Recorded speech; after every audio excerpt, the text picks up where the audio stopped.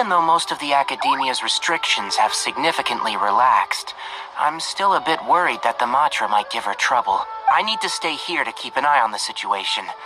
Kale, can you head to Sumeru City and find out why she isn't here yet? Does it have to be me? I'd only assign a job this important to someone I trust. Are you not feeling well? Oh no, I'm fine. I've completely recovered. It's just that if I'm going to see her, I think I need to mentally prepare myself first. I know. You'll have a tough time if you go by yourself. If we could arrange for someone to accompany you.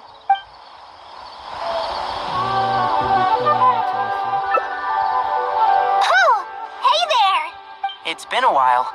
What a coincidence. I was just thinking about asking you to accompany Kale to Sumeru City.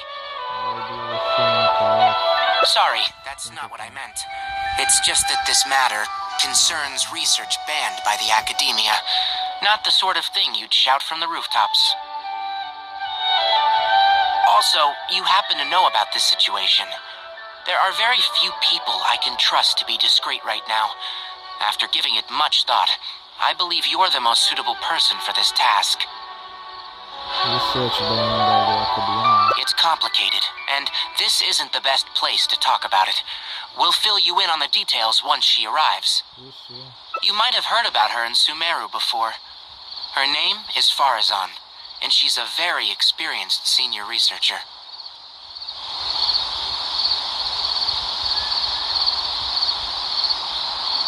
Experience. Let's just say that a huge part of Kasharawar's mechanical research over the past 100 years has used her academic discourse and manuscripts as their foundation. 100 years, yeah. She is, but she vanished for 100 years because of a certain incident. She only returned to the academia after being found in the wilderness a few years ago. Because of that, her current personality can be a bit, strange, as is her attitude towards Kale. I'm getting a headache just thinking about it. She doesn't have bad intentions, so you don't have to be scared. I'll try.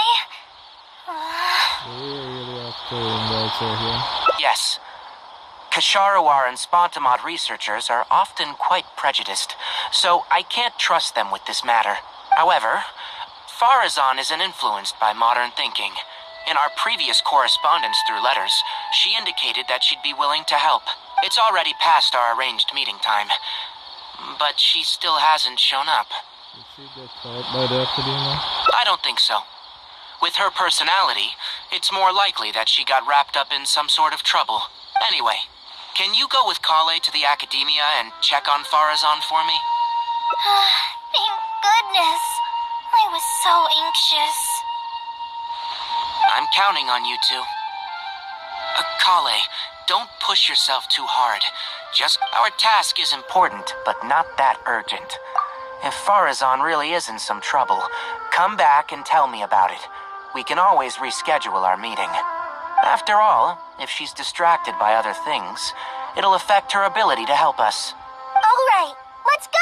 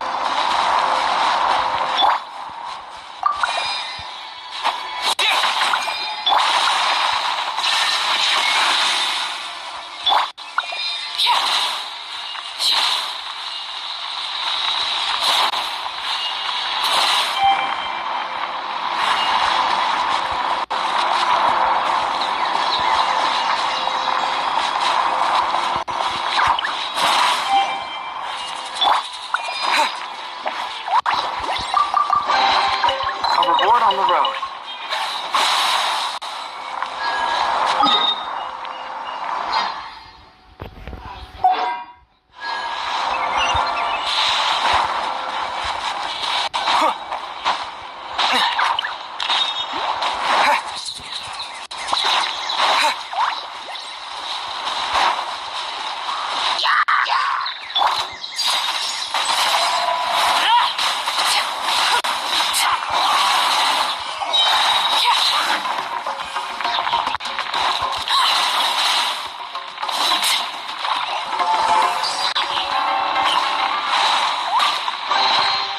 Greater pleasure is there than the unexpected.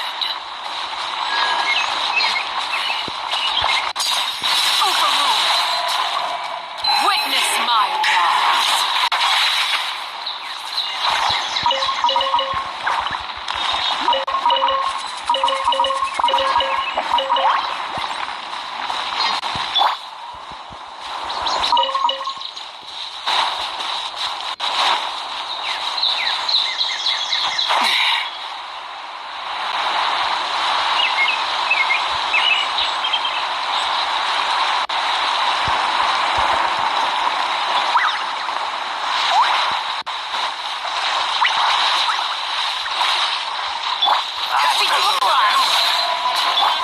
Illusion shattered! Where do you think you're going?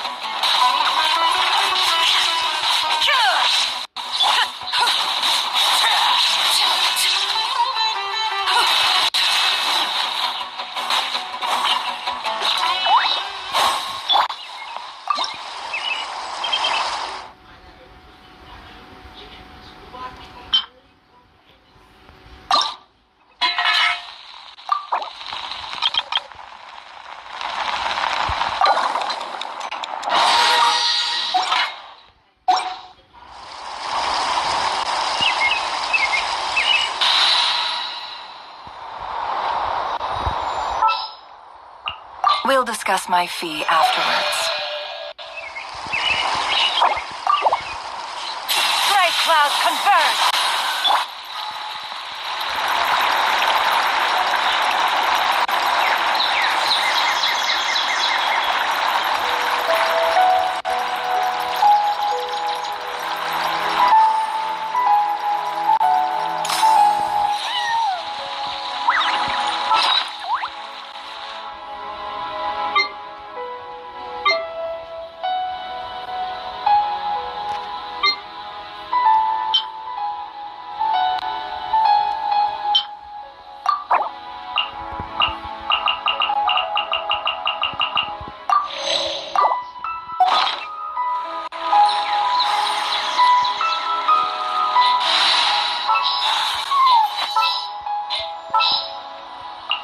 An insurmountable problem, I presume?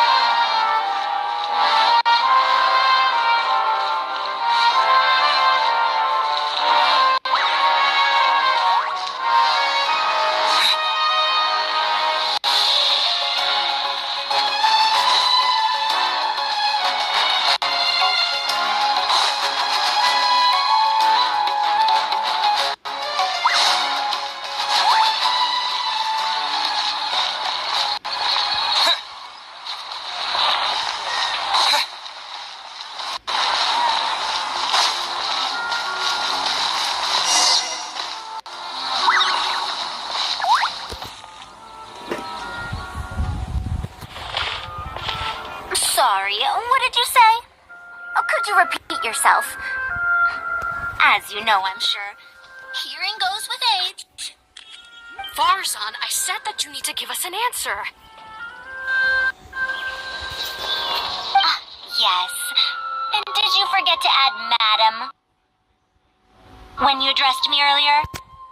Your hearing is perfectly fine. Madam Faruzan, we don't want to make things difficult for you. However, you haven't been teaching courses or supervising theses these past few years. Isn't this rather problematic as an advisor? Never mind the students, even other advisors are starting to complain. And who, if I may ask, complained? If they have any issue with me, tell them to talk to me themselves rather than waste any of your time. You don't have to tell me anything. I very well know that it's those people from Haravatat. How I wish they'd put their time into doing proper research instead. But, Madam Faruzan, it has been a long while since you last made any practical academic contribution yourself. Academic contribution cannot simply be divided between the tangible and the intangible. The issue here, I believe, is that the reviewer doesn't understand the very nature of knowledge itself. In any case, it makes no sense to use a metric like this to evaluate a mentor. Which sage set this rule anyway? I should write a letter of complaint right this instant. Wait! Madam Faruzan, please let me finish. That's her, alright. But the person with her doesn't look like a Matra. She looks so young. Shh! She hates it when people call her young. Her body apparently stopped aging during the year she was gone. So that's why she looks the same as she did 100 years ago. So she disappeared for 100 years. What in the world happened to her? Okay, I think I'm ready for this. Let's go. Anyway, Akara Crafts and the leader of Kasharawar would like to invite you to collaborate on this project. They're wondering if you'd be interested. Madam Faruzan? Are you listening? Mm-hmm. Ah, Kale! Why are you here at the Academia? Are you feeling better now? I'm much better, Madam Faruzan. It's all thanks to the Traveler and the Dendro Archon. Have you been sleeping well? You seem to be developing some eye bags. Is that brat Tainari forcing you to stay up late again? No, it's because I'm a slow learner. It's not Master's fault. It's good to be hardworking, but you need to take care of your health. I'll have to give Tainari a right talking to when I see him. I'll also prepare some health supplements for you. There's really no need. Ah, and is the person beside you the legendary Traveler?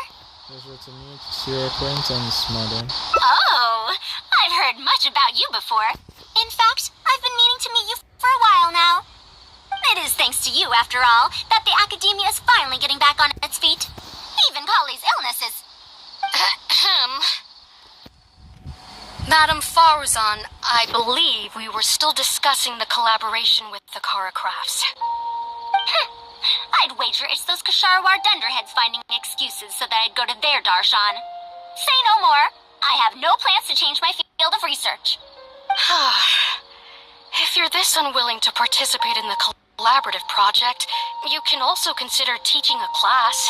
It might be difficult to teach a course with topics that only fall within Haravatat subjects, but we can't delay this anymore.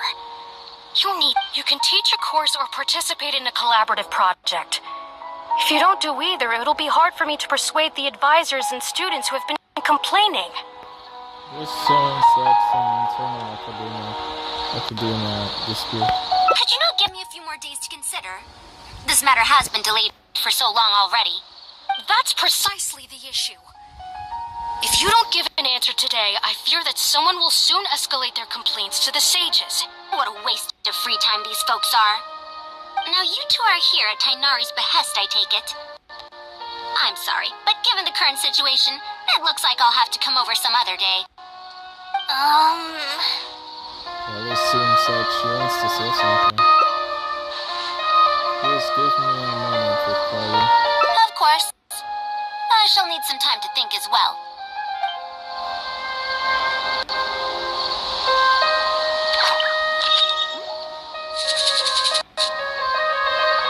What now? She seems so busy. Master said there's no rush, but I know that he's been busy working on something at Party's DI, so he hasn't returned to Gandharville for several days now. I feel for Madame Faruzan, but I still want to ask her to come with us. But if I get her in trouble with the academia, then she won't have the time to help Master. What should I do? Oh, this is such a headache. Let's help her resolve her current problem first. Let's think of somewhere to get her to repair this deal. Yeah, that would be the best for them both. I'll check with Master later and see if there's anything I can help him with. But I'm sure he'll say, the best thing you can do now is study hard, so I don't have to give you remedial lessons. You can stay and help Faruzan. Huh? Oh yes. This way she can get her problem sorted out quickly, and then she can go see Master. So, if I also stay and help... that still sounds kinda scary. You don't have to force yourself. Okay then. I'm counting on you.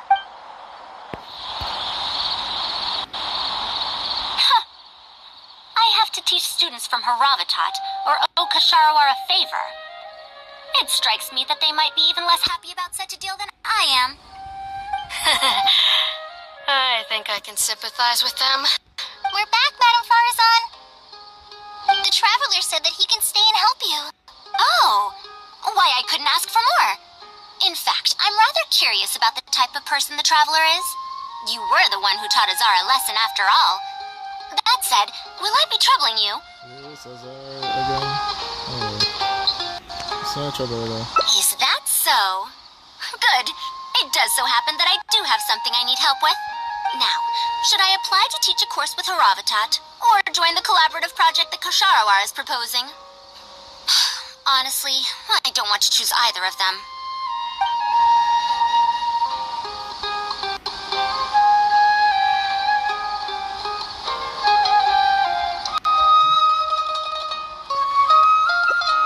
You might have heard of it before. Haravatat is an academic faction that researches languages and runes. 100 years ago, Madame Faruzan was a researcher from that darshan. Now, not was. Still am. Yes, of course. But current Haravatat students can't really, understand her direction of research. So even if she opened a course, chances are that no one would attend. In summary, I mean to interpret the configurations and solutions of ruin mechanisms via the deciphering of on-site stone carvings and unearthed documents. It'll include research into general documents dealing with such ancient machines. The research method is supported by Haravatat, yes, but the content deals heavily with both ruins and mechanisms. This will make it difficult for students of this darshan because they don't understand much about mechanisms. Also, there are fewer and fewer unexplored ruins left nowadays, and Kasharawar researchers have been developing their own theories on mechanisms. As such, they don't need to rely on ancient documents. So this subject is what you might call a sunset investment? They're far too complacent. Ancient mechanisms are more dangerous and complex than one might imagine. I'm telling you, things weren't like this 100 years ago. All researchers back then were interested in exploring knowledge from a variety of topics. They also gave more respect to unknown mechanisms. Nowadays, all people are interested in are mainstream subjects in popular research. Even if they attended my course, I wouldn't be interested in teaching them. Also, the people here think that my research is outdated and unrealistic, so they keep cutting my funding. Why, I think they could all stand to learn from Kale. She's a hard-working child and respects her elders. Huh? Why me? If only those who came to my lectures were more like you. Speaking of which, are you feeling better? You don't have to confine yourself to Gandharville anymore, right? I just remembered that I have a lot of studying to do. I need to head back and find Master. Wait, I have an idea. Harry needs to learn how to read. And you need to teach a course. Are you telling me to start a reading course for Kale? Huh? Wait. Although Tainari has academic dealings with the academia, he isn't considered part of it. This means that Kale isn't technically a student. Will she have to hold this class in the academy? No, he's right. The old academia became consumed by their arrogance precisely because they ignored the public. There must surely be many people like Kale and Sumeru who are passionate about learning, but cannot study due to various reasons. The old academia paid no heed to them. But if I start a reading course for Kale as a pilot, perhaps this shall come to benefit many more people in the future. I'll need to go back and ask if this is in accordance with regulations. Oh, save yourself the extra trouble. I'll come with you. If there's any arguments to be had, we shall sweep them aside together. Traveler, Kale, do wait for us a little while outside the academia. I'll be back in just a moment. Wait! Let's catch up with her.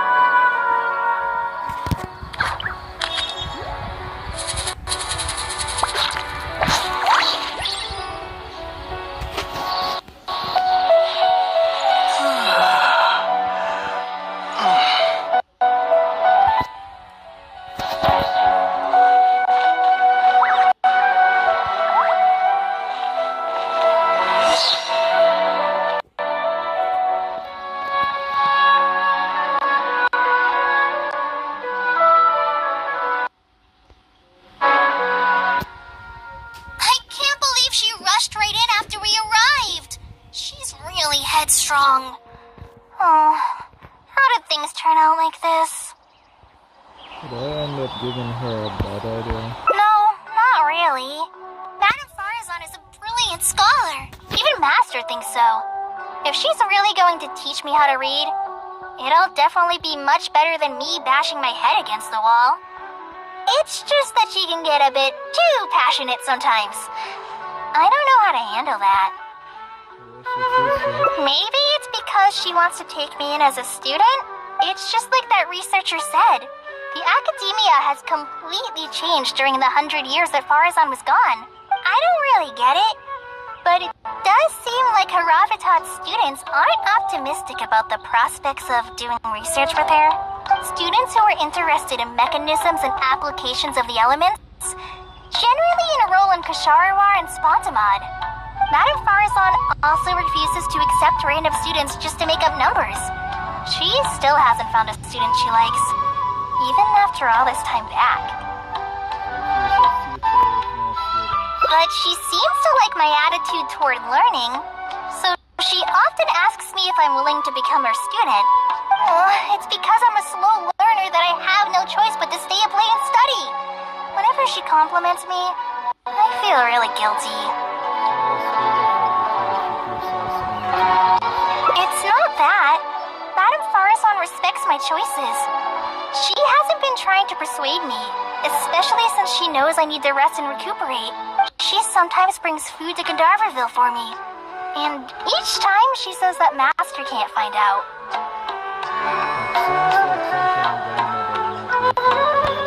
Now that you mention it, it does feel a bit like that. Do I really look that young? Kale, Traveler, thank you for waiting. The issue has been resolved. I argued with the higher-ups and convinced them of the practicality and necessity of educating the general public. If I'm not mistaken, they're the students of my classmates' students. They're a lot less forceful than their predecessors, though. I'd say they caved rather quickly. Amazing. Were they convinced, or were they coerced? It's just that we need to fill in every single page of the application. It's been a century, but the academia is as picky as ever. Let's see now. What do we need to fill in? Course name, learning objectives, teaching methods, course materials. I suppose we can fill in the course name last. Our learning objective is to teach people to read, right? That's a bit too general, I'd say. After all, this class's target audience isn't toddlers or children, but rather people who already know the basics of reading. As such, we'll need a more specific learning objective. How about proficiency in reading and writing? That's true. If we use children's teaching materials, we'll only end up wasting a lot of time on things that students would already know. And you have your job as a forest ranger, Kale. People who attend this course in the future are also likely to have life commitments. We need more effective teaching methods. So, other than teaching materials for children, what other learning methods does Kale use? Master always tells me that practice is the best way to learn. That's why I often ask him to help me find simple books to read. It must have been difficult to get books in Sumeru in recent years, no? Tainari really went the extra mile for you. Expanding literacy is a capital notion. Now that the academia is easing restrictions on the circulation of books, there should be more people who have become interested in reading. It's a great time to conduct this course. So, what teaching methods are there? So that's next on the list. I fear that I'm at a loss as to which books youngsters like nowadays. Would The Legend of Antara be too old of a story?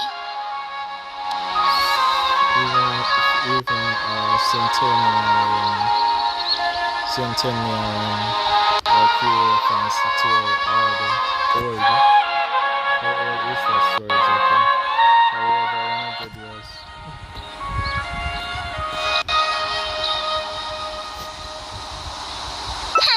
Fair.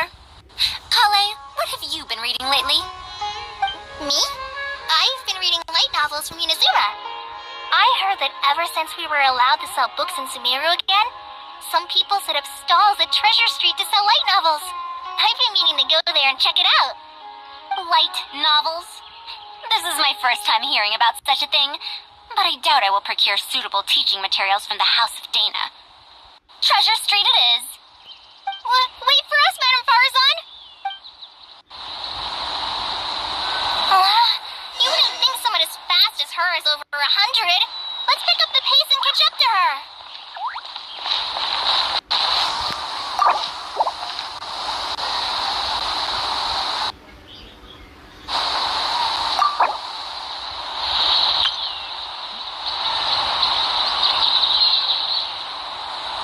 Welcome to the Academia.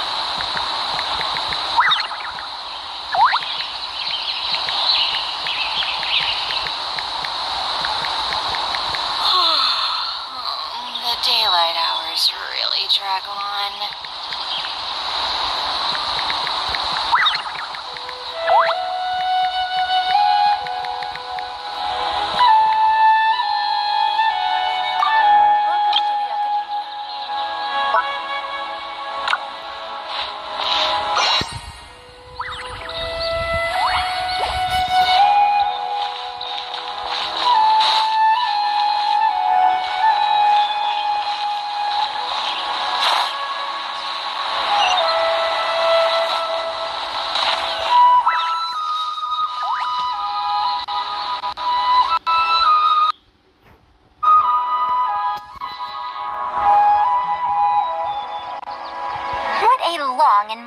Ungrammatical title.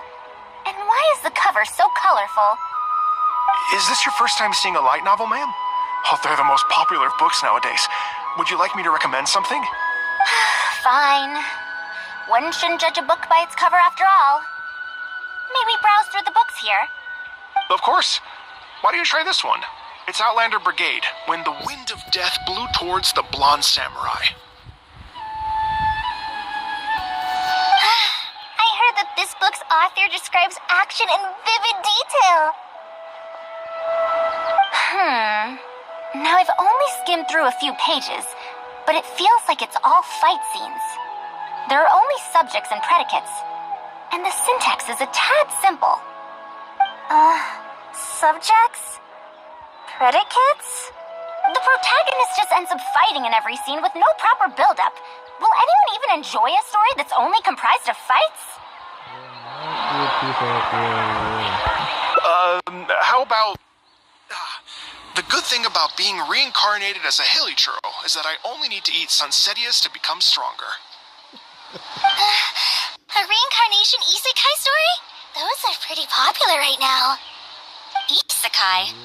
What in the world is that? Also, why does it become stronger by eating sunsetias? Those are what we call troops. Tropes? Those fictional rules used to push the plot forward, yes? They're definitely effective in achieving a distancing effect. Sorry. What is this distancing effect? However, this book doesn't explain how reincarnation correlates to becoming stronger. Such an illogical rule will affect the coherence of the story. Will readers really accept this?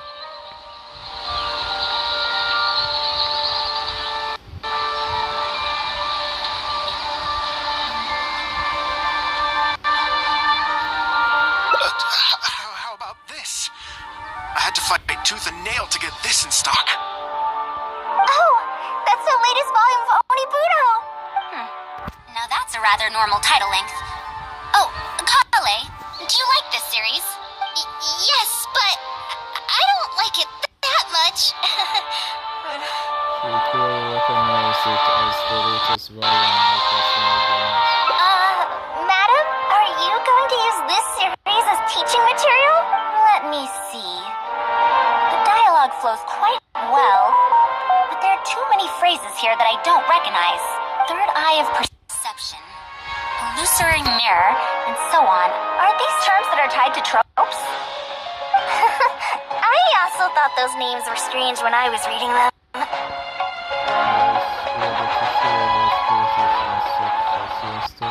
It's impossible to derive the meaning of these phrases in isolation.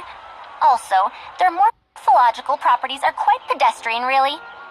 Or did the protagonist purposely create these strange names to disorient their foes? I think it's because such names are there. So there's no deeper purpose. Hi. It's quite hard to understand stories written these days. You're right. It's such a weird book. But you keep wanting to read the next page. Even the most popular book in Sumeru back then had greater depth than anything written today. Most popular book back then. Yes! A Bahumano researcher wrote it while researching folk legends. The plot had many twists. The world building was fantastic, and even the writing could withstand scrutiny. When it was still being published, many people in the academia were reading it. Even the sages back then all described the story as a timeless classic. The series must have concluded after so many years, right? Perhaps it's even more popular now. Is there a book like that in Sumeru? I've never heard of such a thing before. What's the title? It's called Tales of Shariar. Do you sell it here? Tales of Shariar? I don't think I've heard of that before. When was it published? About 100 years ago. 100 years ago? Are you pulling my leg? What sort of book can remain popular for 100 years? The Legend of Antara is popular to this very day, isn't it? I just heard someone telling it a few days ago in a cafe. If an old story like that is still being shared, then Tales of Shariar must be even more popular. Even if that is the case, I really don't carry that book here in my store. What? Is that because of the academia's strict control over books in recent years? I can't believe they've allowed the people of Sumeru to become so uncivilized. How can they not know about the Tales of Shariar? Tales of Shariar? Oh, wait! I think I heard an antique seller on the other end of Treasure Street mention that name before. I mean, it is a book from 100 years ago. Why don't you try asking for it there? Tales of Shariar is considered an antique now? How could the academia have let such an excellent work of literature be forgotten like this? Traveler, Kale, I'm going to get to the bottom of this. Let's meet at the antique sellers. Madam, wait! Oh no. You asked me why I'm scared of Madame Faruzan, right? It's not because I don't know how to respond to her kindness. It's because I'm afraid of that ancient language she researches, because I can barely understand any of it. What if she uses ancient texts as teaching material? That book's the 100 years old. Even so, what if researchers from 100 years ago like to use ancient languages in their books? We've got to catch up to her!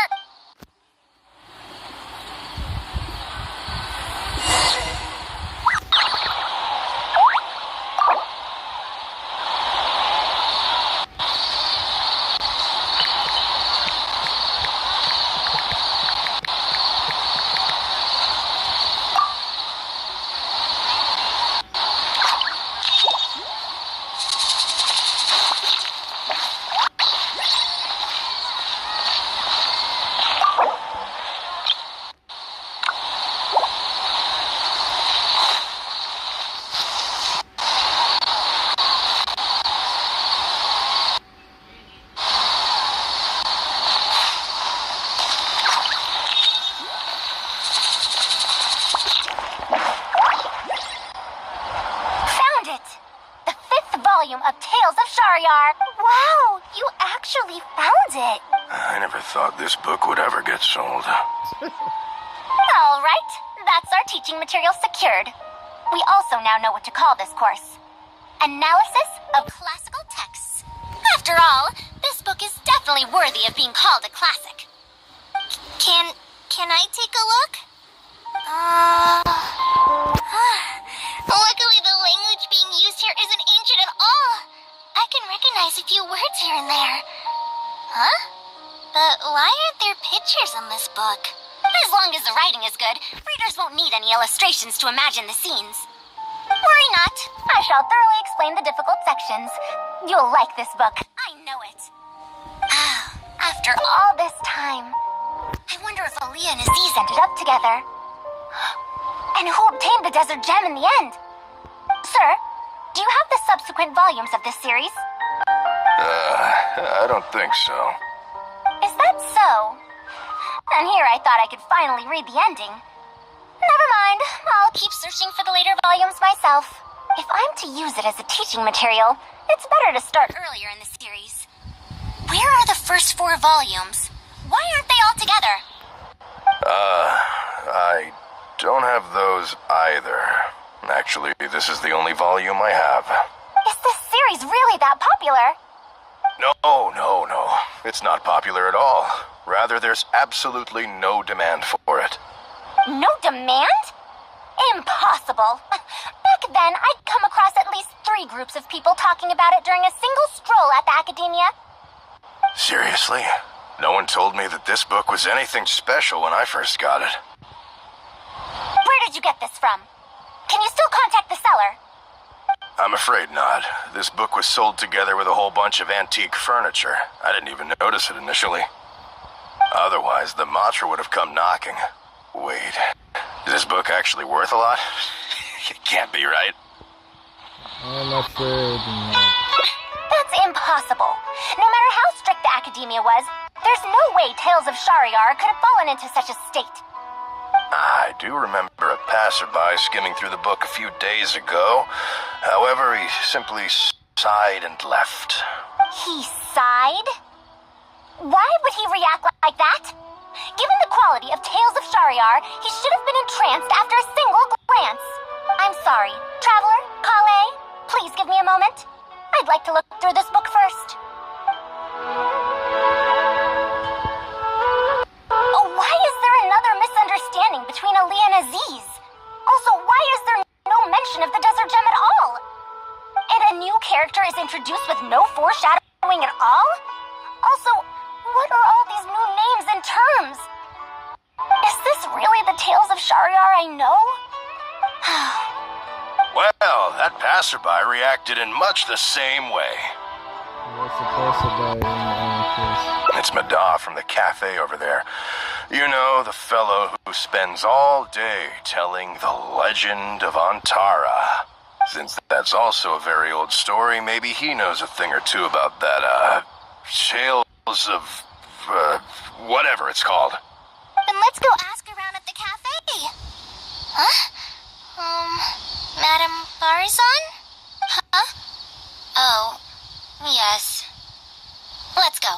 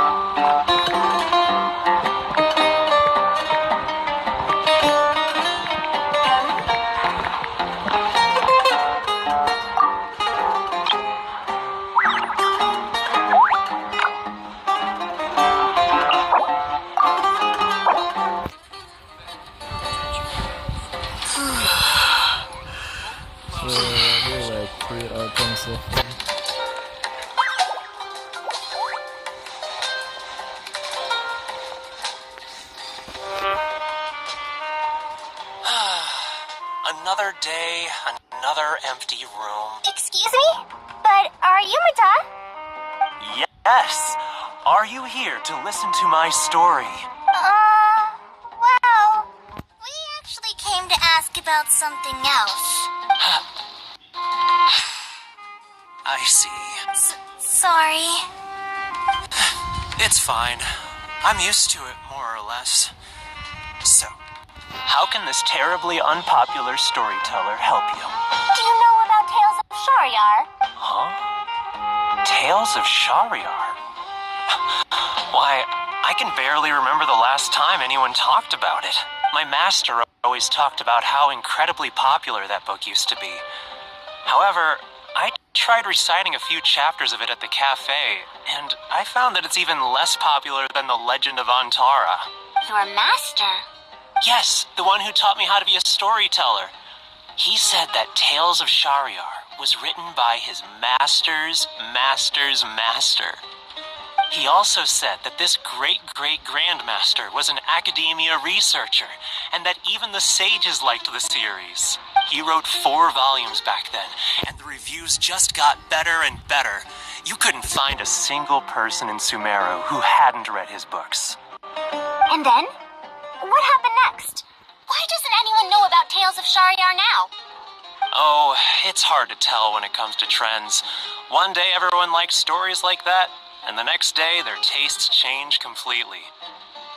Instead of writing a proper ending, this great-great-grandmaster kept trying to extend the story.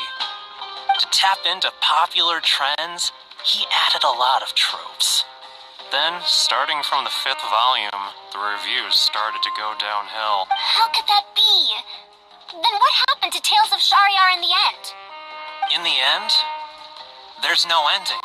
The great-great-grandmaster tried to write a few more volumes, following whatever trends were popular at the time, but the trends kept changing right as he published his books.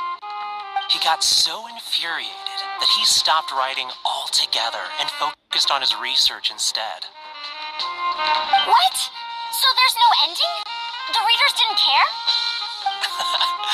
By that time, only a very small number of people were reading Tales of Shariar. Anyway, my master probably exaggerated. How could a work possibly have been that popular? The only tangible thing my great-great-grandmaster left is the original draft of Legend of Antara. He also left behind many theses from his research phase. When my master talked about Legend of Antara, he'd even quote from those theses. My master is a much better storyteller than me. Even when we're telling the same story about Antara, he's always able to draw in a huge crowd. But even he won't recite Tales of Shariar due to its ever-changing writing style and its lack of an ending. So, Antara's story is the one that lasted through the years. Well, not even sages can definitively ascertain the quality of something like a story. In the end, only time can separate the classics from the fads. Only time? Madame Faruzan? It's been 100 years. Perhaps some things I once believed to be great aren't so after all.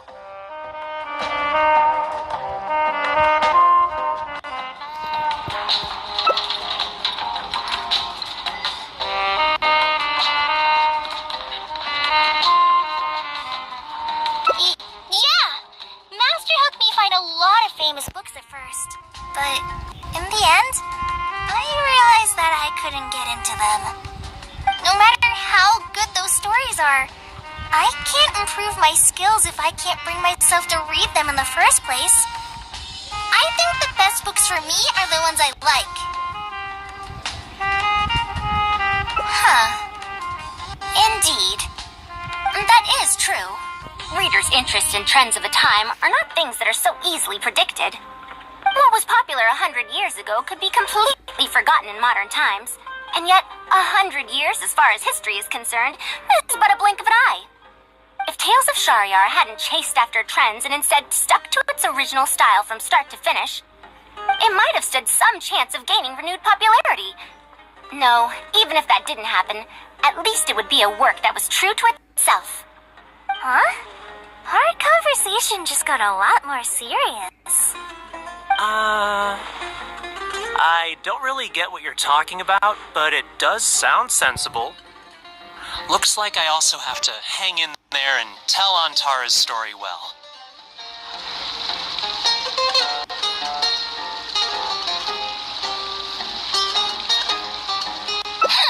How unseemly. I almost got carried away because of a single book. Well then, we should get back to the matter of our teaching material. It looks like we can't use Tales of Shariar now. No, it's much too old.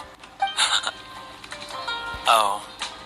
Kale, you found a book that you liked at the bookstall, yes? Yes, but I don't really... Then we'll use that book as our teaching material. Now that I think about it, using a book that you like is the most suitable choice for teaching you how to read. As for the academia, as long as we come up with an appropriate course name, we should be able to get away with this. My, it sounds like you've dealt with the academia before. Let's go with that. Now then, let's return to the Book of Inter in a bit and buy the latest volume of this Onibudo for Kale. But if I wish to use it as teaching material, I have to read it first. Huh? Speaking of which, other than third eye of perception and illusory mirror, I also espy some unfamiliar phrases from the reader's messages at the back of the book. Such things as, even if it reminds me of my dark history, I still can't help but be drawn in by the story. And the author has written all the things that I only dare whisper into a tree hollow. Why do people use dark history to refer to awkward or embarrassing memories? Is this some slang that was invented in the last century? If one of our learning objectives was researching linguistic changes over the past 100 years, it might make it easier to get these books approved as teaching material. Oh, I can tell you what that's all about. Apparently, in their youth, some people used to imagine themselves as someone burdened by fate, fighting against the world, etc. But as they grew older, they started to become embarrassed by such memories. Some would write those fantasies into novels, while others would entrust such tales to tree hollows. Mata? You know, I suddenly have the urge to hear a story about Antara. Huh? Why so suddenly? I think we can ignore the whole dark history thing just for now. I knew it. There will always be people who love the golden oldies. Now, let me tell you all about the ancient hero, Antara.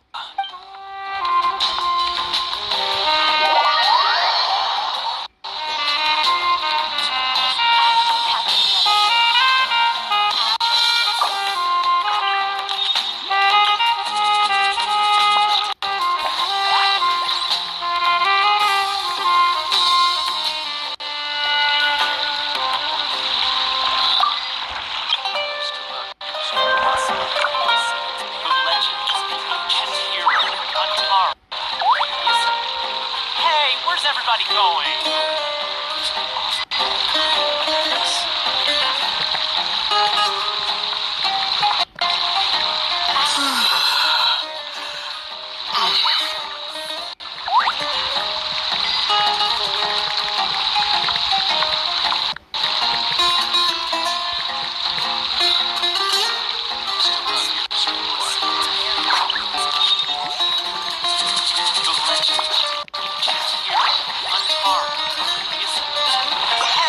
Everybody going.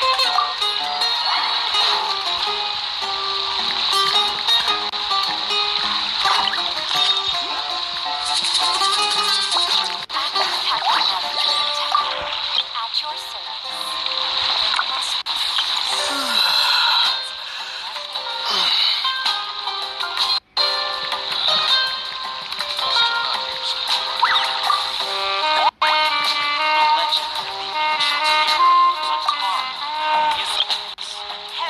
Everybody going.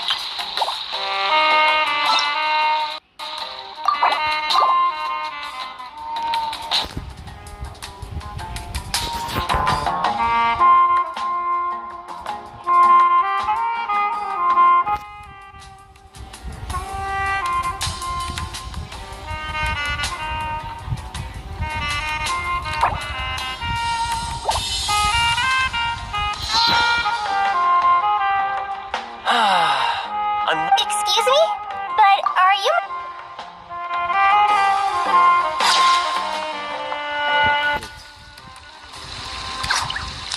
Oh, let me beat them.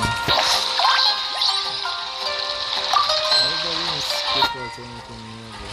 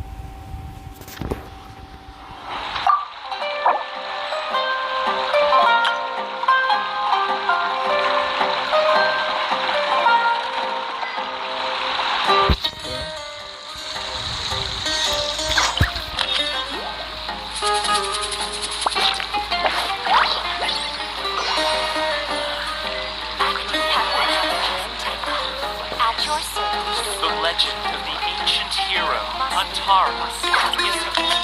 Hey, where's everybody going?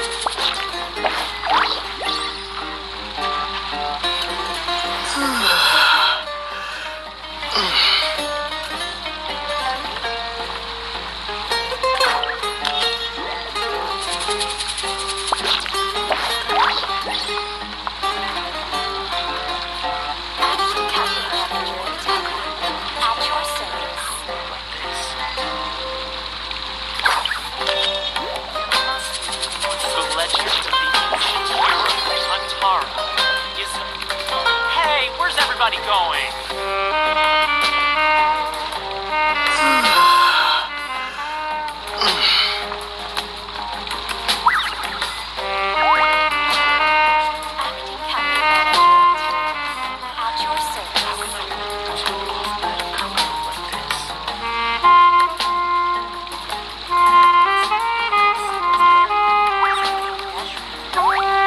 The legend of the ancient hero, Antara, is... Hey, where's everybody going?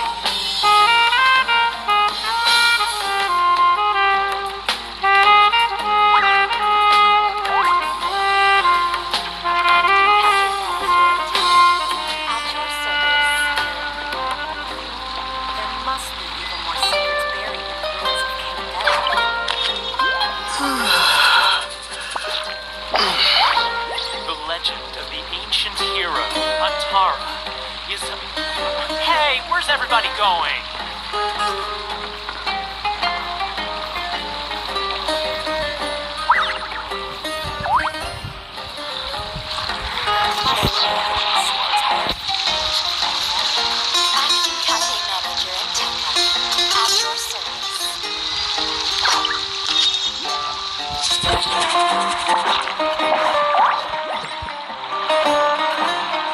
The legend of the ancient hero, Antara, is... Hey, where's everybody going?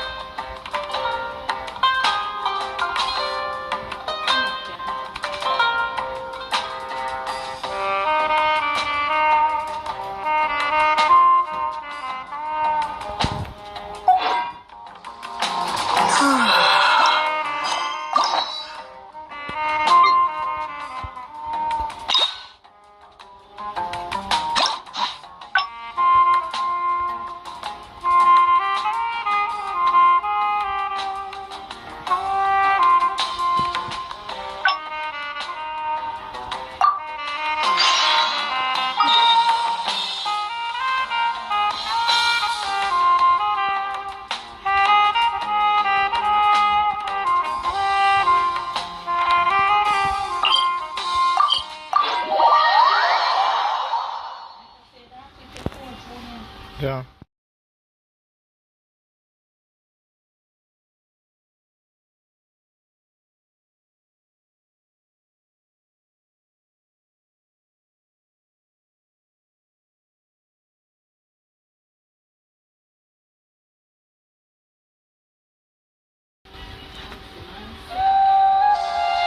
What now? She seems so busy.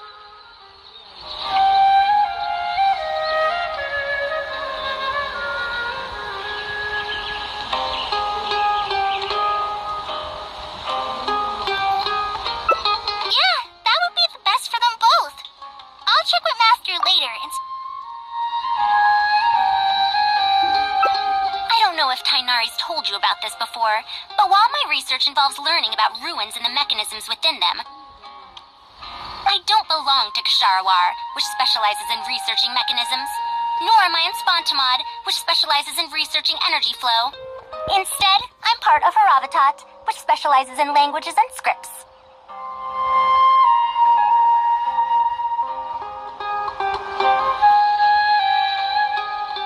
She has been invited to Kasharawar multiple times to continue her research, but she's rejected them each time. Just listen to how they introduce themselves. In the future, Kasharawar will be the only Darshan with the ability to research mechanisms. There's no such thing as exclusivity in knowledge. Besides, the current Kasharawar is more concerned about how mechanisms can be used in everyday life, while my research involves textual analysis of ruins. If they're trying to use the collaborative project as an excuse to have me reconsider again... No, that's not it. The request this time is from Akara Crafts. The representative of Kasharawar recommended you to them, Madame Faruzan. In truth, she told me that it's because she respects you a lot. Oh, respect? Oh, my. Putting aside my ideological differences with Kasharawar, I suppose I must acknowledge this attitude of theirs. At the very least, they're bounds above those decrepit Haravatat fools. Yeah, Akara Crafts is a pretty nice shop. Well, since both of you feel as such, I shall first hear this proposal. In summary, Akara Crafts wants to design a series of early learning toys that will cultivate curiosity and learning in children. Early learning toys. Interesting. The academia agreed to work with them because they hope that these toys can help children become excellent researchers in the future. True. The current academia is in need of some new blood. If the children start learning now, perhaps I can find some talented students in a few years. Madame Faruzan, you still haven't found any students? Anise, Kasharawar's representative, should be staying in the inn at Port Ormos. If you want more details, you can find her there. Port Ormos?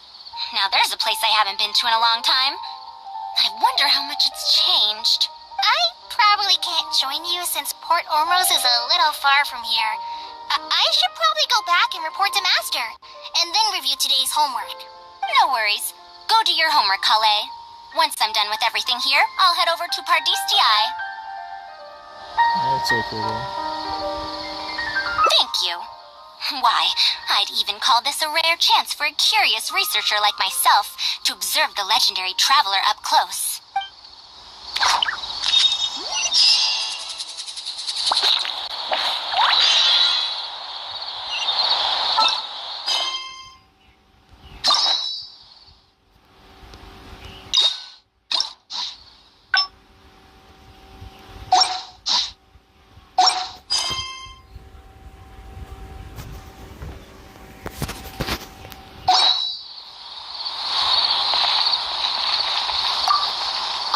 Be praised. I can finally send a report to my superiors. Thank you so much. I have no idea how we might have persuaded her otherwise.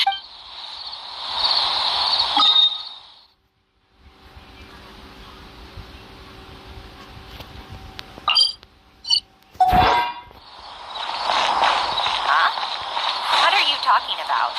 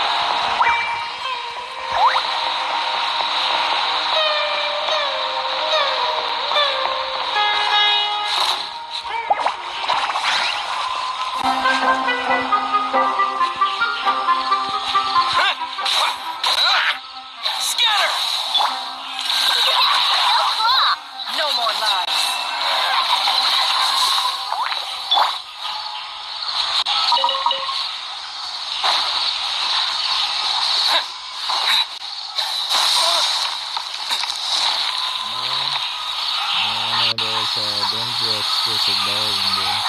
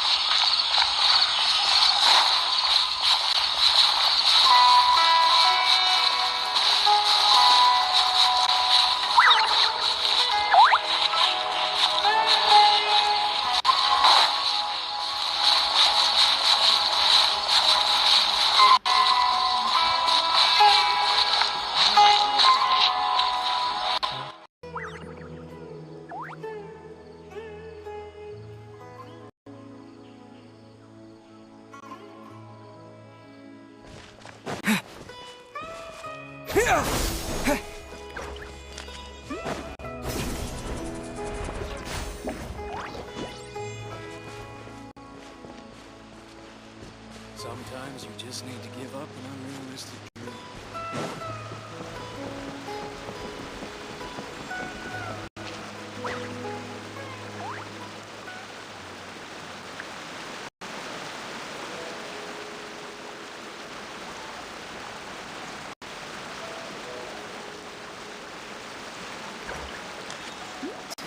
So many options. Which school should I choose?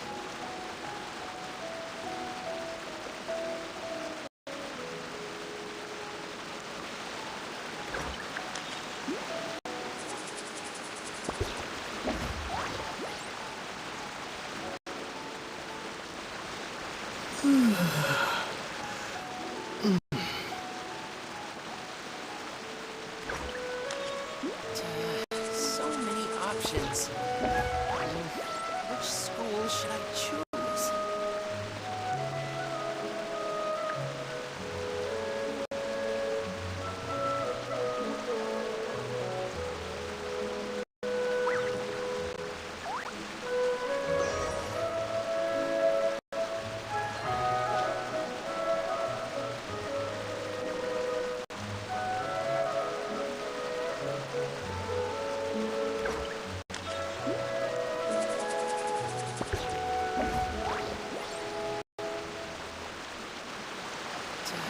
So many options.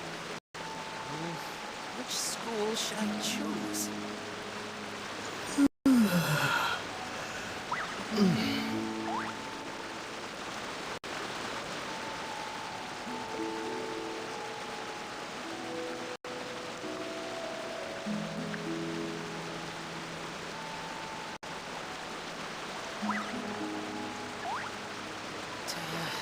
So many options. Which school should I choose?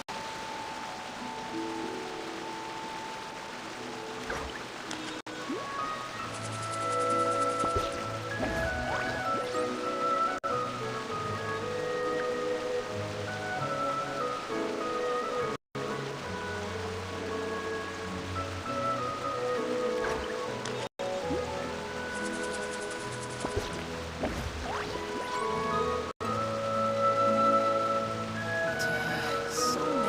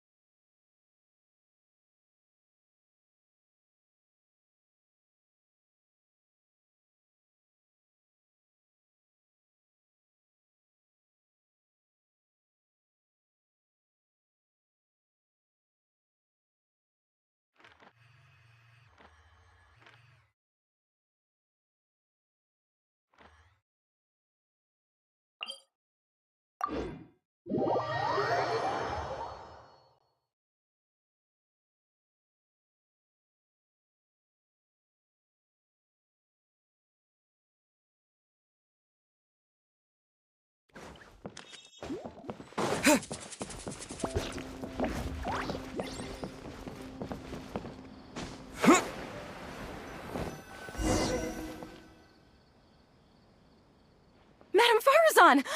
Oh, It's really you. Did you change your mind? All right, calm down. Let me be clear. I'm still not all that interested in Kasharawar. I'm just here to see how the project is going. After all, you are here as representatives of the academia in this collaboration. The reputation of all research is at stake here, so I will not simply stand by should mistakes get made. either way, it's good that you were willing to come. Now, we've given Akara Crafts many ideas over the past couple of days. However, their owner thinks that our designs are too complicated, which will drive production costs too far up. That's expected. Students who have never had to deal with budgetary constraints probably don't understand how important it is to keep costs low. How enviable.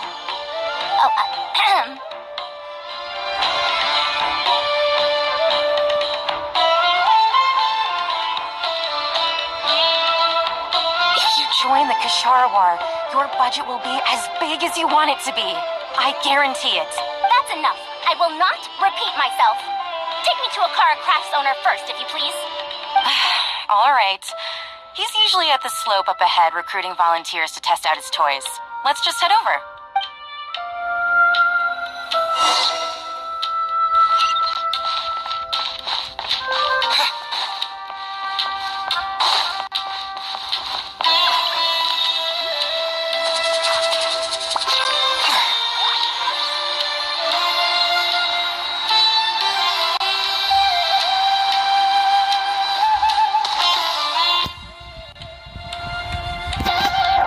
Mamdu, the one I recommended is here. Oh, so you're, Madam Faruzan? Yes, that's me. Ah, wonderful. We haven't been able to make any progress on our collaboration recently. We've made many suggestions, but Miss Anis thought that those ideas were too simple and wouldn't be effective in training the mind. These early learning toys are meant to help the... But if they're too complicated, not only will they be expensive to produce considering our production capabilities, but they won't have much broad appeal to Sumeru's children either. So the design can't be too complicated, but it can't be too easy to play with either. I remember that in your notes, many contraptions have managed to fulfill complex functions despite using simple parts.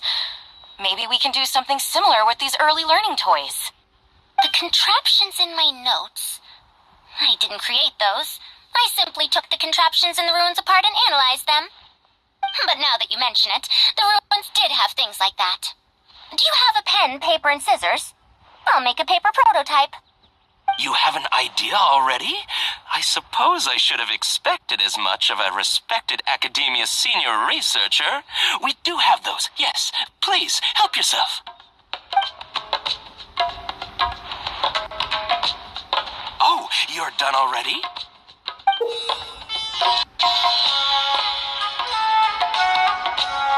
Let me explain. These 3 thick lines represent 3 poles. These paper strips of varying lengths represent rings of different sizes. They can be slotted onto the poles and stacked up like a tower. Well, that is easier to make than I expected. So, how is this game played? That's very simple as well. You just need to shift the tower from this pole to another pole. Isn't this a little too simple? Even by the standards of an early learning toy, I mean. Of course, when moving each ring, the paper strips in this case, you must follow one rule. You can only move one ring at a time, and you can't place a bigger ring on top of a smaller one. It's like building a tower. The rings in the 3 poles must be stacked from big to small. I named this toy Pagoda Stack. Pagoda stack. That sounds way too simple. Even I feel like it's missing something. Give it a try and you'll find out if it's simple or not. I heard from Anise that you find volunteers to try out the toys, right? Why don't we do the same for this game? It's such a simple toy. There's no need to... Mandu, let's just do as she says. Okay, then. And that's how you play this game. You can all give it a try. Let's see who's able to move the tower to another pole in the smallest number of steps. You called everyone here for such a simple toy? It doesn't look like it'll take that many steps. Come on, we all promised to help Mr. Mamdu test out the new toys. He said he'd give us new Genius Invocation TCG cards. So they were lured in by the promise of a different toy. Ugh, fine. Let's get this over and done with so we can head back and play cards. Done! It took me 19 steps. Huh? It took me over 20 steps. I only needed 18 steps. Not bad. Looks like you're all familiar with the rules now. Then let's increase the difficulty. The next tower will be 5 layers tall. Now then, give it a shot. Wait, there's more? Well, since we're already here, why don't we just give it a try? An extra layer shouldn't make it that much harder, right? And make it much harder for them. What's going on? I've already moved over 30 steps, but I'm still not done yet. I'm almost done. Looks like I'm the faster one this time. Done! It took me 35 steps. What? How? This pagoda stack toy is pretty fun to play with. Good. We'll try it one final time. This time we'll add 2 more layers, making 7 layers in total.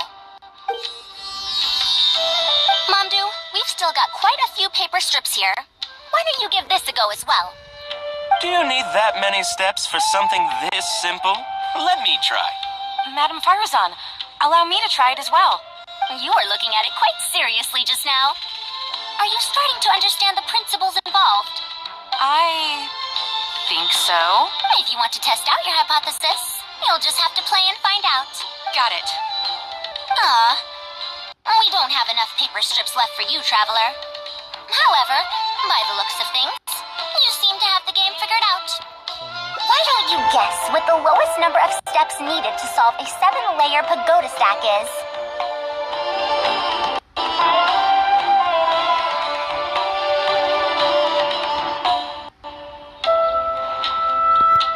What a shame. You were close. However, you did well for someone seeing pagoda stack for the first time. Let's see how well they do then.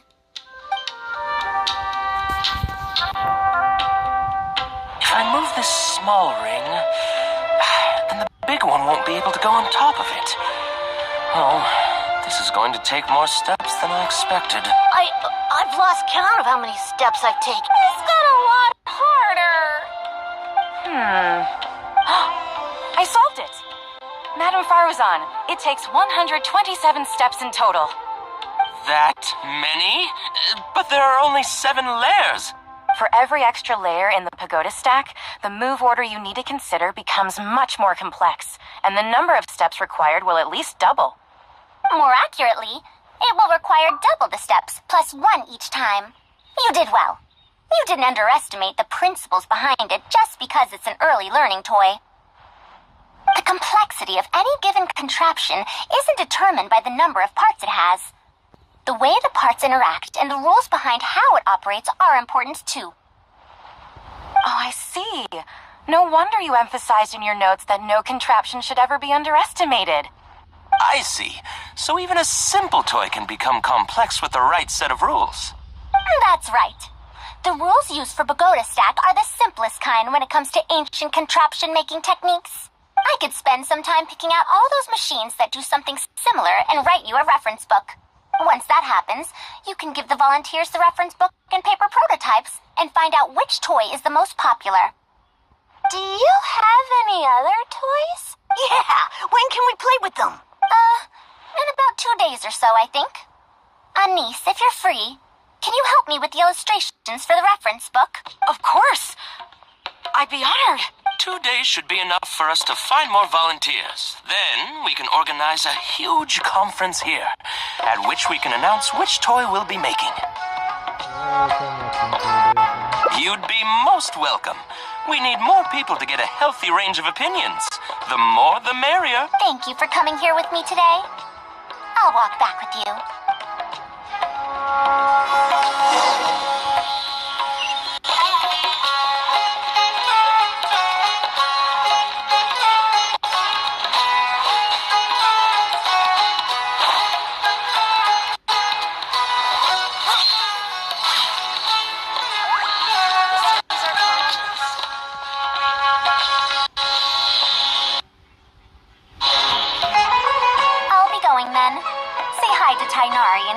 For me if you can.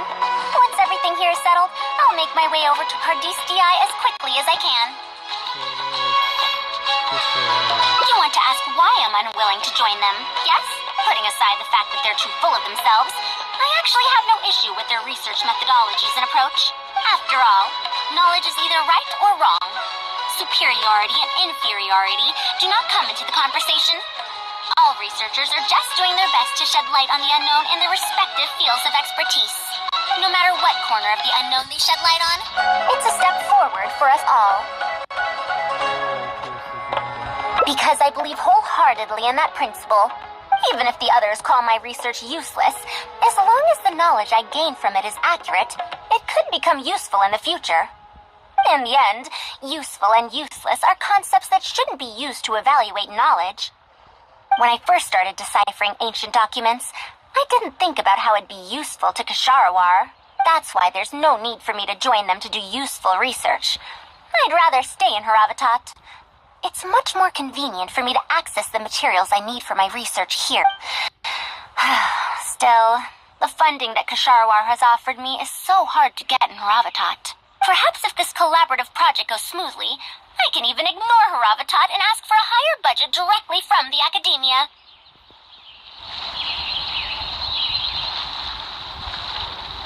Oh, I could come up with lots of ideas. With Anissa's help, 2 days will be enough for our work. However, I'm still undecided as to the style of the reference book's text and illustrations.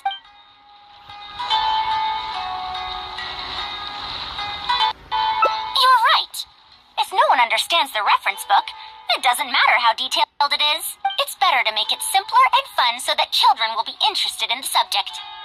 It'll also make it easier for me to recruit students in the long run. Thank you. I'll take your opinion into account. See you in 2 days.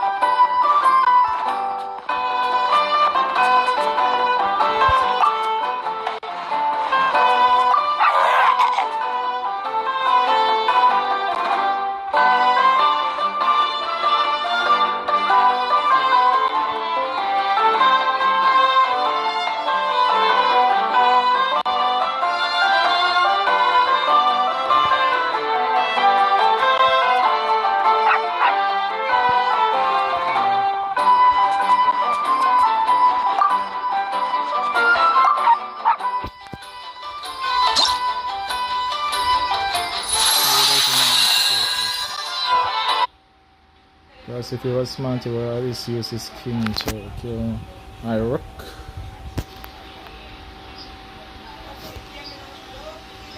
And he didn't. Instead, he moved his rook, so obviously he doesn't know how to play chess.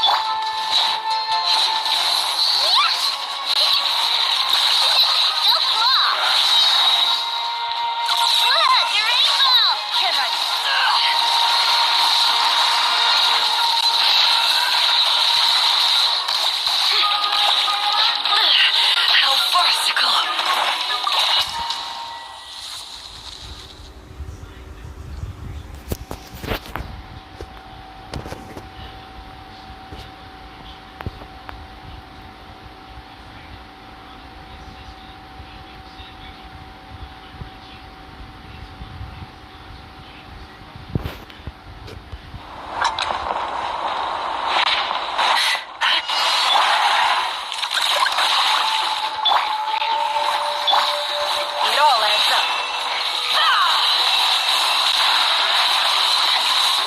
It all falls into place.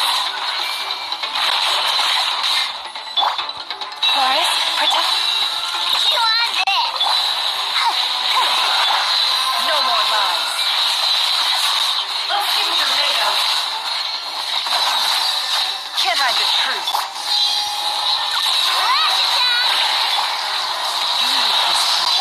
It all adds up.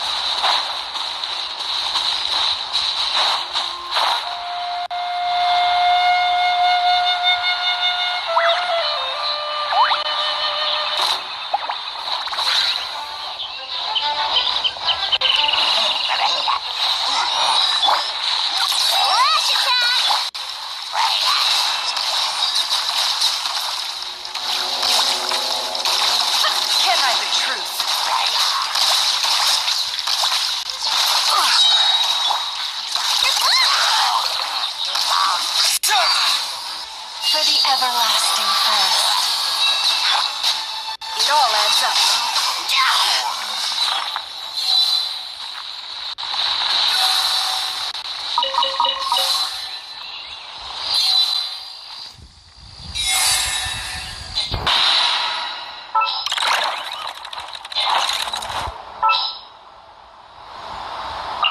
Wish me luck.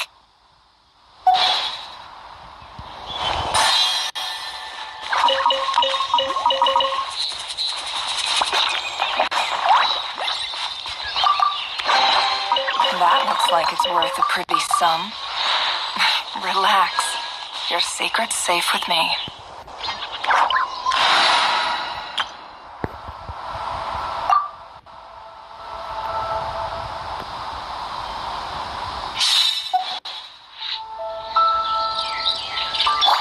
Fire it up!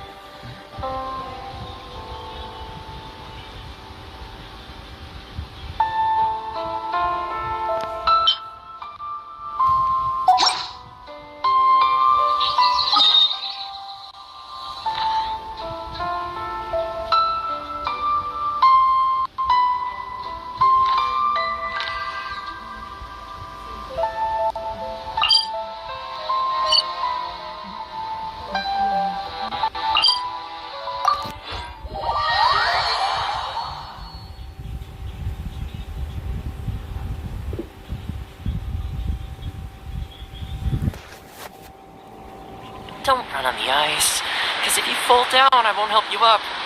Gotta learn somehow.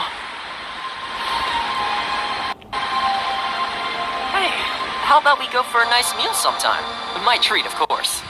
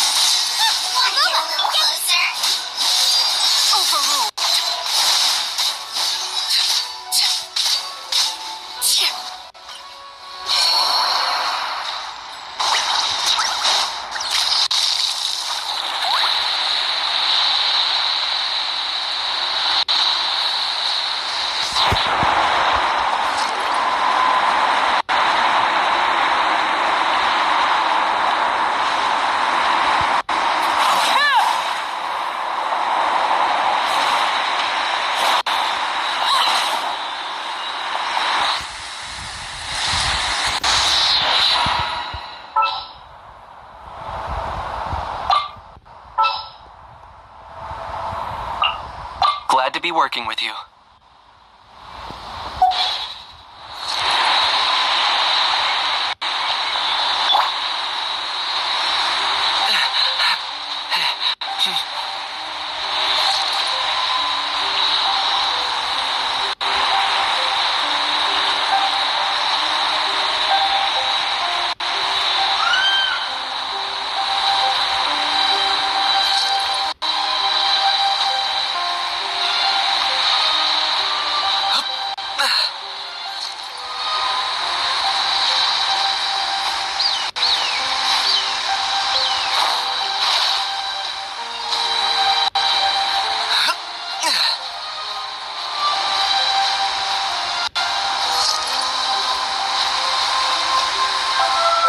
What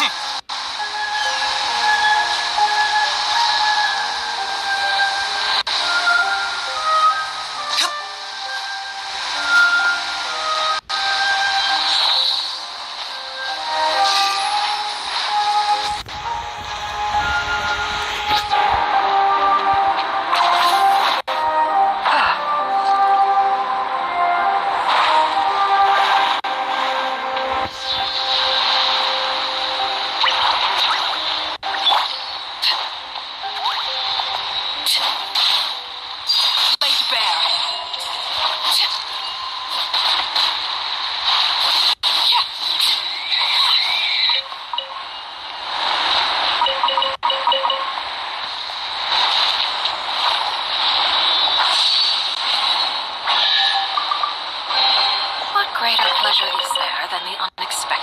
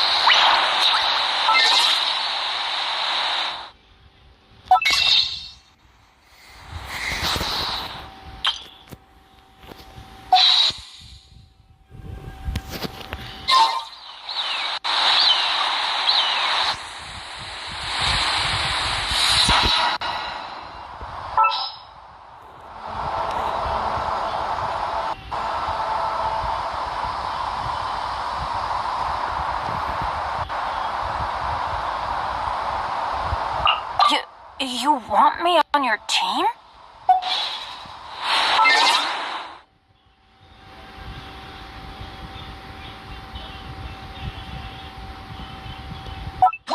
Something you wished.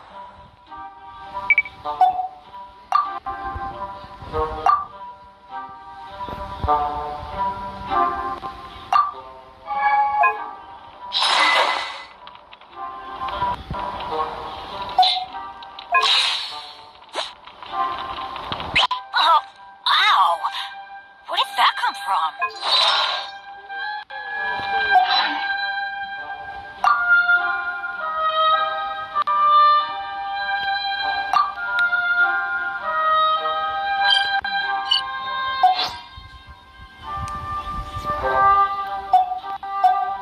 Support? Go. You have.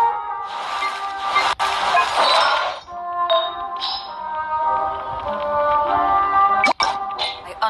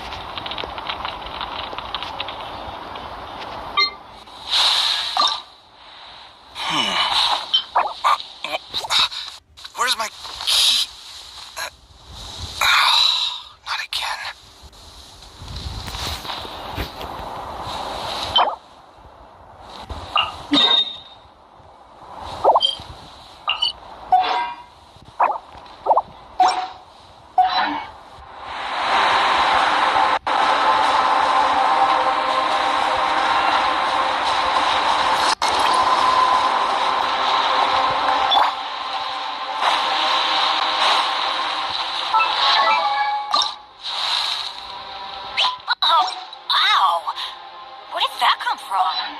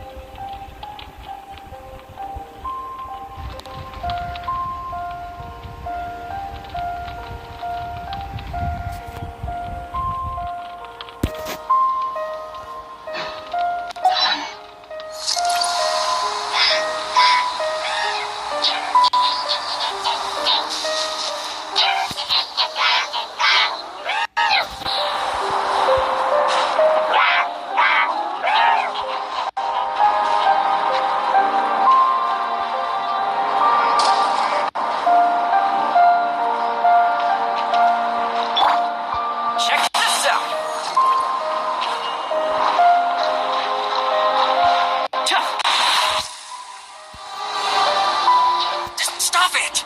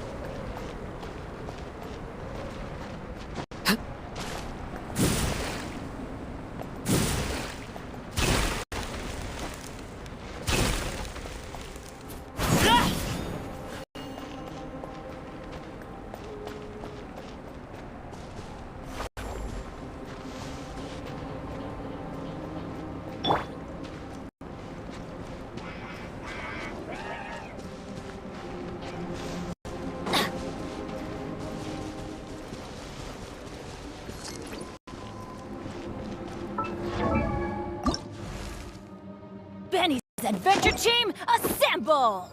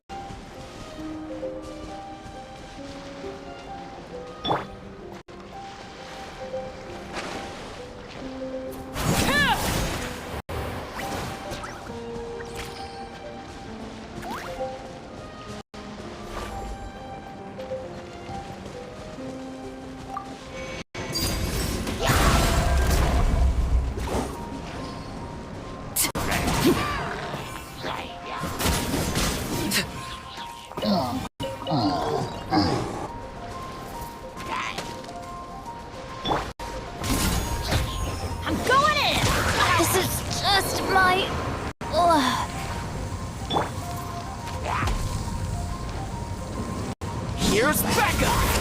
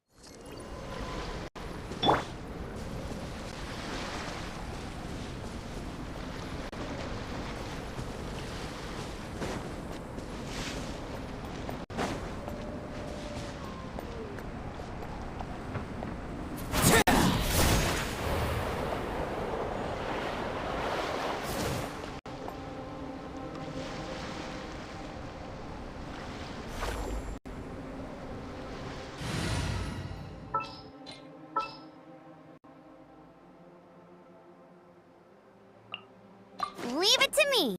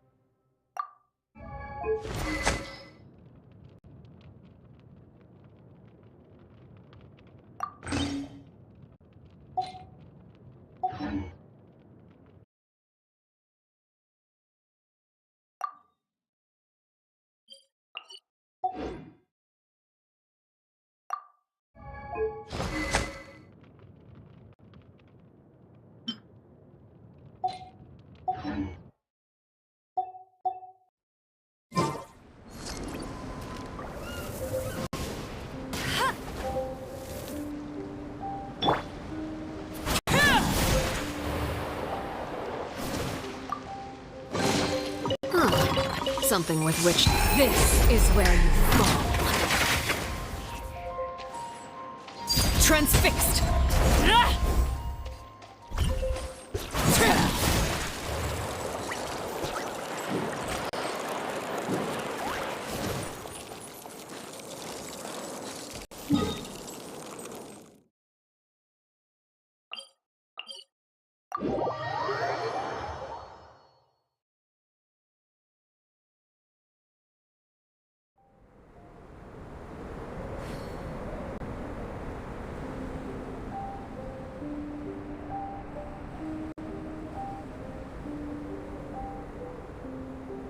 Staring into my eyes is ill-advised. I can't promise you'll like what you see.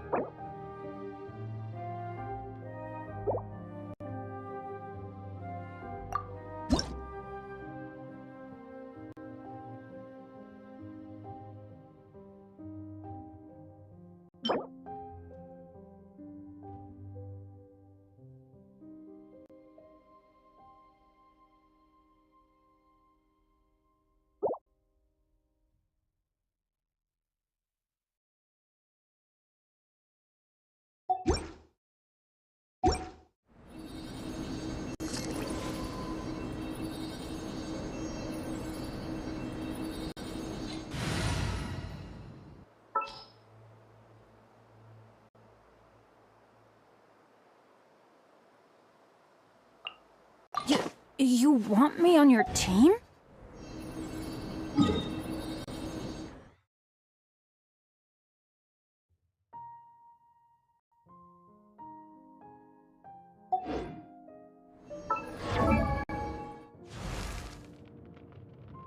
Oh, ow!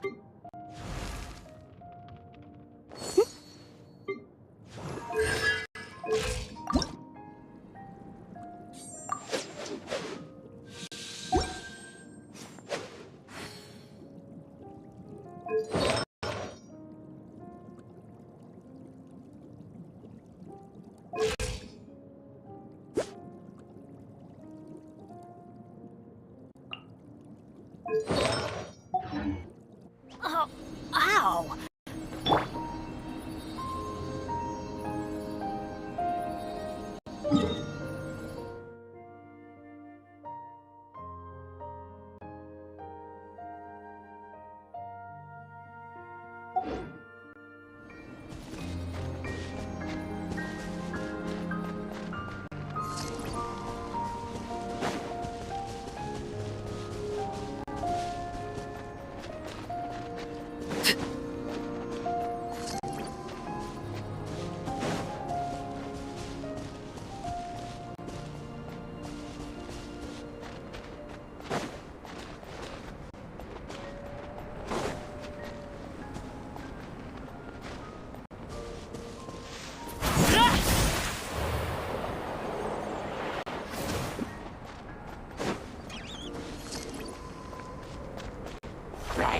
Laid bare.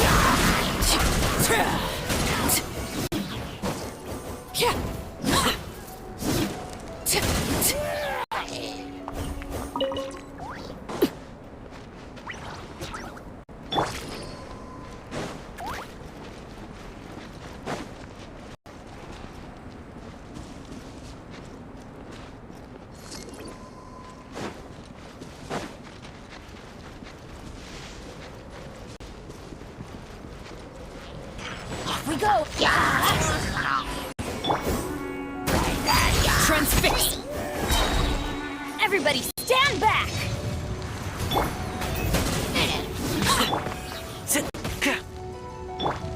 I got him cornered!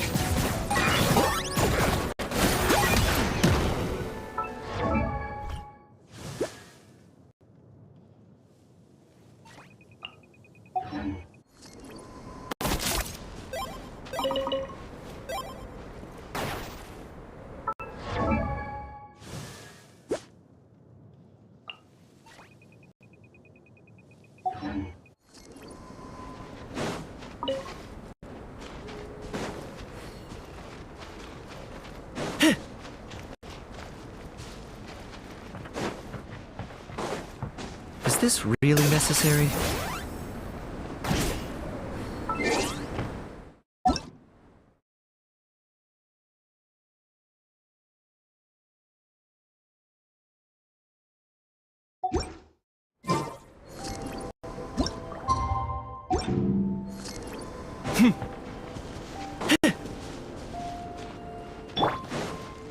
Let's light it up!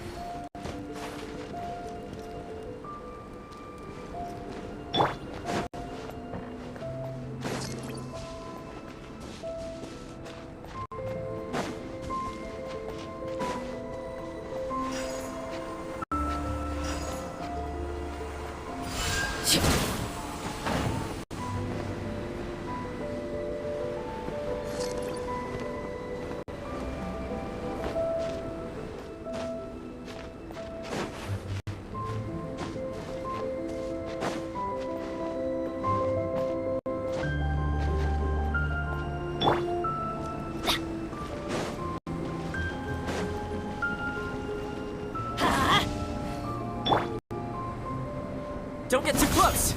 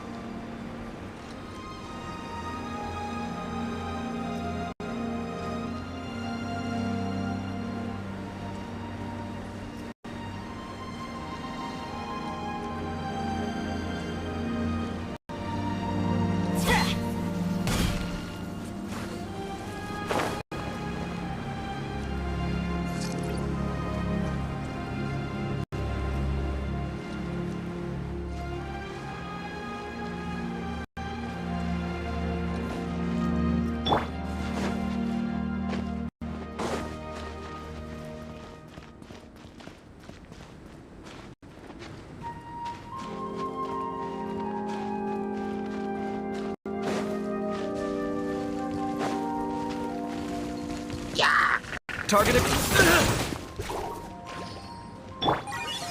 Check this out. Laid bare.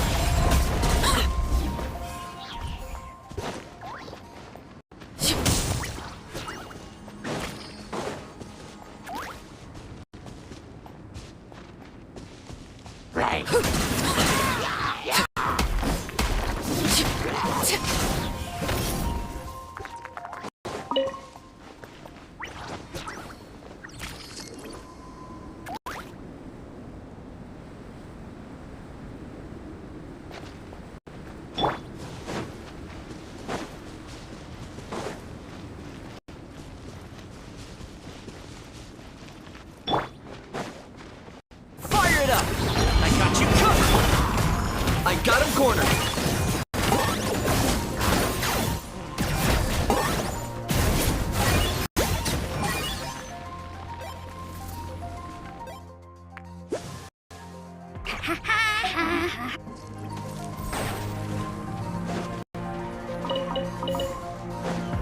Check this out.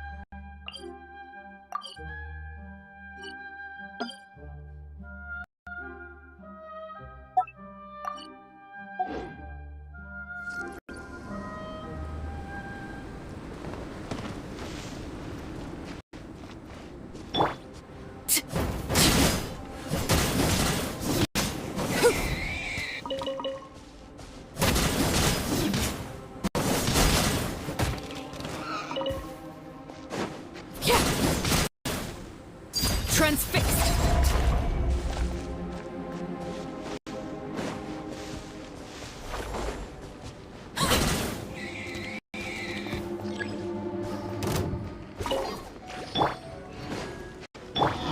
Here's backup. Don't get too close.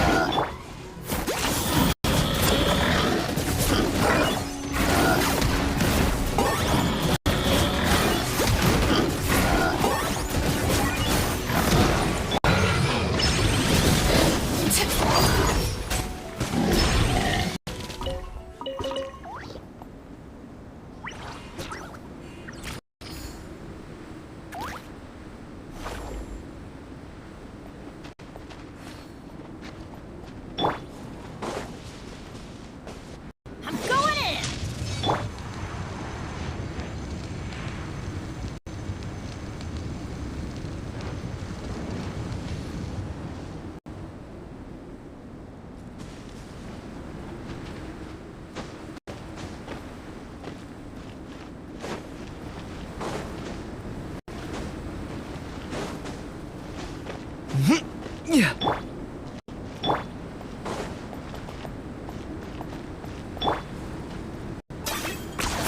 You really are a one-trick pony, you know.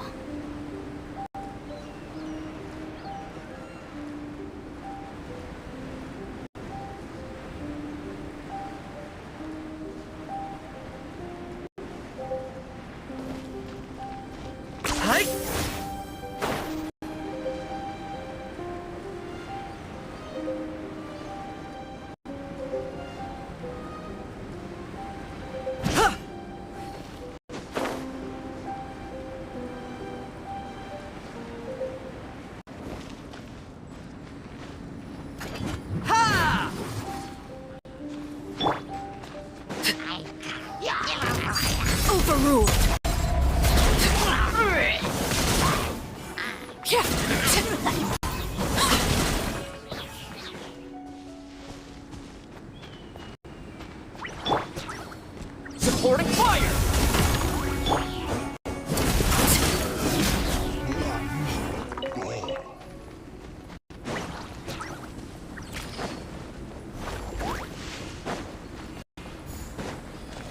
Transfixed!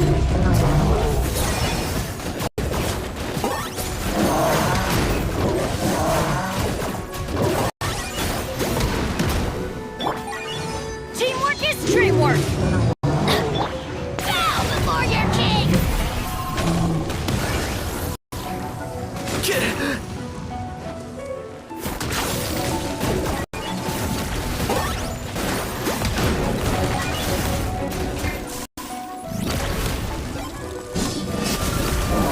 Fire it up!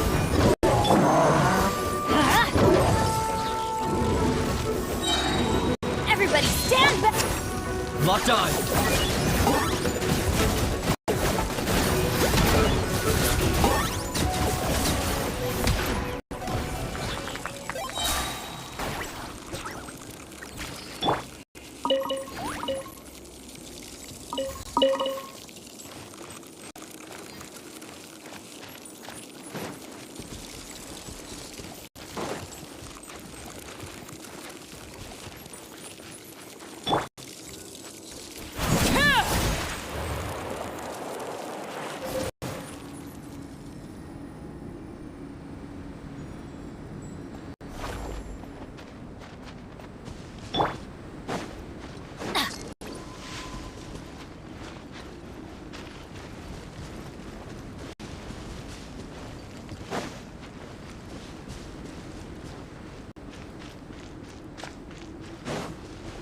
Adventure time!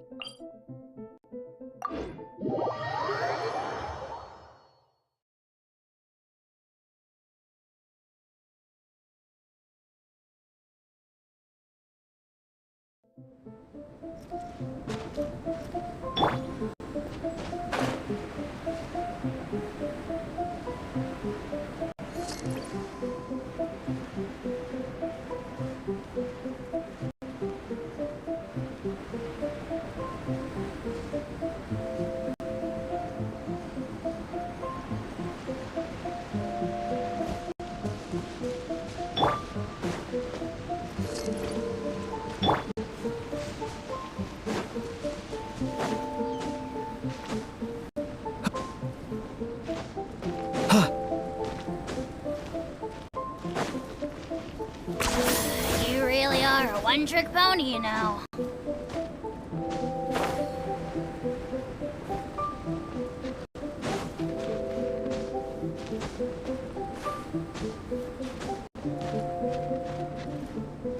Hi!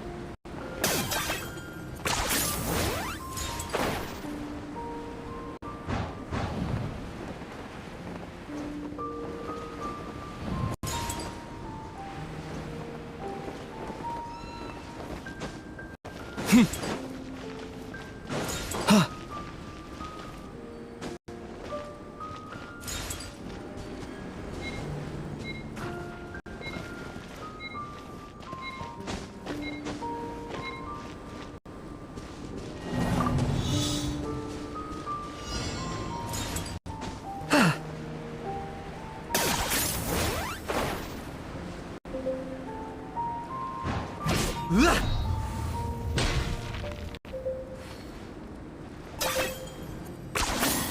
really are a one-trick pony, you know.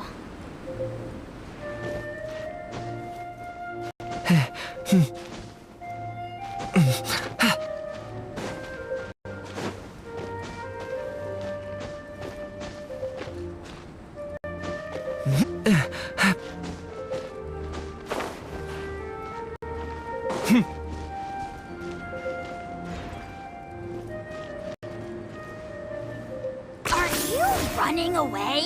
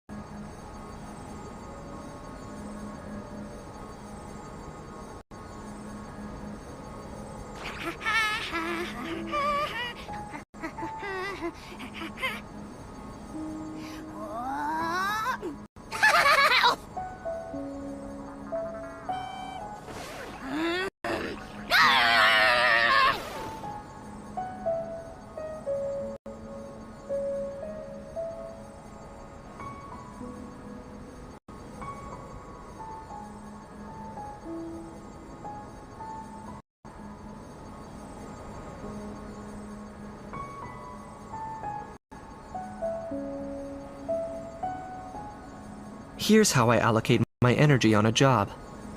70% goes to investigating, 10% to making a final decision, and the remainder for execution.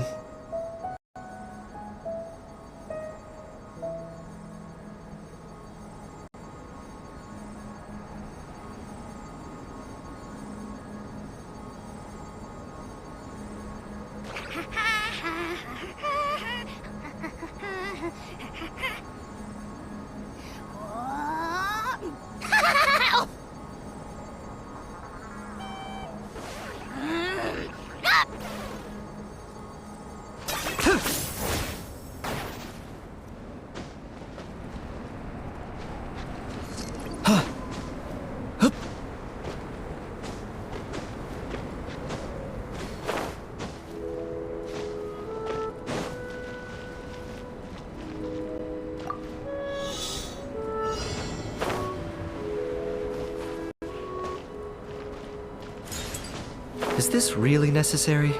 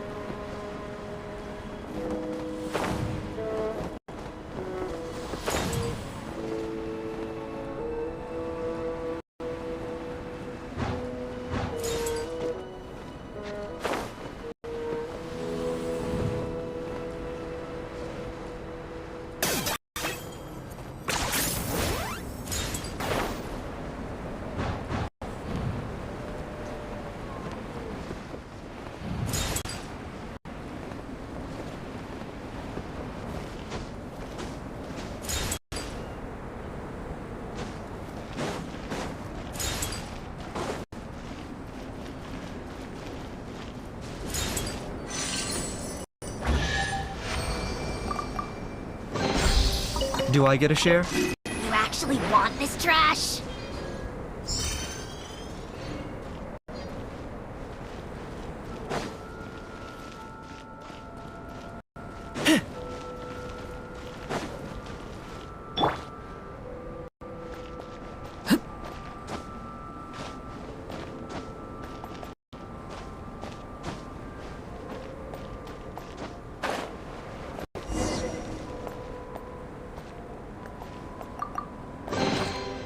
greater pleasure is there than the unexpected?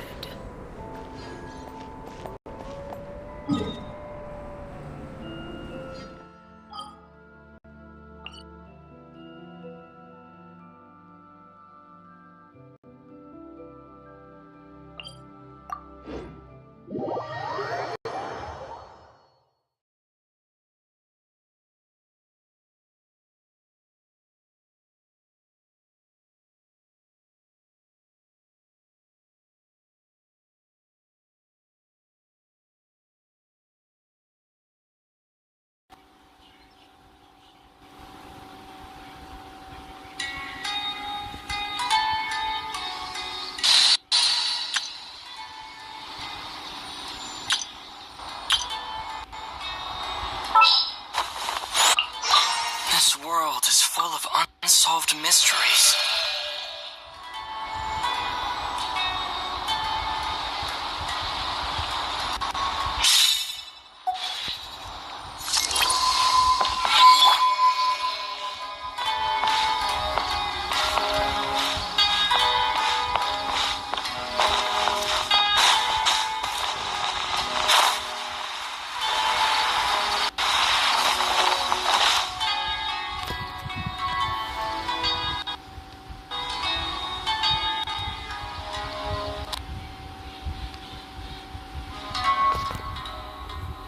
Oh, you're here. We're just starting to set up the venue. We've called up everyone we possibly could have. This is going to be quite the event. My masterpiece is going to be exhibited after all. Let's see what the Academia shall say about it this time. And if we activate this little mechanism just like that, a Sumeru rose will appear at the top of the cane. Oh, I see. I thought it came out of thin air. It's amazing. If the mechanism was bigger, you could make a rabbit appear, right? Then you can't use a cane. Could you switch it out with a hat or something? You're applying what you learned creatively. Not bad. Let's look at the next page. If you fold an origami bird like this, it'll fly further and more stably. Whoa. You can make a mechanism using just a piece of paper? The principles at play are even more important than the parts that make up a mechanism. These are pretty cool. I'm tempted to try them out. I'm not that interested in toys, but if they'll be beneficial for children's development. Everyone, we have paper prototypes and craft materials that you can use to make your own toys. Come try them out. This is such a well-prepared event. I'll give it a go. But we want to play too. It's fine. We have a lot of paper prototypes and craft materials. All feedback is also welcomed.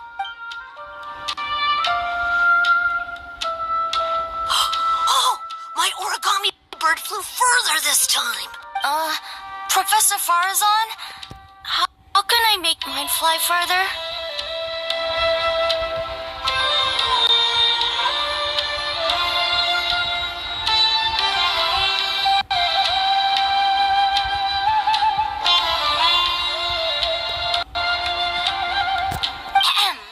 Just madam will do.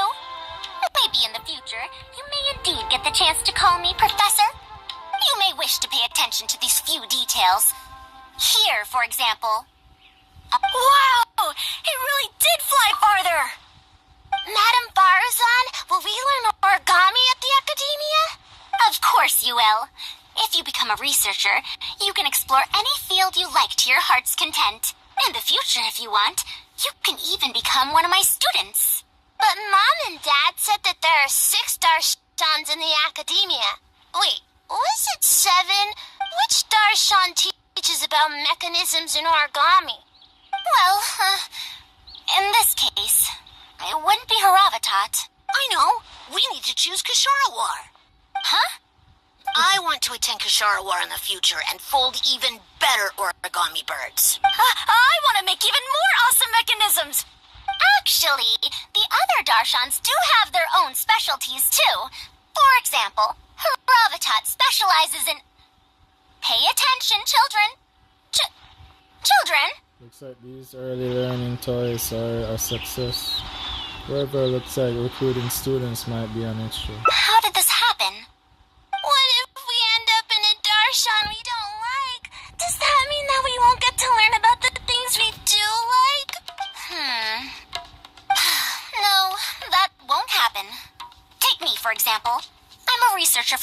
Haravitat, but I research mechanisms. See? The only person able to restrict your curiosity as a researcher is you. Do you understand what I'm saying? Not really. Huh. It's alright. You still have a long road ahead of you. Now, do you want to learn about some other machines? Let me tell you a story about pressure-based mechanisms and elemental monuments.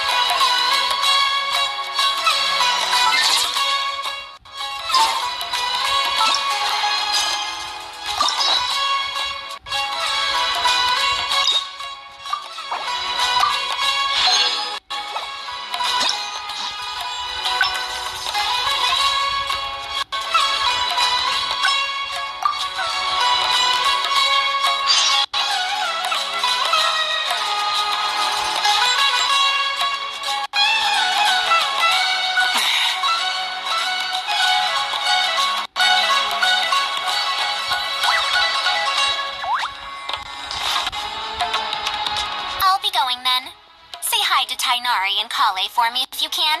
Once everything here is settled, I'll make my way over to Pardistii as quickly as I can. Anise, we haven't had much time to get to know each other, but she seems like a good kid. She's able to calmly figure out the basic principles behind something without being influenced by others. I'll do my best to teach her over the next few days. Still, how much she learns will really depend on her. Well, her interest lies in the application of mechanisms. I do have some old knowledge to share, but if we think about the future, it's easier for her to learn the things she's interested in if she stays in Kasharawar. My research into mechanisms is, in a sense, a side effect of my research into ancient texts. If she becomes my student to learn how to make modern contraptions, it wouldn't benefit either of us in the long run. However, if she develops an interest in deciphering ancient texts over these next 2 days, that would change things. If I successfully poach a student, those young punks at Haravitat will have one less reason to cut my budget. Perhaps if this collaborative project goes smoothly, I can even ignore Haravitat and ask for a higher budget directly from the academia. Oh, I could come up with lots of ideas. With Anisa's help, 2 days will be enough for our work. However, I'm still undecided as to the style of the reference book's text and illustrations. You're right. Explanations are a core part of early developments, too. By using detailed and accurate illustrations, we can impart knowledge more effectively. It would also make it easier for me to recruit students. Thank you. I'll take your opinion into account. See you in 2 days.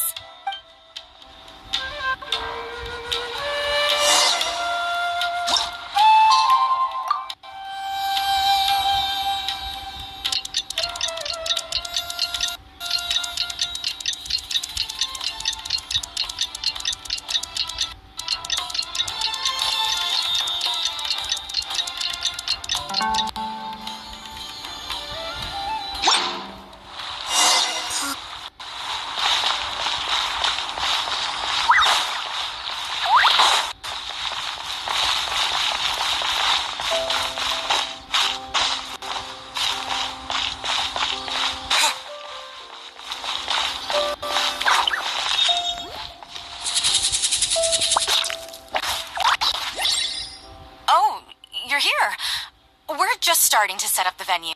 We've called up everyone we possibly could have. This is going to be quite the event. My masterpiece is going to be exhibited after all. Let's see what the academia shall say about it this time. To sum up, the 24 forms of pressure-based puzzle mechanisms were used in various ruins. All right, let's go to the next page. Now, I'll explain the base layer design of elemental monuments. I feel like I'm in a course. Are we done yet? Oh, I'm falling asleep. I don't understand any of it at all. Are these really toys? They sound a bit too dangerous to buy for children. Oh? Well, we've prepared paper prototypes for everyone. If you're interested in the mechanisms Madame Faruzan's talked about, you're more than welcome to try them out. Oh, this is no fun. Can I try another toy? I want to go home and play Genius Invocation TCG. Forget it. I don't think anyone would be interested. I should go home and take care of my children.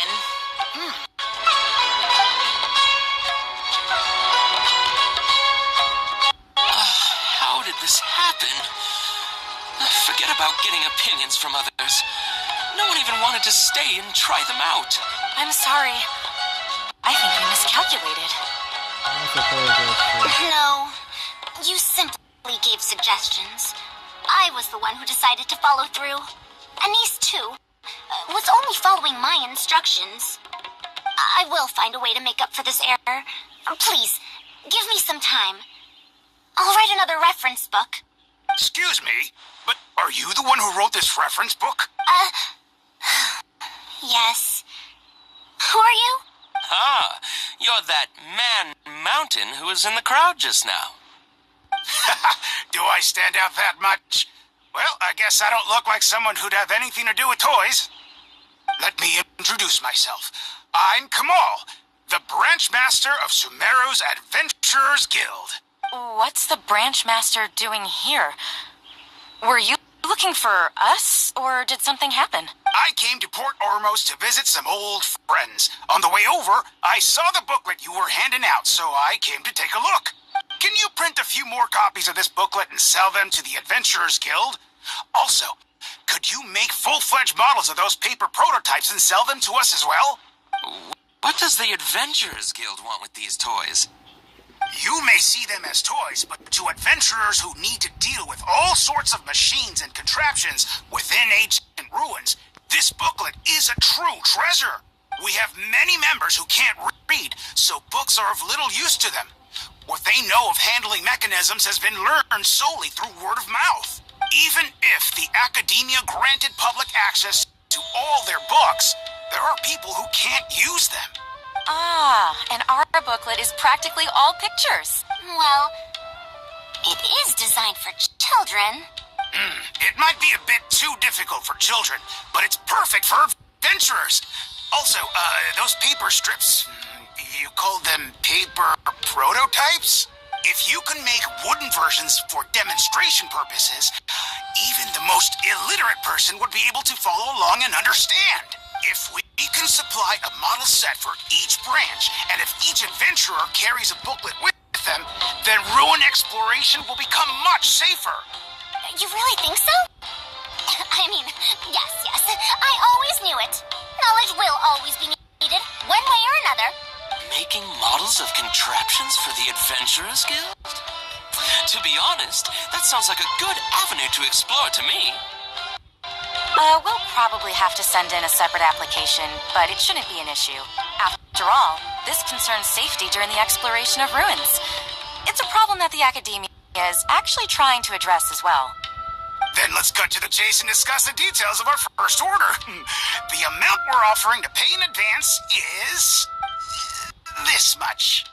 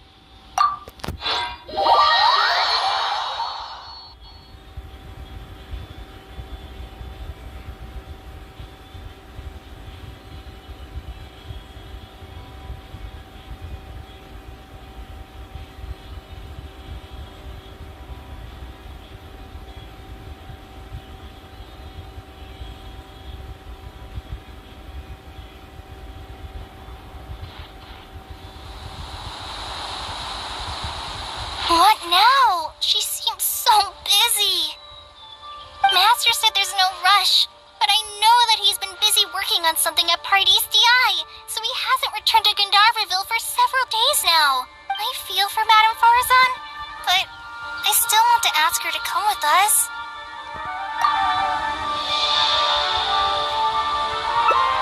But if someone does complain to the Academia, wouldn't it make Faruzan's situation more awkward? And if the Academia investigated and found her at Party's DI, things would get even worse for her. Do you have some way to invite her over to Party's DI without stepping on the Academia's toes? Okay then, I'm counting on you.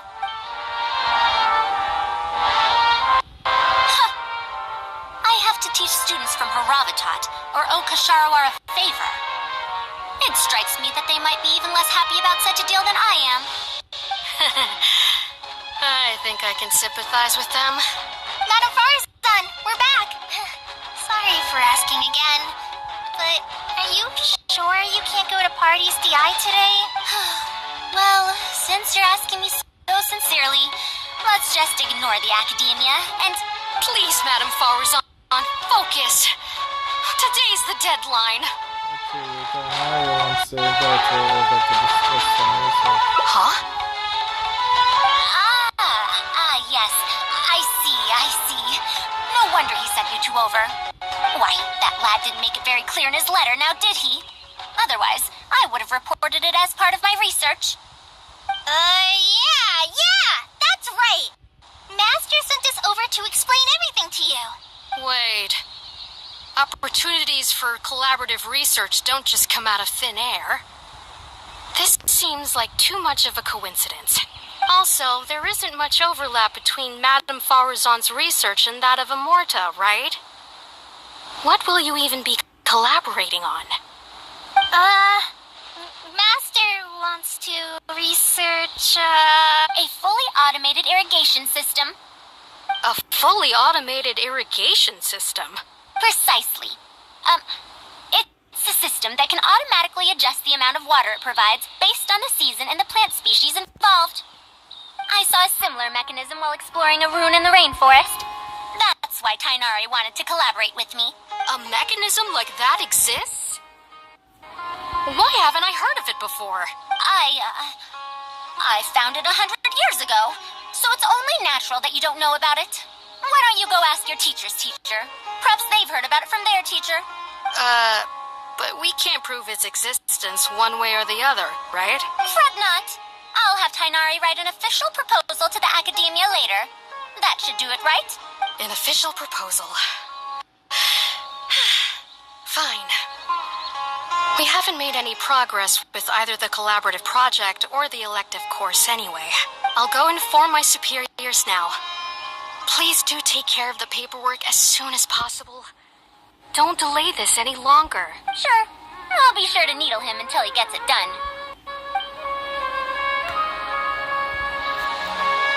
Phew.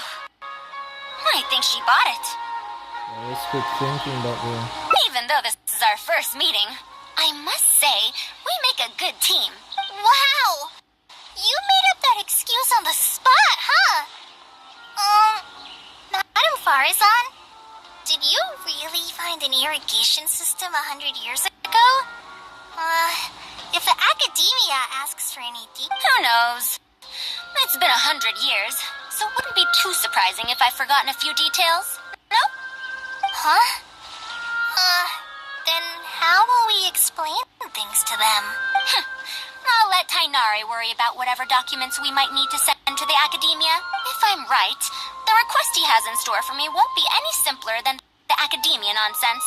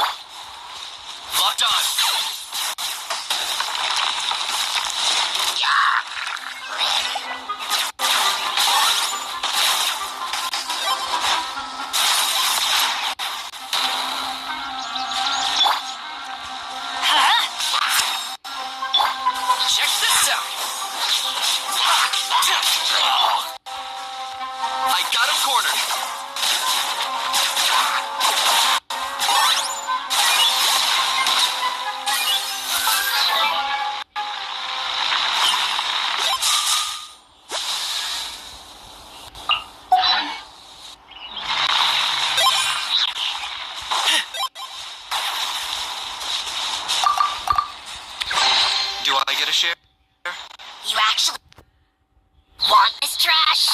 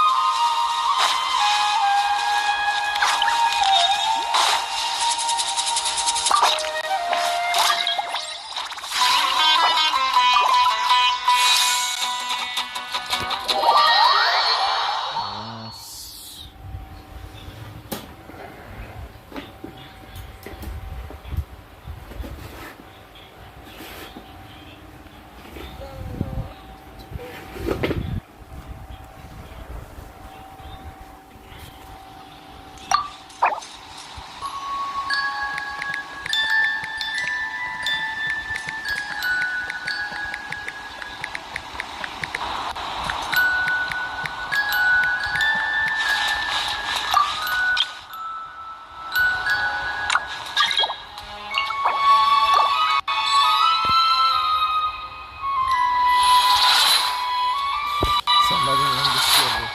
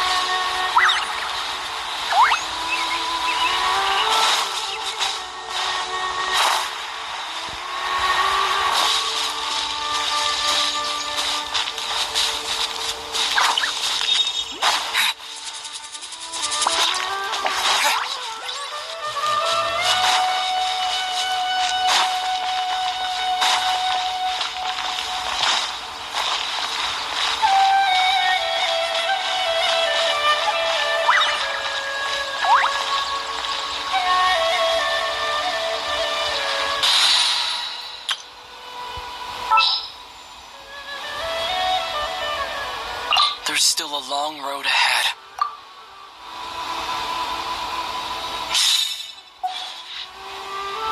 Rather than asking these questions, why don't you do your own research?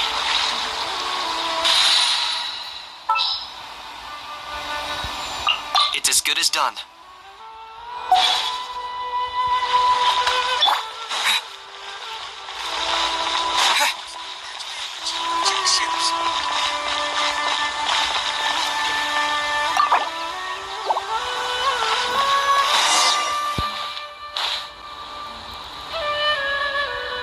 Master, we're back! Huh? Where did he go? You don't have to shout. I can hear you. Well, you got here much faster than I expected. I thought you'd have a lot more business to take care of. Thanks to the Traveler, I was able to, pawn off various problems of mine onto others. Onto others? What does that mean? We can discuss that later. You're looking for me because of the thing you mentioned in the letter, right? That's right. Please follow me.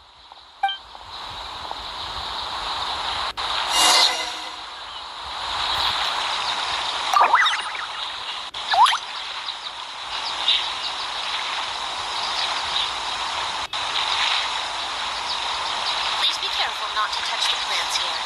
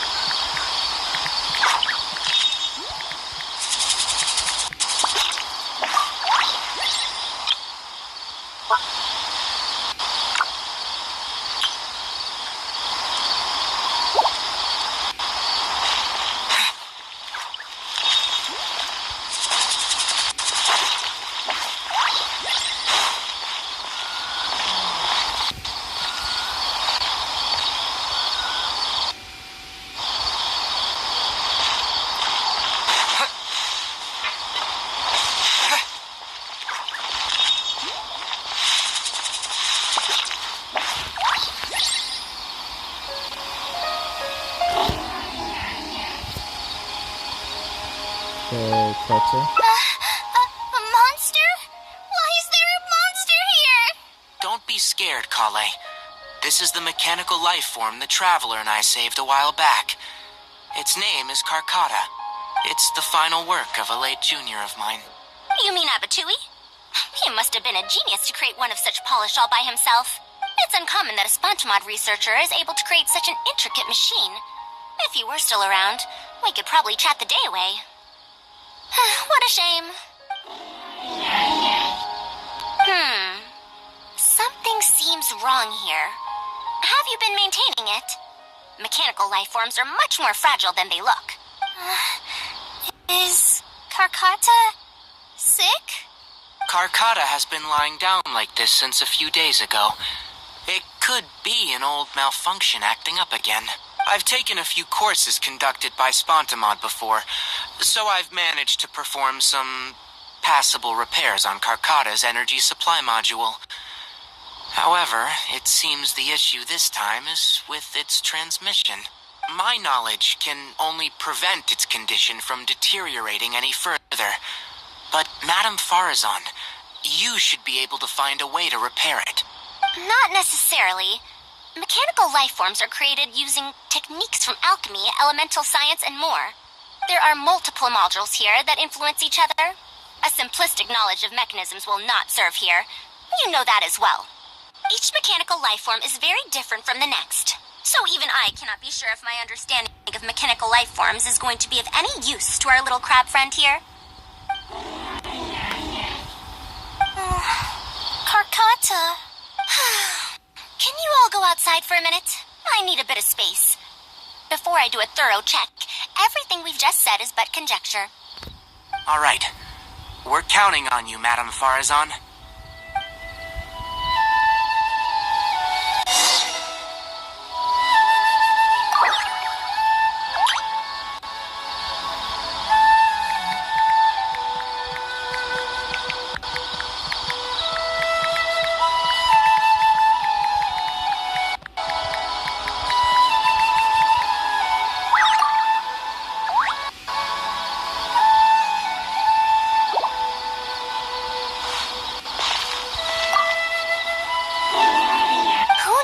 Encounter a mechanical life form in this manner after 100 years.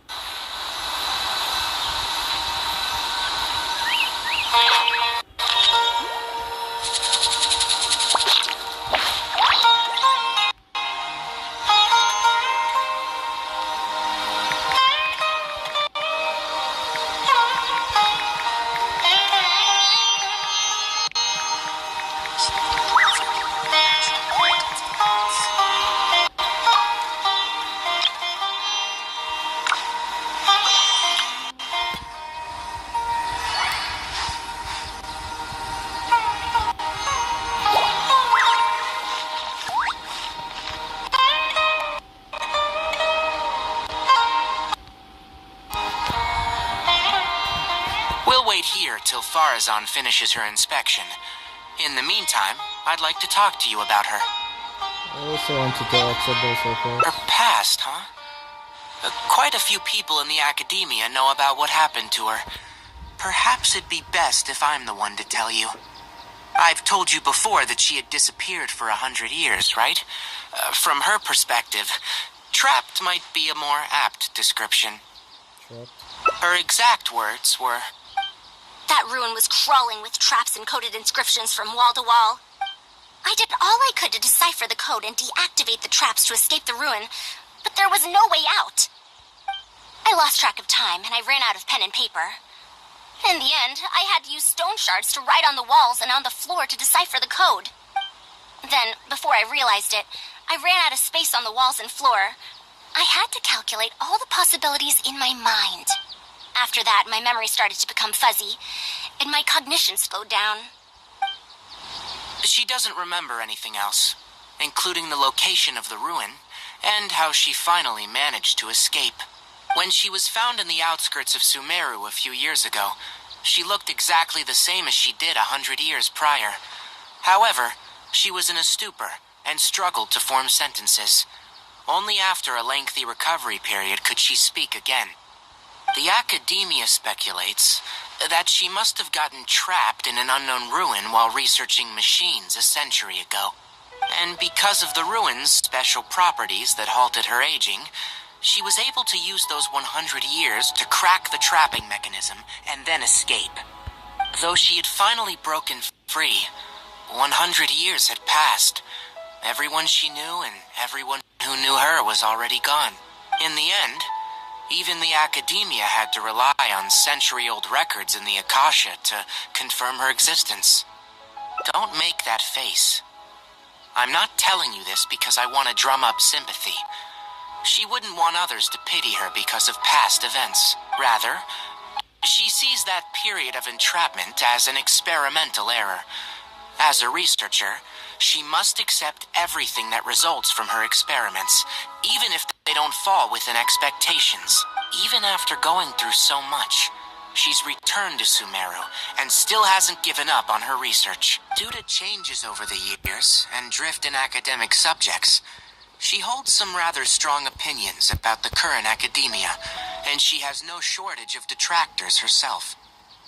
What I want to say is that no matter what era we're in, Faruzan is a true senior researcher, in every sense of the word. She has her own deep understanding of various ruins and machines.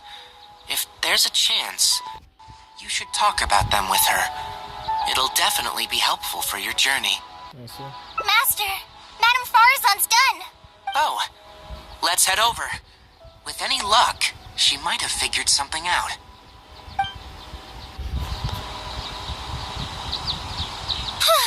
I never thought that I'd encounter a restitution module once again after 100 years. Abatui really installed quite a few impressive things on this.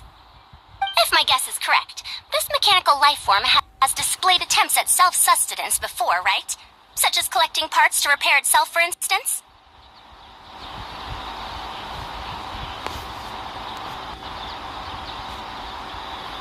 Just collected parts before, yes. It used them for something else, but as far as its design goes, it does have a function like that. I knew it. If I'm not wrong, Calcutta's issue lies with its restitution module. Abatui's modified this module extensively, but the core parts and design philosophy are very similar to the principles as I know them. They are all based on principles learned from the ruins. From the ruins? The creators of the ruins machine once tried to create a perpetual mechanism that could replace life or even surpass it. The restitution module is the result of one of their countless attempts. It replicates the behavior of living things to achieve a self-repair function. However, the energy required in maintenance of the module became an issue. Energy consumption? Maintenance? For example, a living thing's heart can deliver nutrients and blood to various organs. However, the bigger the living thing, the more powerful the heart needs to be. Once the heart is damaged, it'll be hard for that living thing to heal itself, and even the function of other organs can be affected. Thus, the attempt wasn't widely adopted. Even 100 years ago, I'd only seen it once before. Oh dear, this is going to be a problem. Based on my current research, I'll need to swap out the damaged parts in the restitution module to repair Carcata. But like I just said, the module is rare, even by the standards of ancient machines. Not only that, but there is very little related research documentation available. Finding suitable parts would be like trying to find a single gear in the vast desert, to say nothing of the difficulty in making those parts from scratch. One can only wonder where Abatui found the original parts. I might have an idea. Abatui was, for a time, quite passionate about excavating the Great Red Sand. This was when he had just gotten expelled from the academia. You mean to say he found a restitution module in the desert? Oh, that is indeed possible. But the desert's huge. How are we supposed to find the parts that Carcata needs? According to the academia's records, no similar parts have been found in the Great Red Sand over the past 100 years. If we want to try our luck, we'll have to explore ruins that have never been explored before. I do know that a Vahumana researcher formed an expedition team after the sandstorms and earthquakes subsided.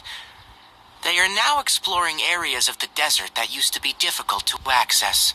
Should we ask them if they've made any new discoveries lately? The chances are slim, but it's at least more effective than running around like headless chickens. What's the leader's searcher's name? His name is Raid.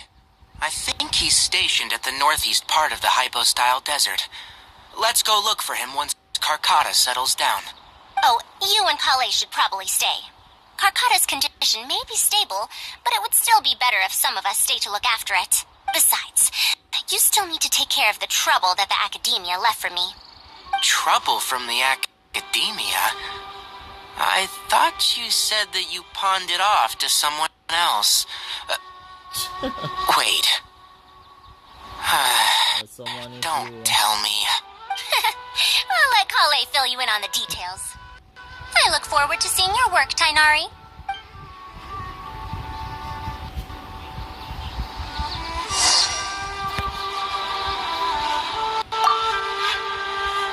A fully automated irrigation system. That's quite the task. Master, can I help with anything at all? I can go buy things, prepare pen and paper. Oh, you know, I seem to remember that you have a lot of homework today. Huh? Oh, yeah, I do. Well, hurry up and finish it so you can sleep early, or Faruzan will worry. That's the best thing you can do now to help. Oh, okay.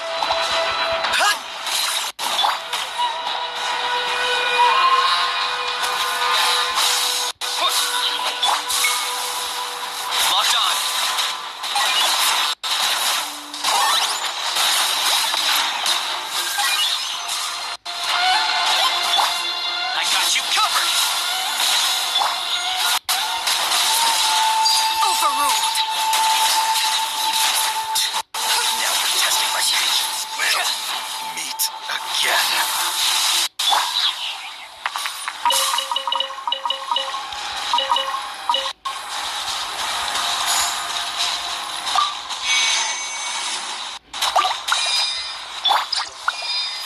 got him cornered.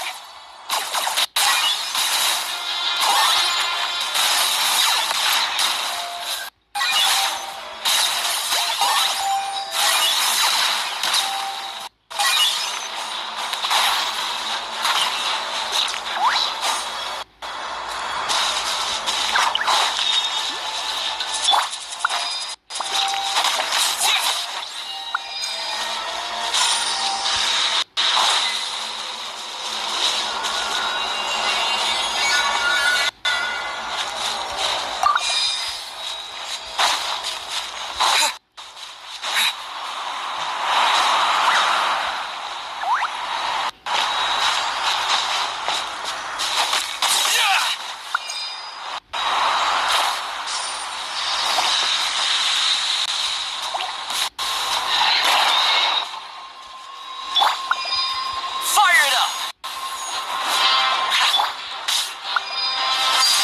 Transfixed.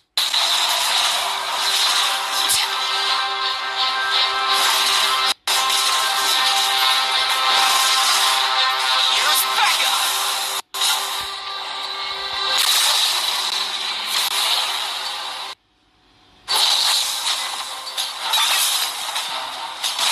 Spring forth!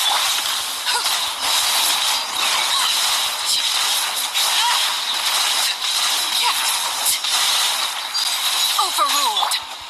Target acquired.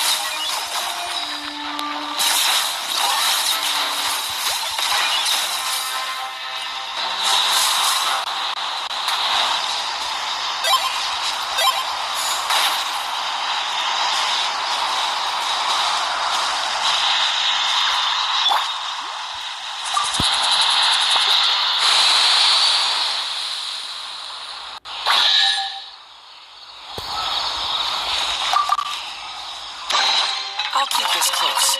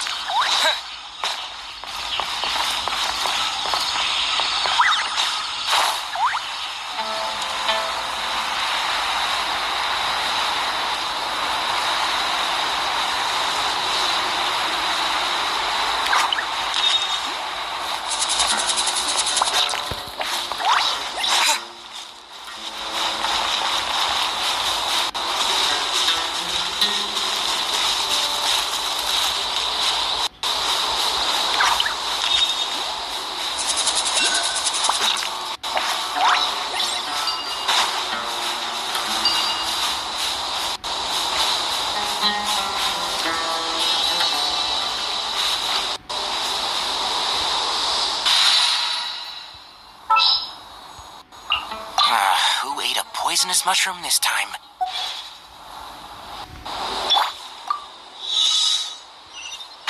Can't see?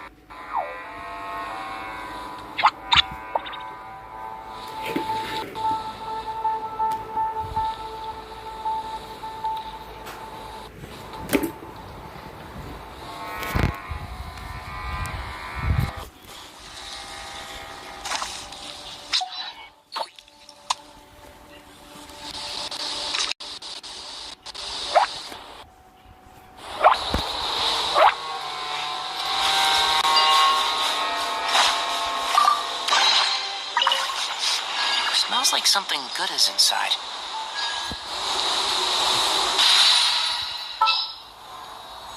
It's as good as done.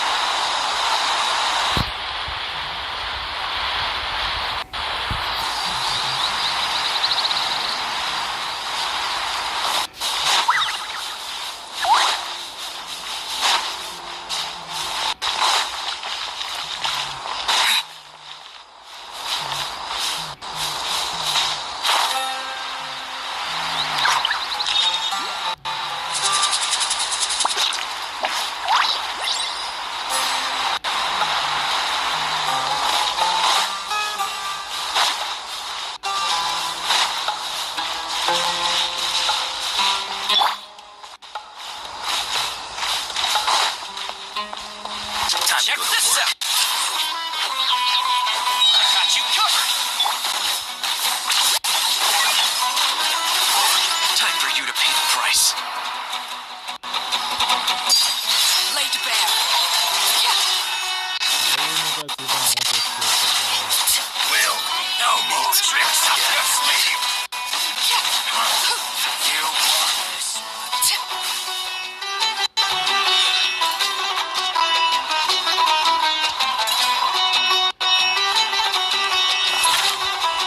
Witness my rise.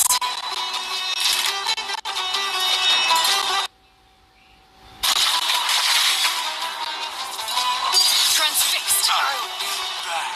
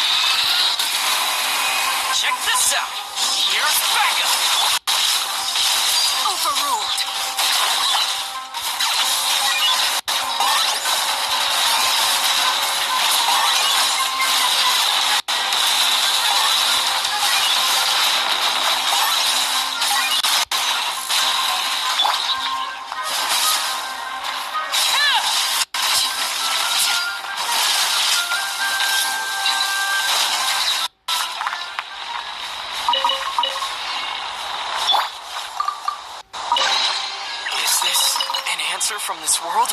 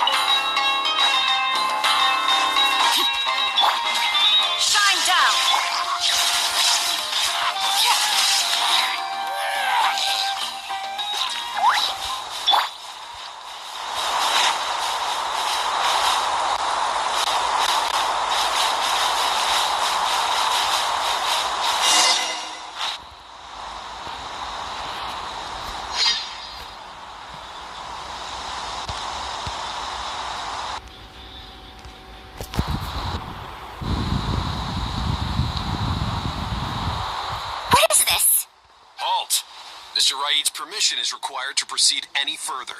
When I told Sodos, she's a researcher from the academia. That still won't do. Mr. Raid told us to keep people away from the ruins so they don't damage the site.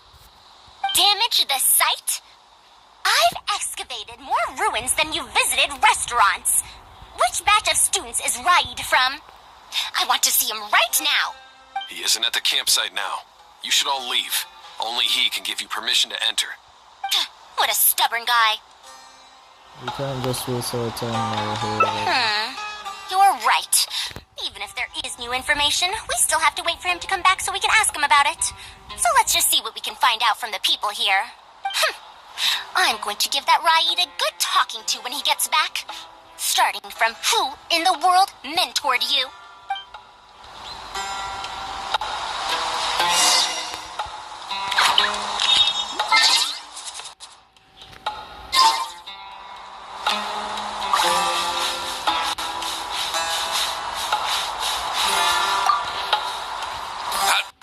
Looks amazing. Could it be the legendary Ruin Wanderer? The location seems to fit too. Might that legend actually be true?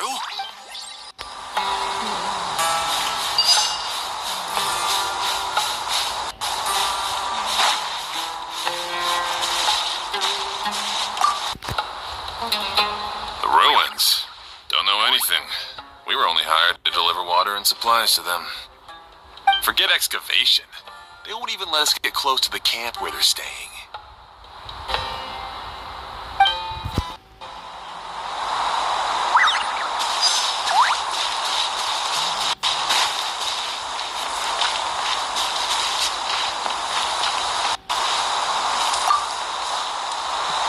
This area used to be ravaged by frequent sandstorms,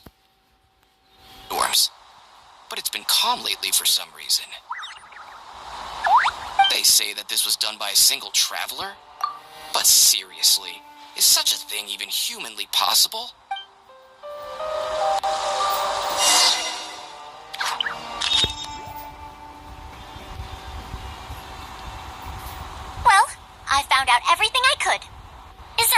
stands out to you?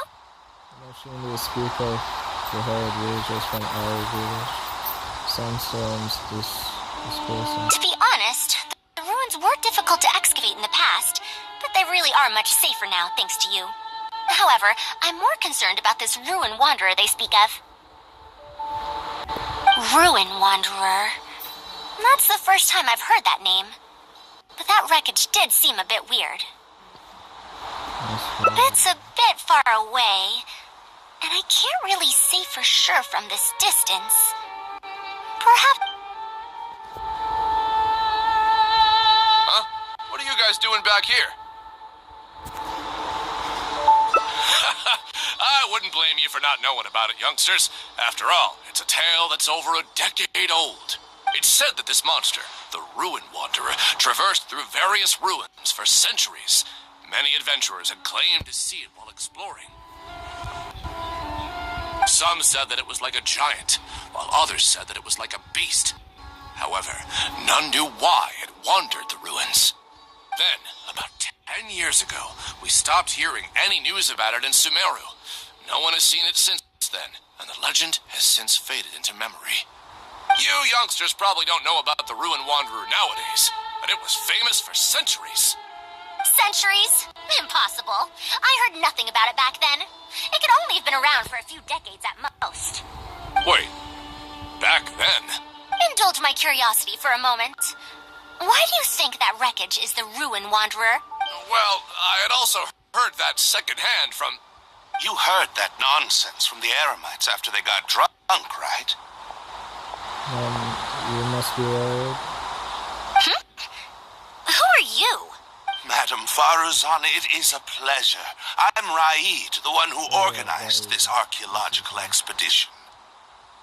I'd heard of you at the Academia, but I didn't expect to run into you here. Truly, it is an honor. And this must be the famous traveler, I presume. What brings the two of you here? Have you found any special contraptions and relics in the ruins that you've been investigating? I'm ashamed to say that we haven't found anything noteworthy, even though we've been investigating for a while now. Really? That Ruin Wanderer isn't noteworthy to you? I'm afraid those are mere rumors. Really, I sometimes wish that those people would put as much effort into their work as they do into gossiping.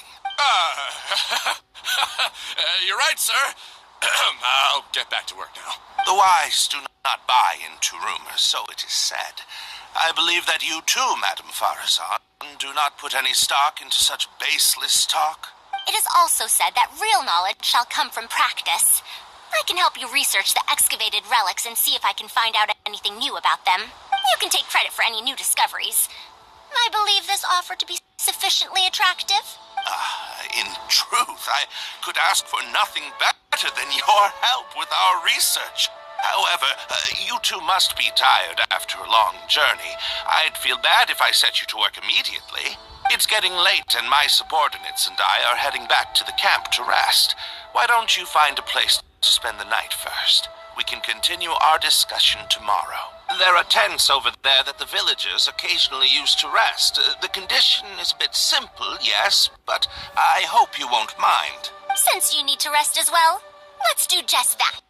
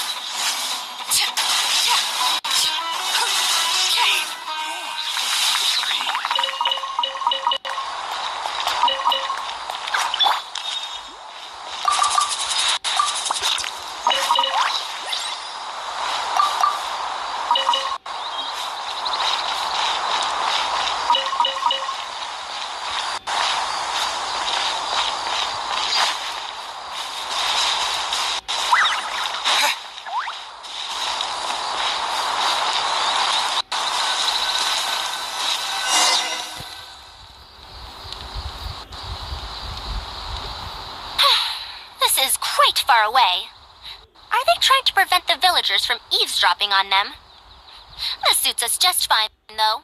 This way, they won't overhear our conversations either.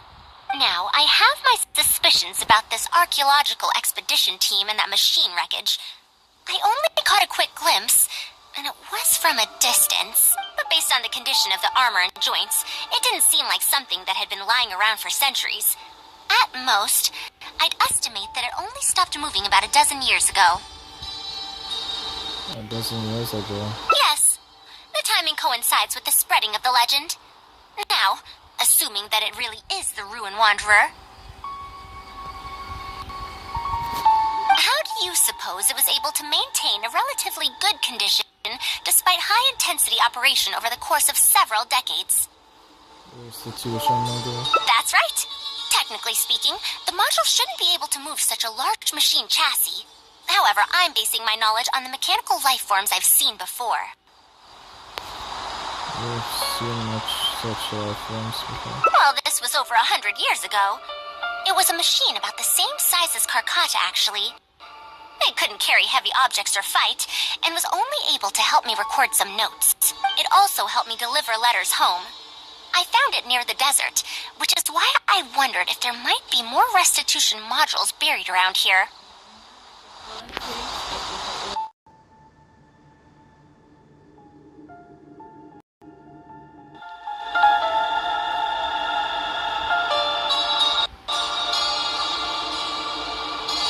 Honestly, people in ancient times might have already solved the problem of providing enough power for all I know.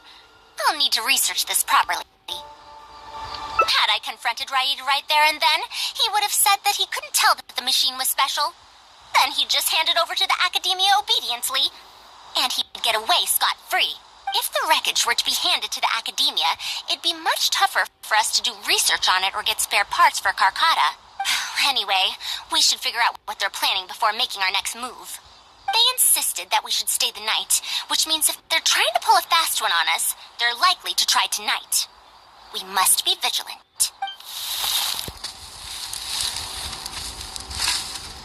Are those sounds coming from the excavation site? I knew they wouldn't be able to wait. They must be scared that we might discover something tomorrow.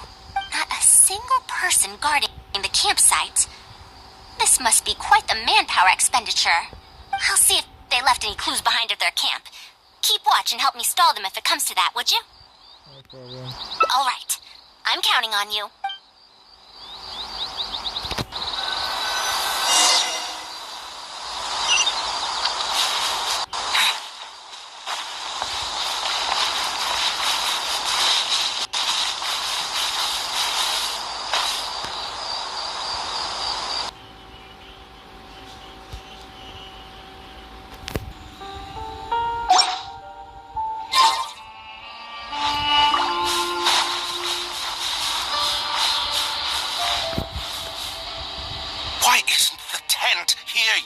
We need to switch it out tonight.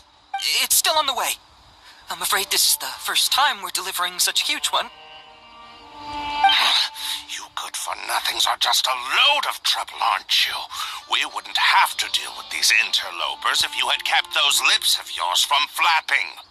Hurry up and hide our current tent and deliver the new one to me tonight, no matter what it takes. Huh? Who's there?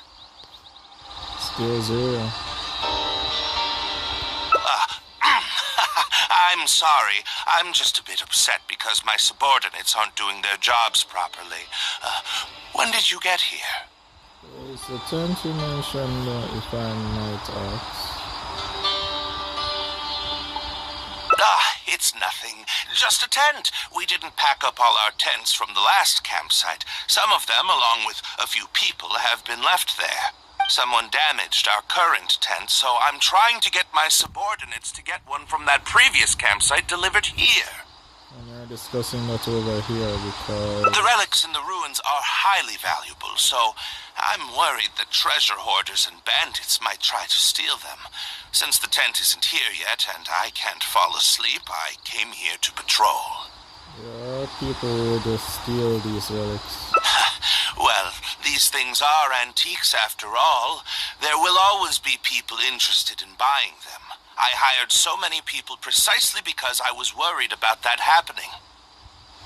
Speaking of which, I'd like to ask, is the Academia really aware that you've traversed through the desert to come here in the middle of the night? Also, where's Faruzan? Why isn't she with you? I'm right here. Also, you forgot to address me as Madam.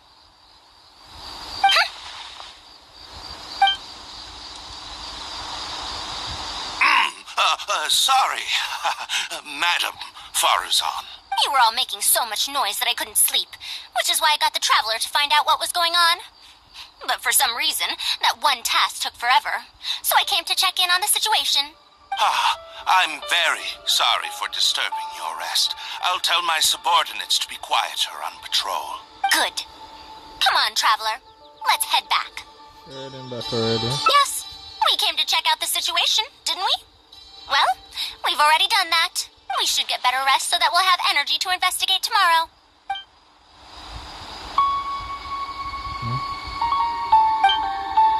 Is that mistaken?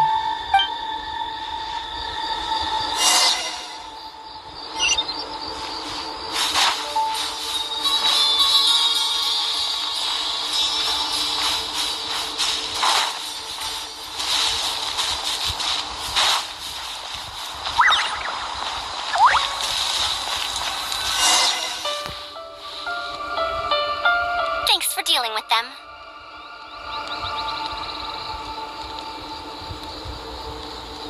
Now, I found something good on my end.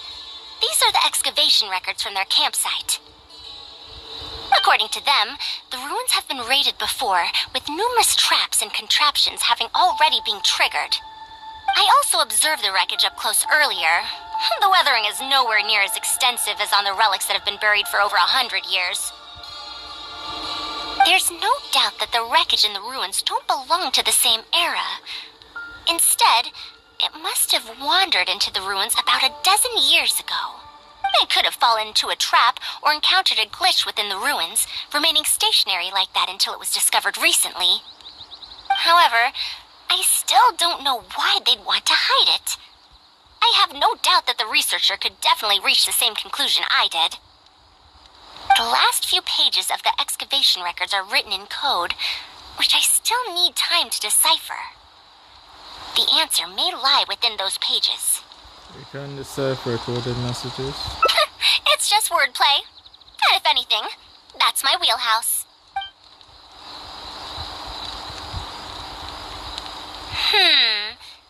Just a bit more. Ah, I see now. Help! Please help! Why are you running away? Come back! Protect me! What's that sound? The Ruin Wanderer? Reactivated? That's impossible! Is this the work of some kind of hidden mechanism? Never mind. We have to focus on saving lives first. I'll cover them. You go stall the Ruin Wanderer.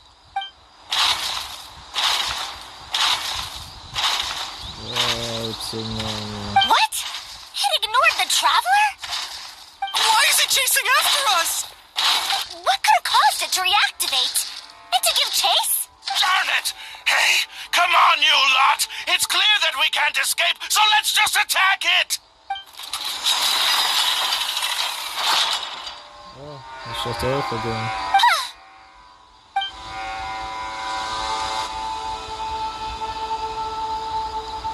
It stopped? Hey, you guys, get up there and tell me what's going on! But what if it suddenly moves? You good-for-nothings! Why is everyone I hired so useless? Move! I'll do it myself. Looks like this thing's parts can't handle the load of functioning anymore after years of disrepair. When it first reactivated, I was wondering if it'd be as amazing as the legends had pegged it to be. I didn't expect it to be so much weaker than it looks. How disappointing. Disappointing, you say?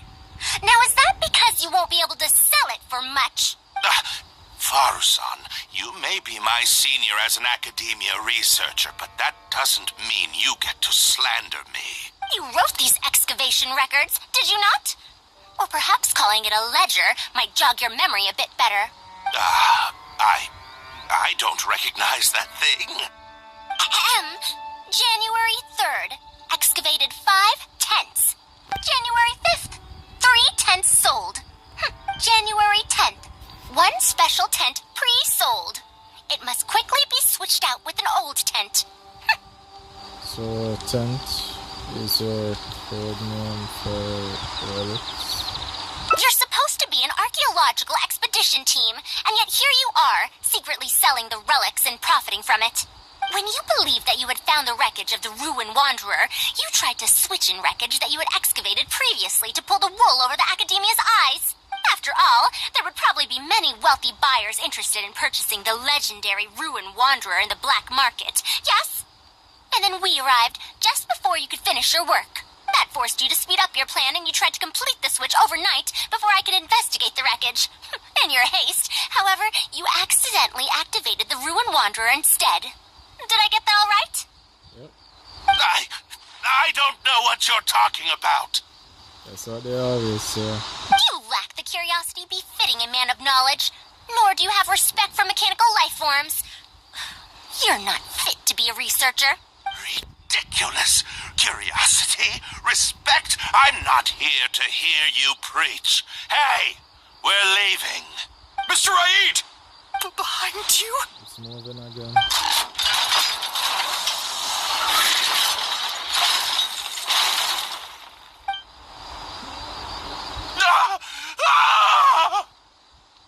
Why is it moving again? Run!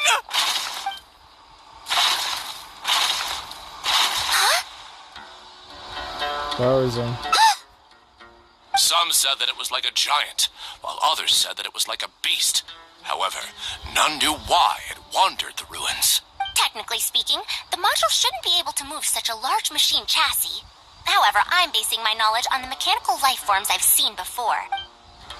Centuries? Impossible. I heard nothing about it back then. It could only have been around for a few decades at most. Why is it chasing after us? So you've been looking for me this whole time?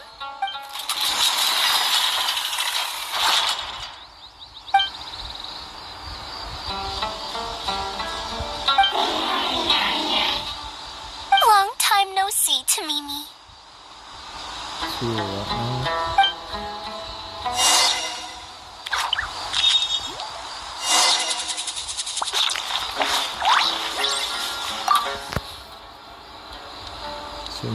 Dear Faruzan, I hope you're doing well.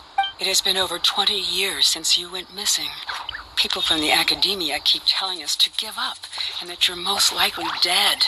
But somehow, I feel like you're still alive. Yes, that you live still in some corner of this world. You've always been persistent, able to shine no matter what situation you face. I believe that this persistence serves you well in surviving and finding your way home. Unfortunately, I likely won't be able to welcome you home when you do. I don't have much time left, and my reflexes have slowed. Others keep telling me to stop exploring ruins. Only Tamimi is still the same as before, always running off to places which you've been to. Your teacher and friends came up with an idea to remodel Tamimi so it can search for you in our place. You didn't like coming home back then and would always get Tamimi to send a letter back. Now we're leaving a letter with Tamimi. I wonder if it'll ever be delivered to you. I don't know the answer to that question, but if you ever read this letter, I hope it'll be when you've already found your way home. I regret not being able to say this to you myself, but I'll still feel sincerely happy for you, my dear daughter. Welcome home, Faruzan. Look at you, Tamimi. You've changed so much after all these years. I've safely received the letters.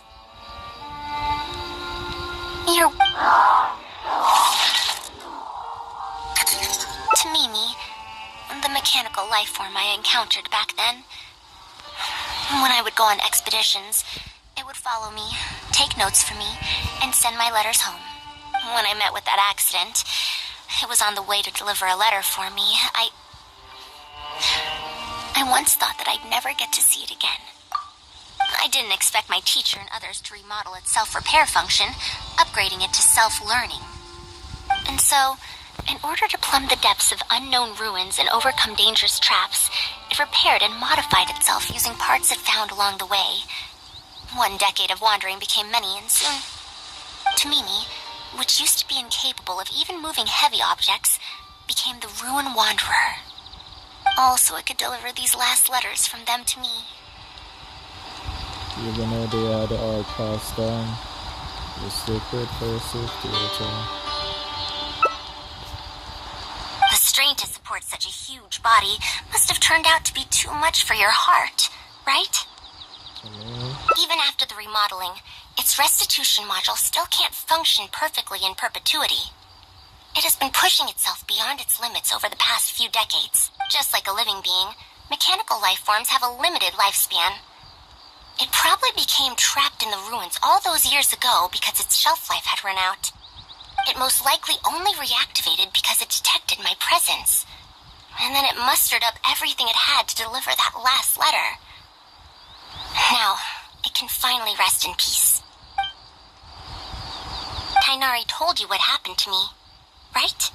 I'm sorry. You don't have to apologize. It's not like this incident is a secret in the academia.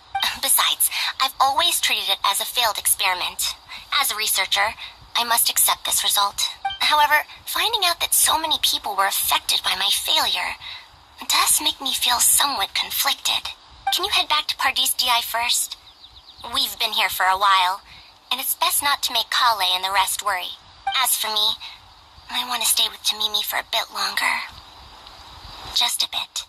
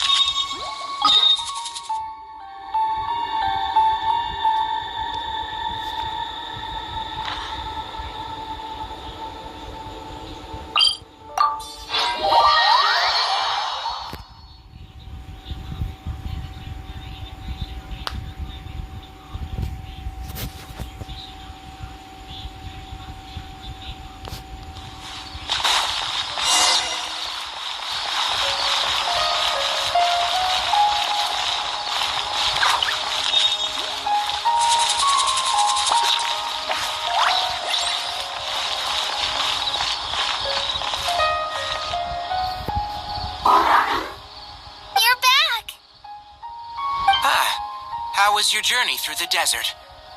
Wait, where's Madame Faruzan?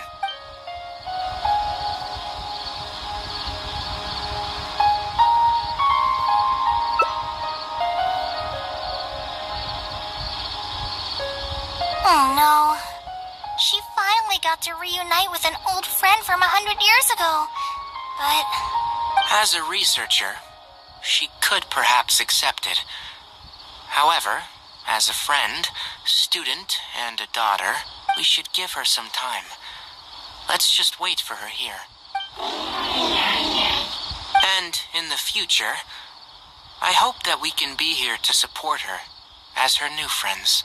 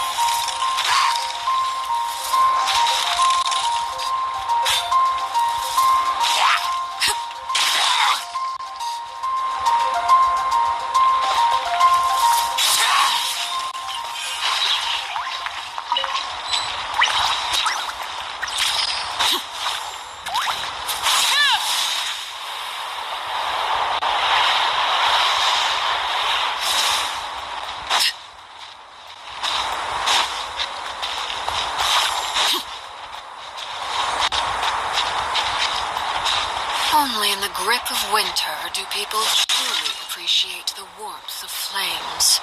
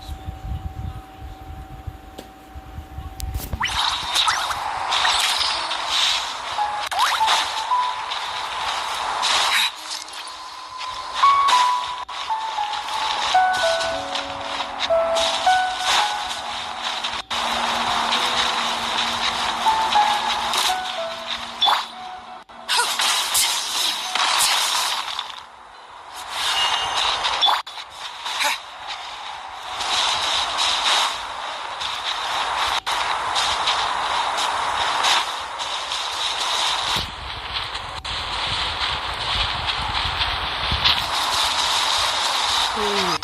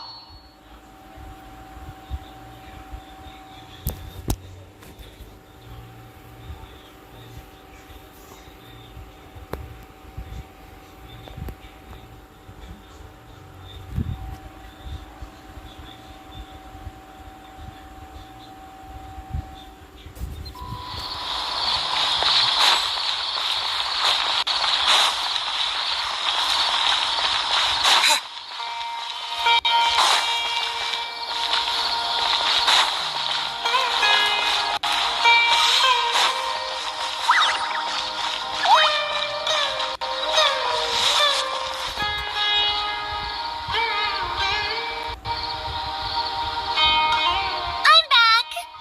What? Is there to be no welcoming party? We've all been waiting for you, Madame Faruzan. That's more like it. Now, here are some components I brought back from the desert. Switch these out with the ones Karkata is using right now, and it'll be back in ship shape. Huh? Why do you all look so solemn? Come now. Liveliness befits youngsters more. Madame Faruzan, did these parts come from... Come now. I thought that you must have encountered some... It would thus be much better to use them to extend Karkata's lifespan. As a senior, it is only right that I do something for the people who come after me. That holds true for both researchers and machines. Besides, I didn't say that I would be giving you these parts for free. They will only be used for Karkata temporarily. Otherwise, you wouldn't be able to help me with my research. I'll be sure to revive Tamimi once I've fully deciphered and replicated the creations of the ancient civilization. All right. I'll do my best to help. Me too. Although, I'm not sure if I'll be much help. Okay, I guess. Thank you. If they could remodel Tamimi successfully even back then, there's no reason why we won't be able to do even better. And when that day comes, I'll be sure to say, welcome home, Tamimi.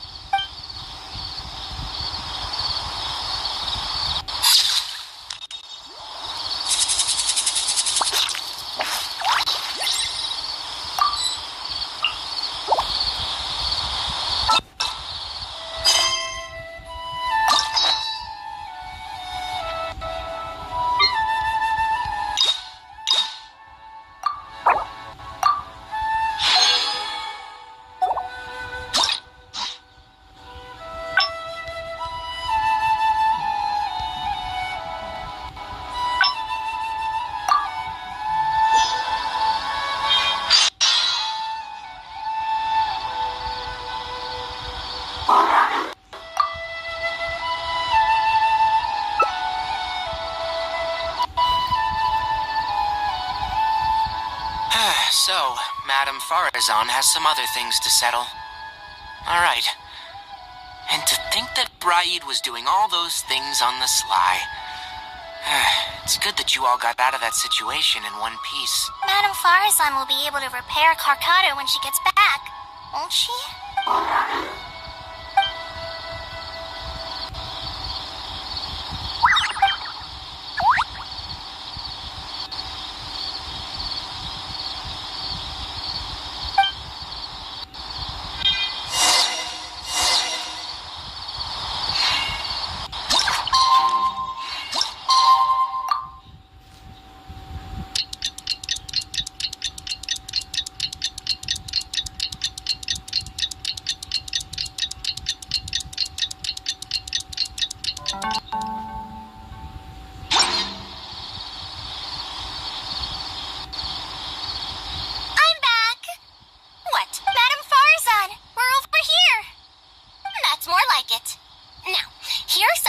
I brought back from the desert. Switch these out with the ones Karkata is using right now, and it'll be back in ship shape. So this is a relic of an ancient civilization. Unbelievable. Thankfully, it didn't end up in Raid's unscrupulous hands. Unscrupulous, huh? Sounds like you already told them what happened. I told them about Raid. Is that so? Thank you. We will talk about everything else later. It's nothing. I've already given all the evidence we have against Raid to the Academia. They're going to be very busy. Too busy to bother us, I'd wager. I'll start repairing Carcata then. Kale, can you help me out? Of course!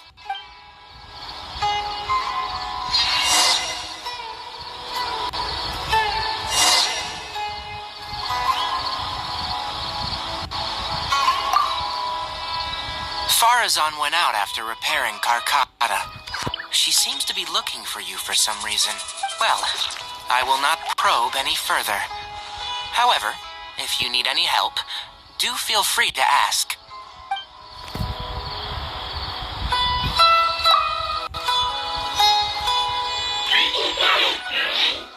It looks fine, but even so, it needs to properly rest up.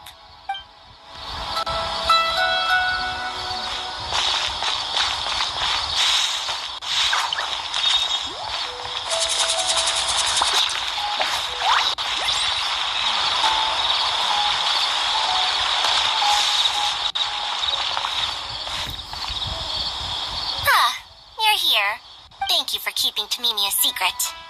If I tell them about Tamimi, will they still feel happy for Carcata?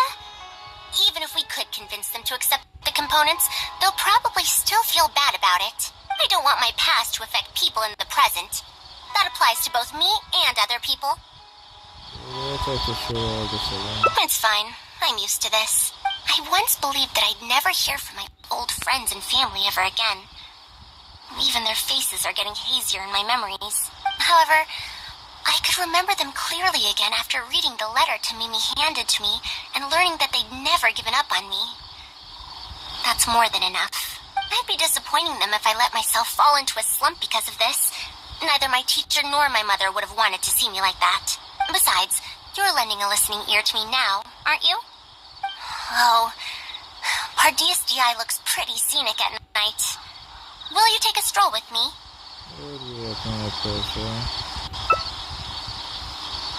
Once Carcata's condition stabilizes, I'll find a chance to tell Tainari and Kale about all that. But for now, just help me keep this secret. Thank you.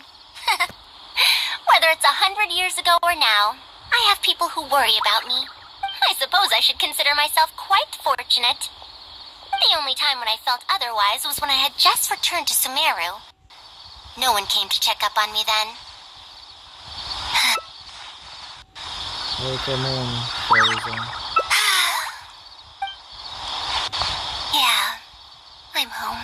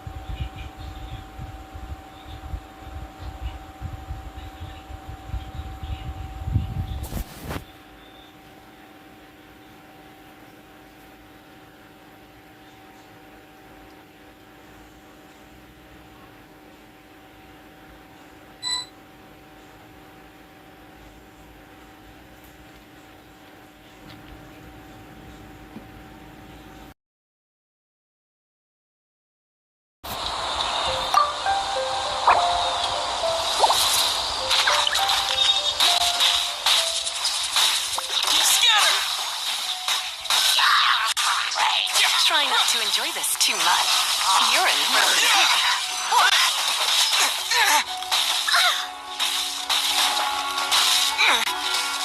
Spring forth!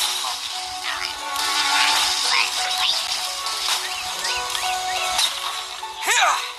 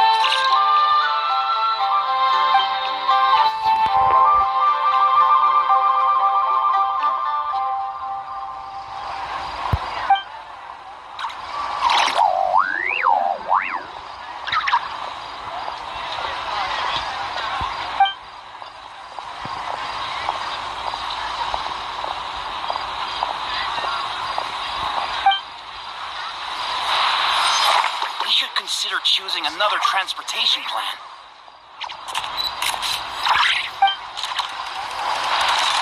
Please, take a seat and enjoy a nice meal.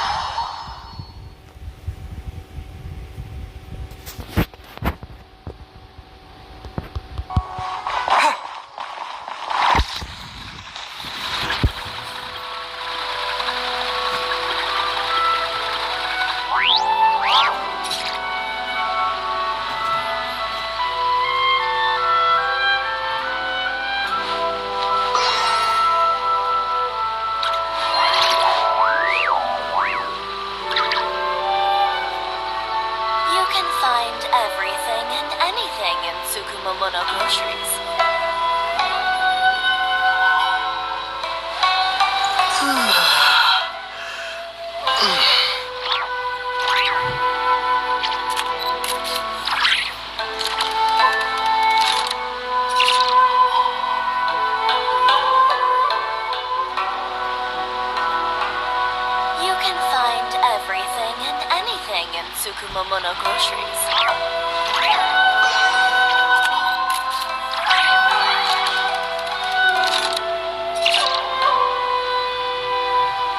You can find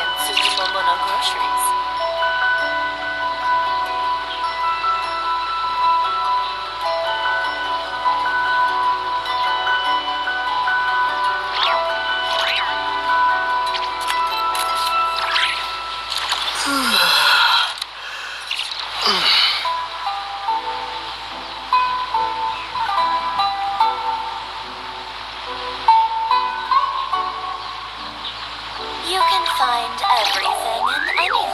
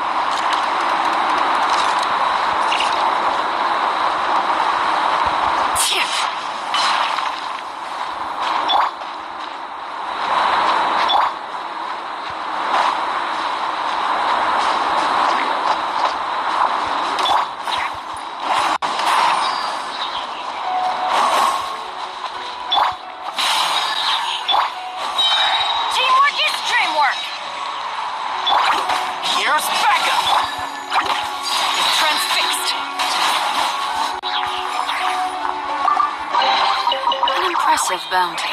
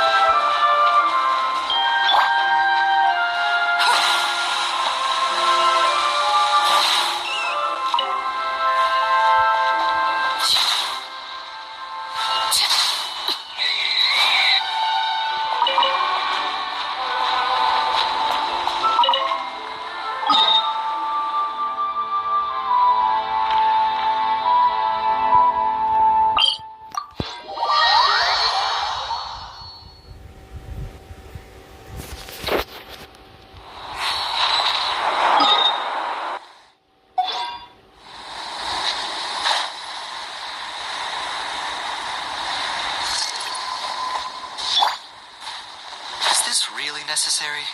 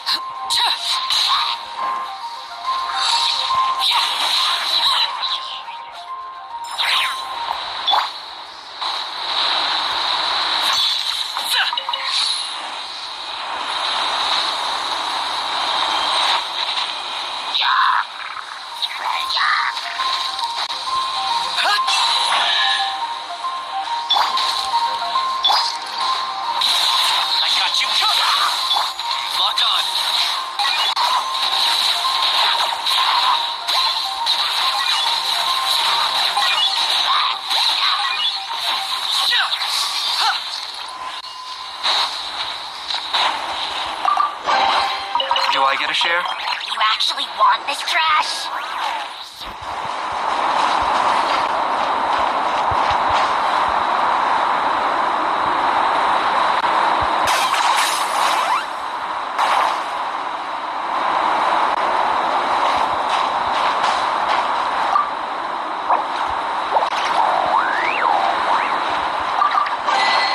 Everything has its use. Were you not given toys to play with as a child? Is that it?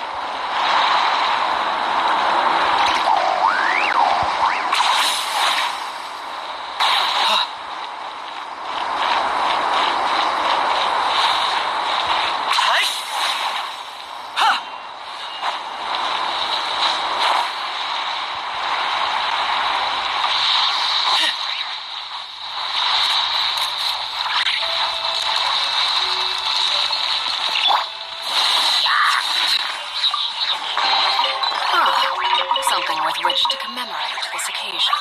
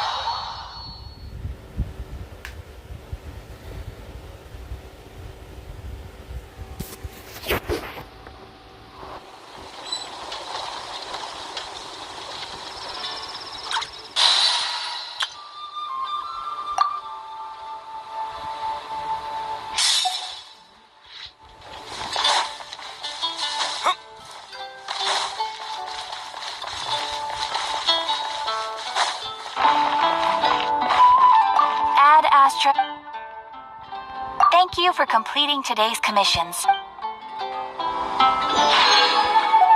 Add Astro.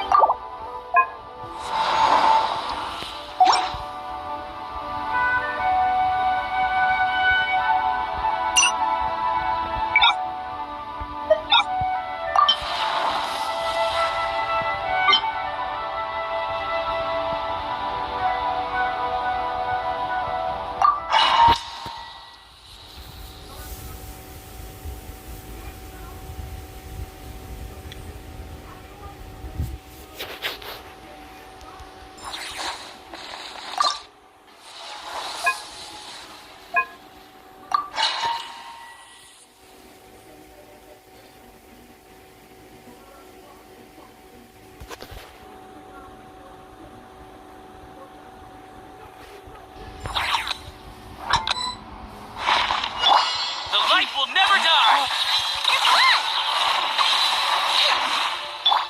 It all adds up.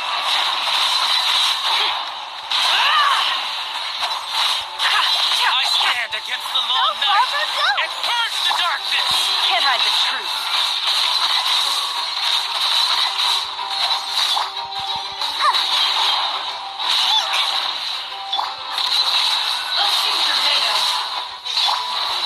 Guys, protect us.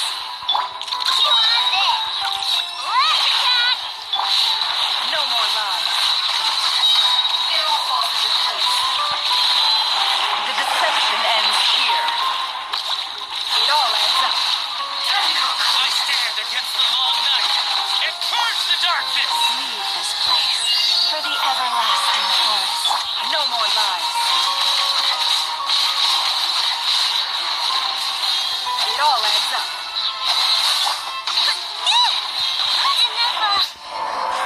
I'm cold.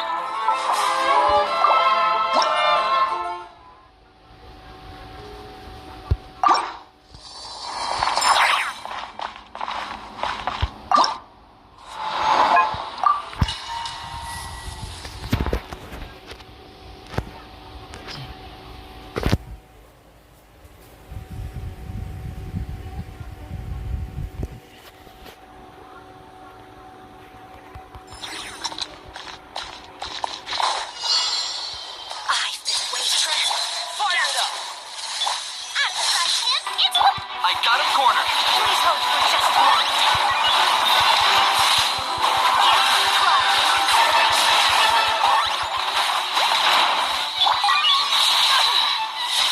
Don't get too close.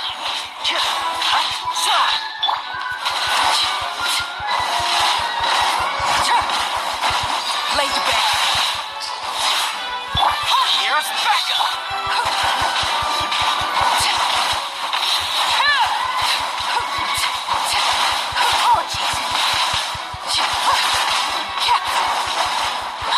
Transfixed. You're toast!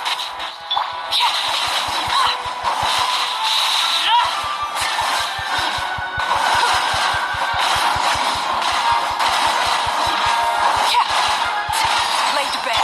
Nice and spicy. Check this out.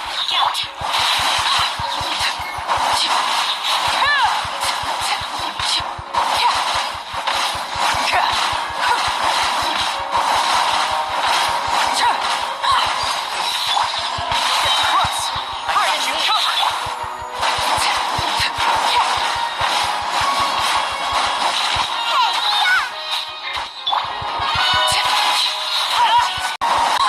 Overruled.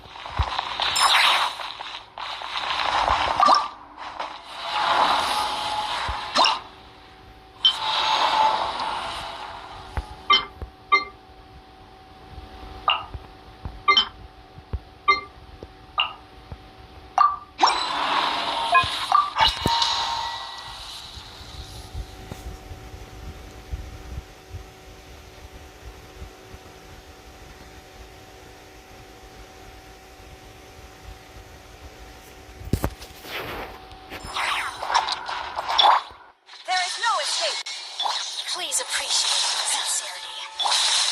The banquet must go on. Transfixed.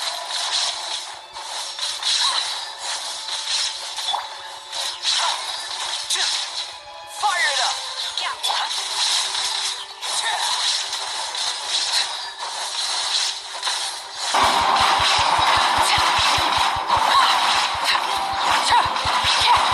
Overruled. Don't get too close. Supporting fire. Eat this!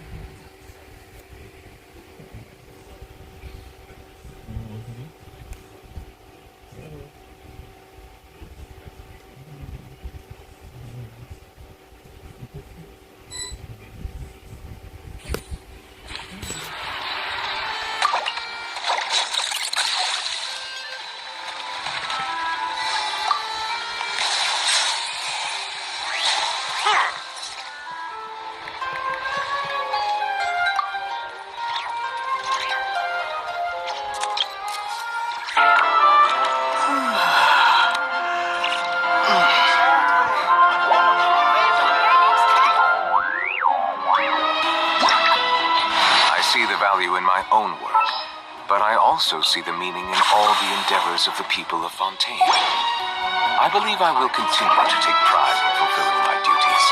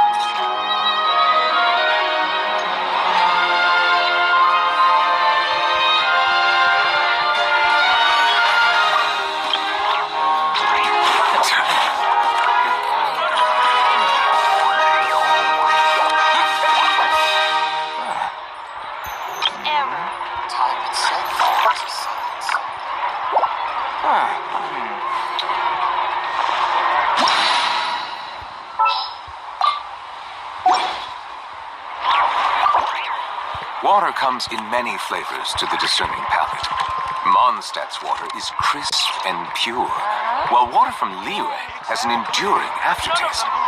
In Inazuma, the water possesses a depth of flavor unlike any other. Sumeru's water, meanwhile, has a rich and complex flavor.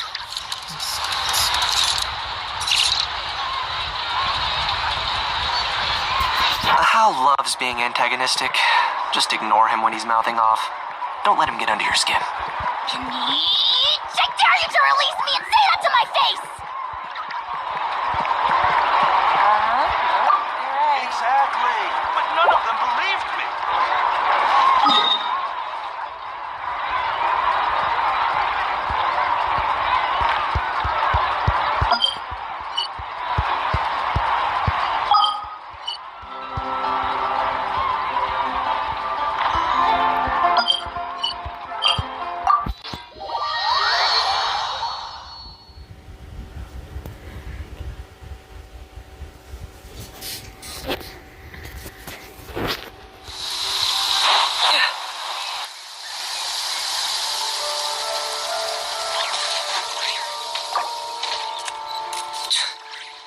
Of my pants are still dripping.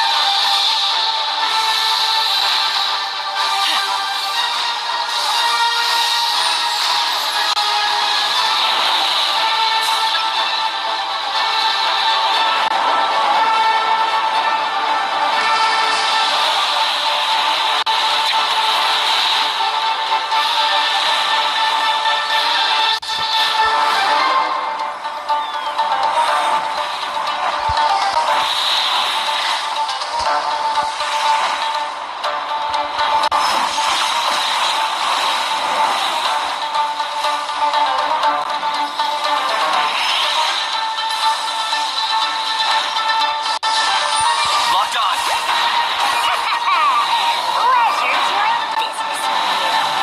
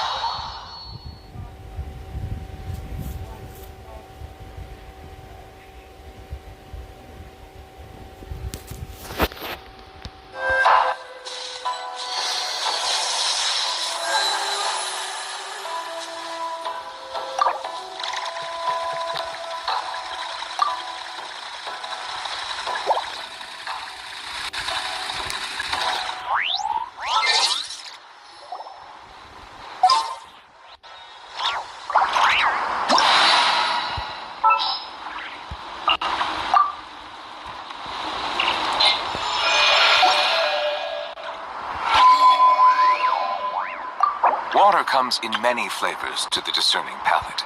Mondstadt's water is crisp and pure, while water from Liyue has an enduring aftertaste. In Inazuma, the water possesses a depth of flavor unlike any other. Sumeru's water, meanwhile, has a rich and complex flavor profile, but it must be savored patiently to fully appreciate it.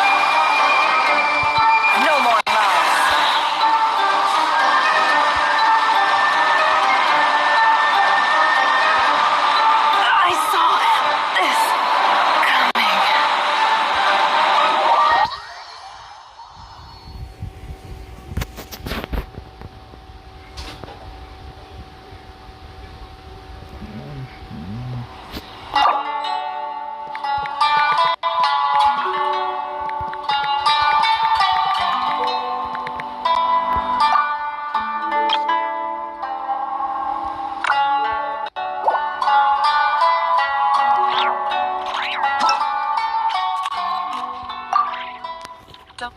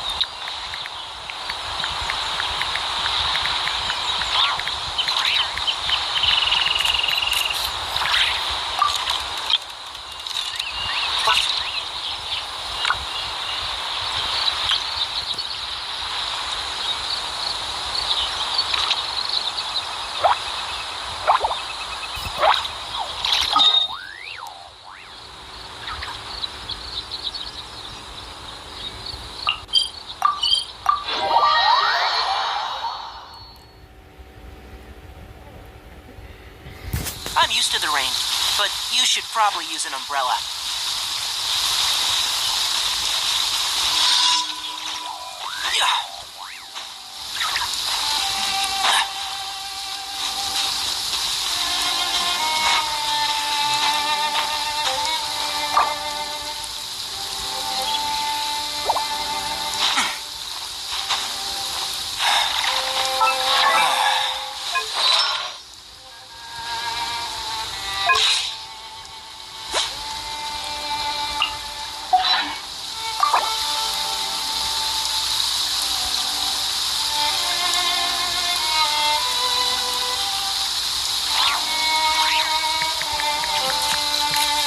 Press a leaf between dry sheets of paper, you can make an attractive and handy bookmark.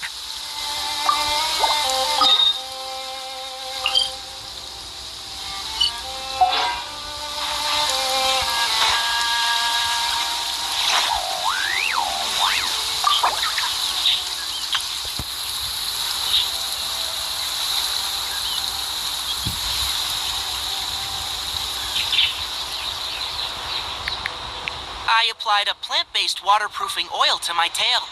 One swish, and it's dry.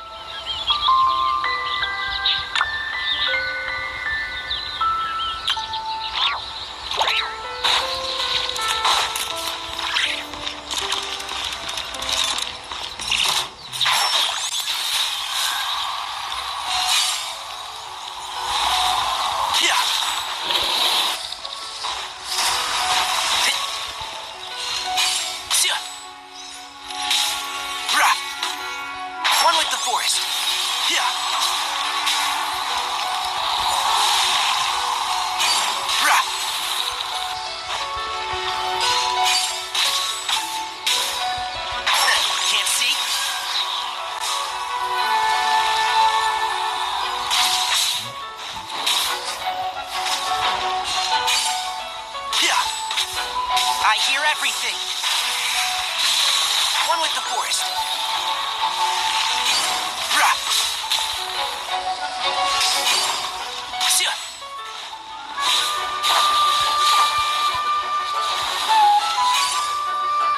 Rah. Can't see. Yeah.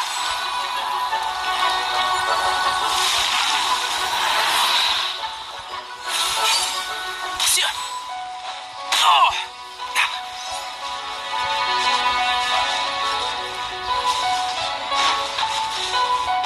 Keep up.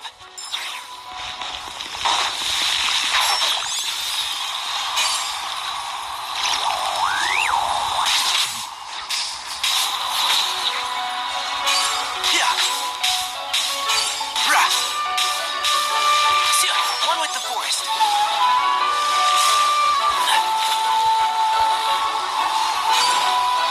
Rah. Yeah.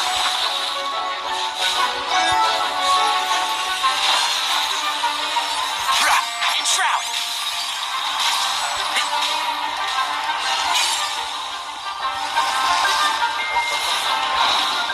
Sia.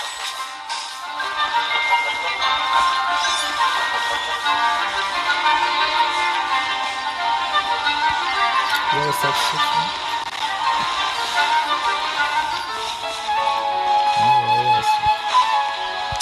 One with the forest. Yeah. Sia. Rah.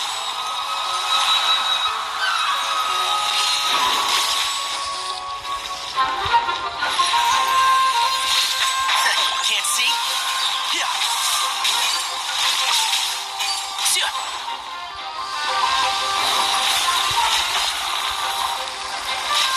Keep up. One with the forest.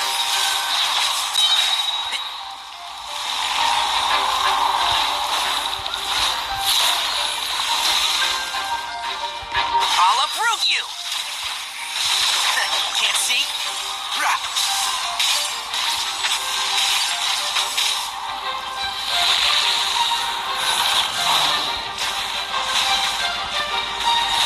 Keep up.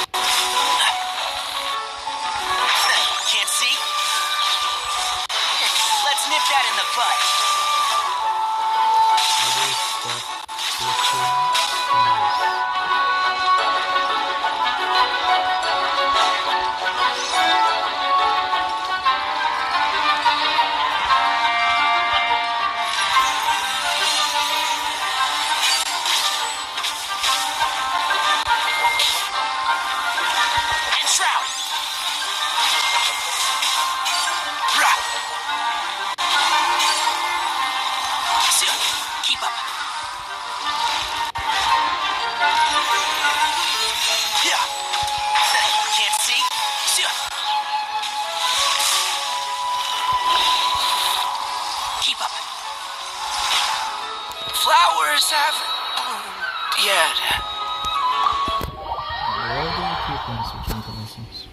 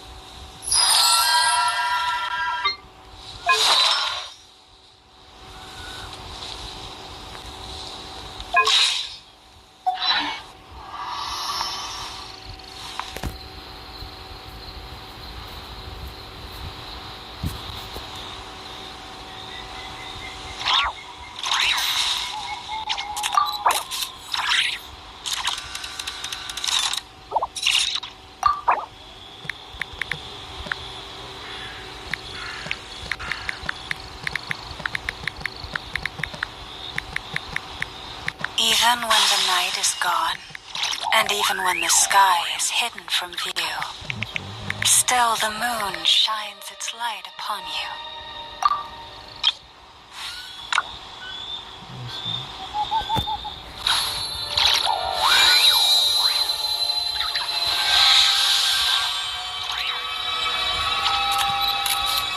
I see the value in my own work, but I also see the meaning in all the endeavors of the people of Fontaine. I believe I will continue to take pride in fulfilling my duties.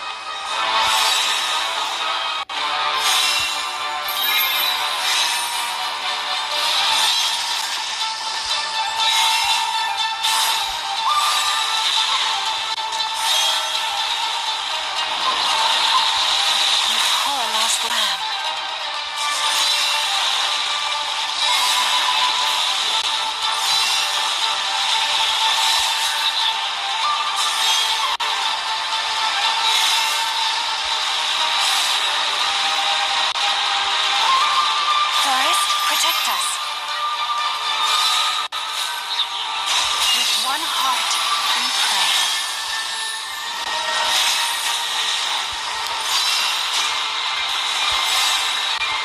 You poor lost lamb.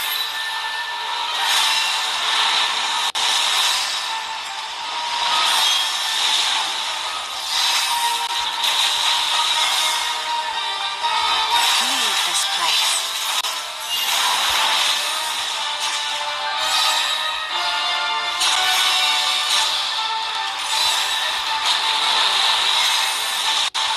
Yeah, you poor lost lamb.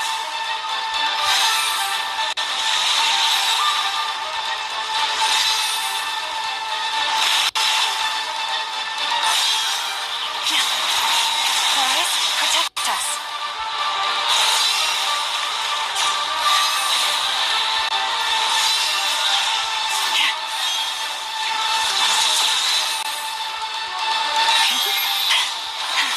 Leave this place. By the frost moon of old.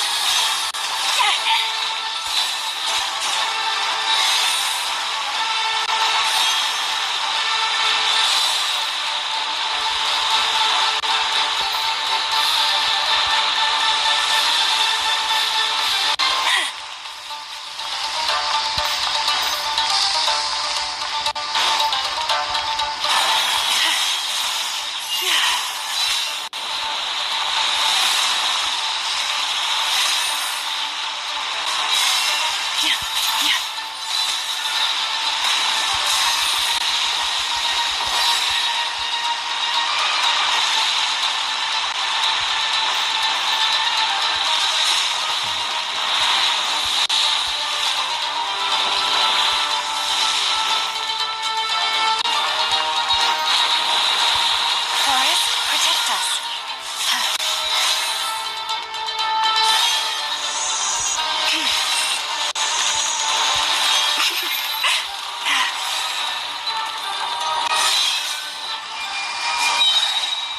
You poor lost lamb.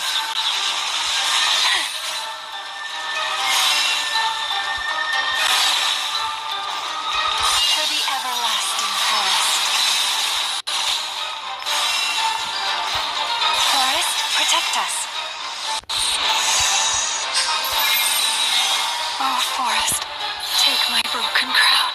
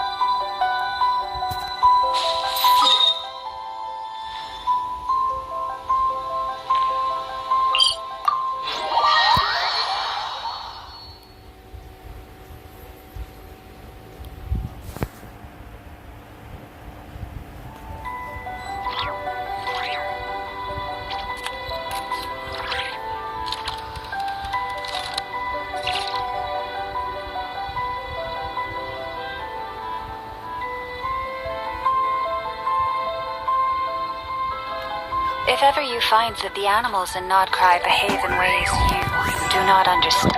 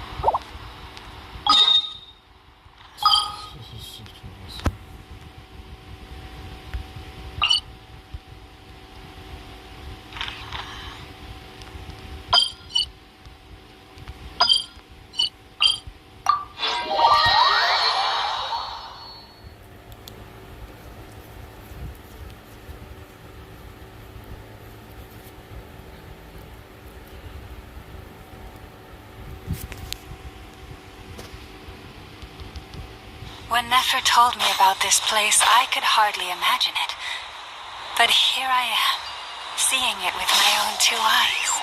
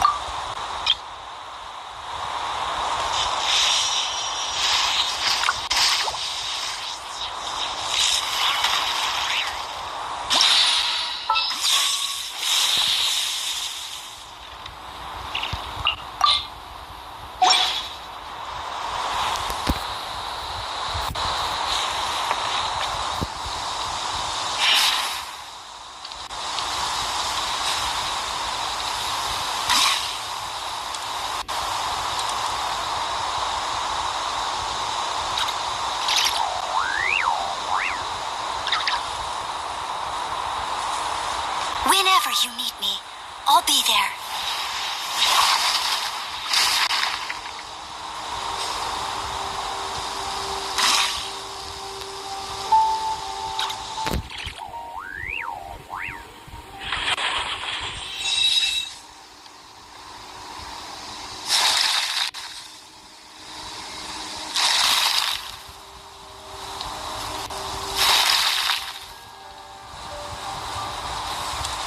When the tide comes in, I shall return.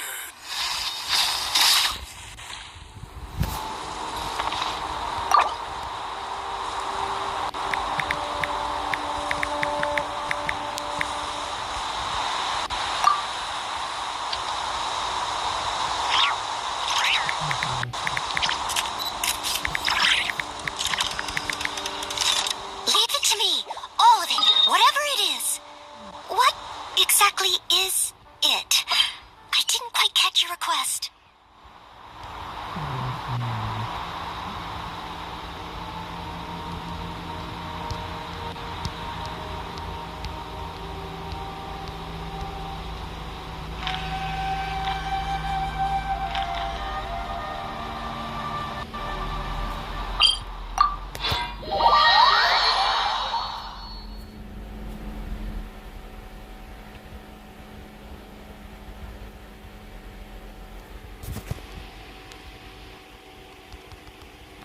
Such fair weather. Why don't we do a bit of sunny work? Oh, what sort of work is that, you ask?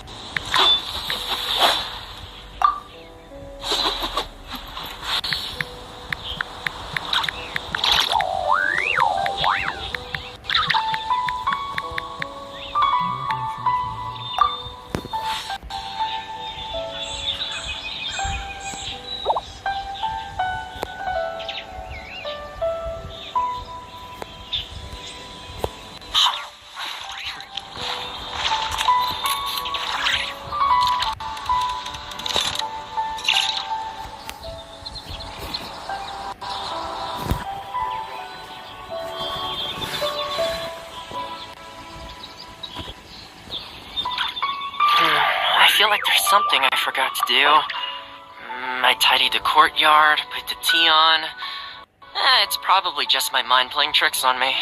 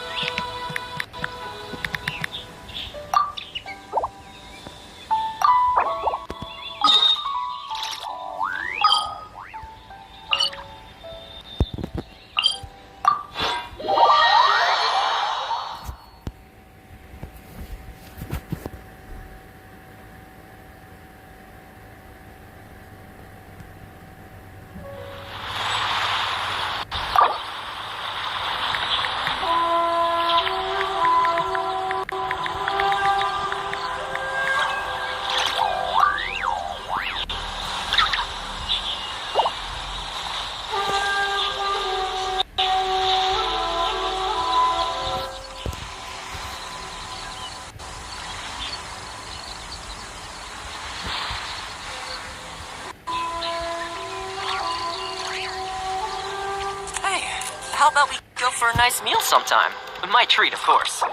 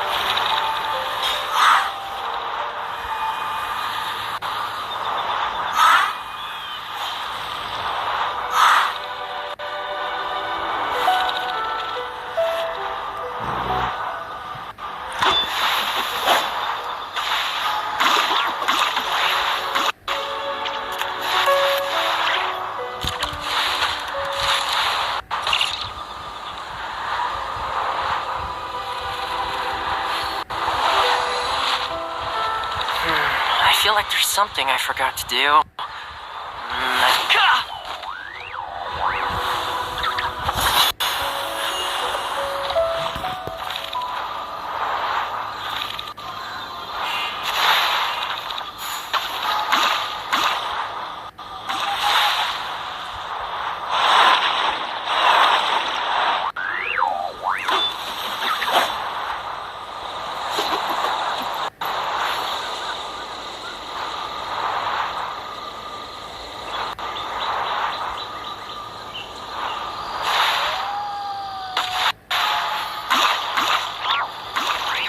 I did spend a lot recently. 10 Mora left. Still, 10 Mora is better than no Mora.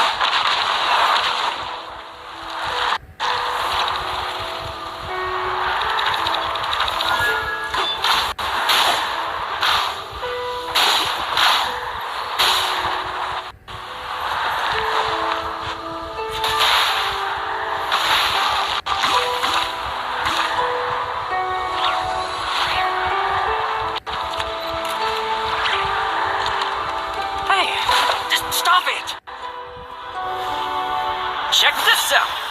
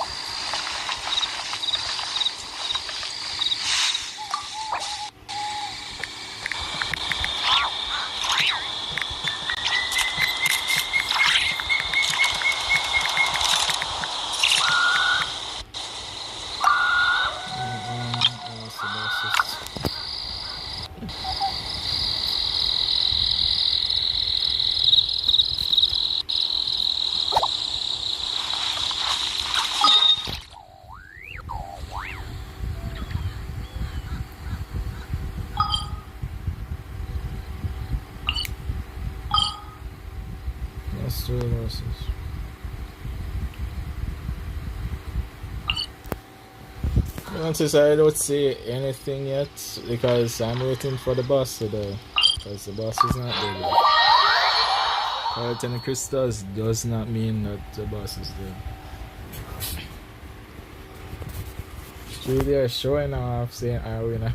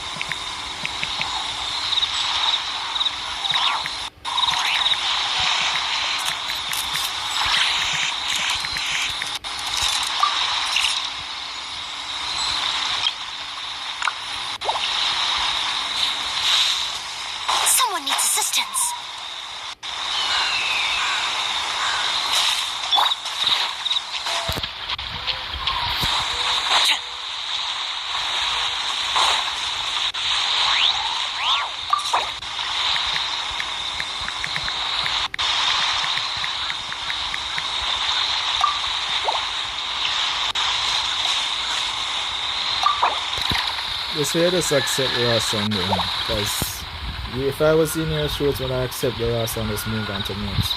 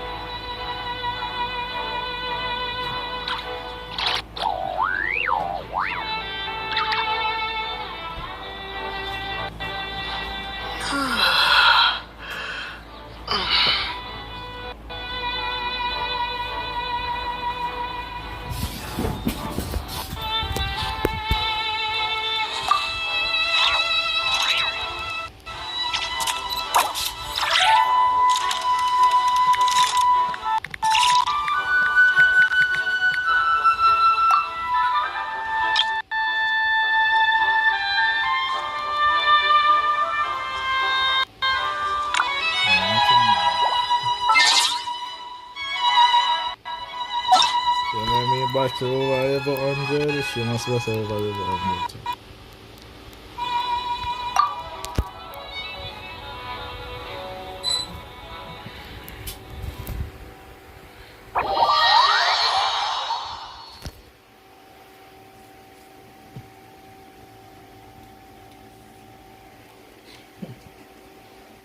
Although I reach level 9 too also, but still not in my room.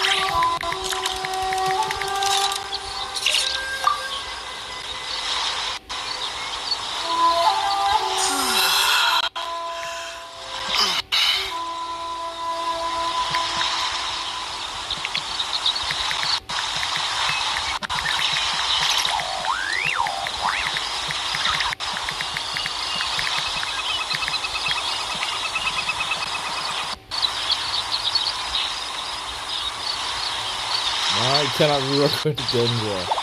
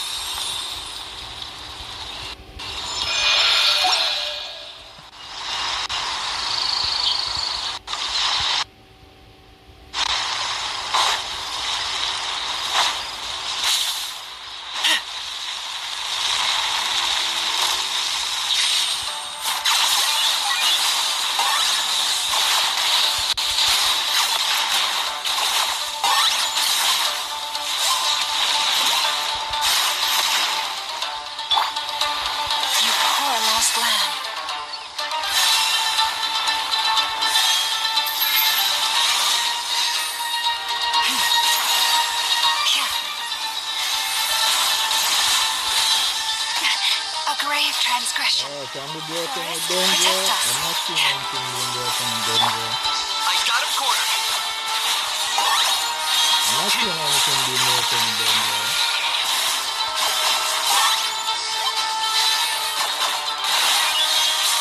I'm not seeing anything being broken in danger. So I'm just getting stronger. You poor lost lamb. Oh no, that cannot be broken in danger.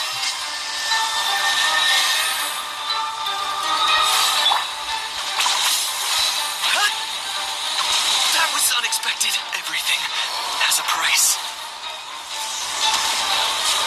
Can be broken in danger.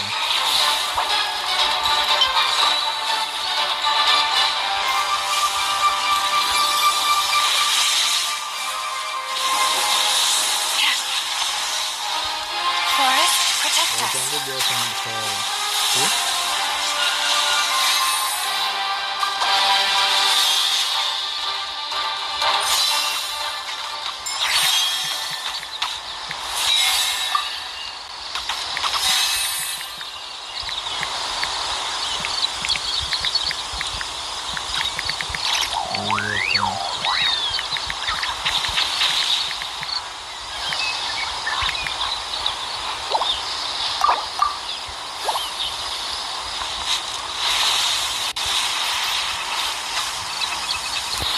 I'm not saying what can be broken with Hydra. See, I mean, if those Helios, I mean, not Utah, a bit.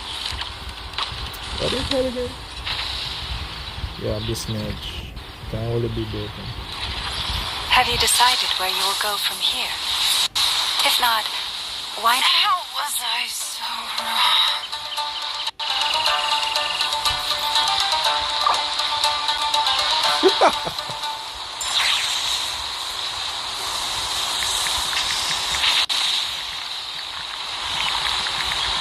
The ebb and flow is over.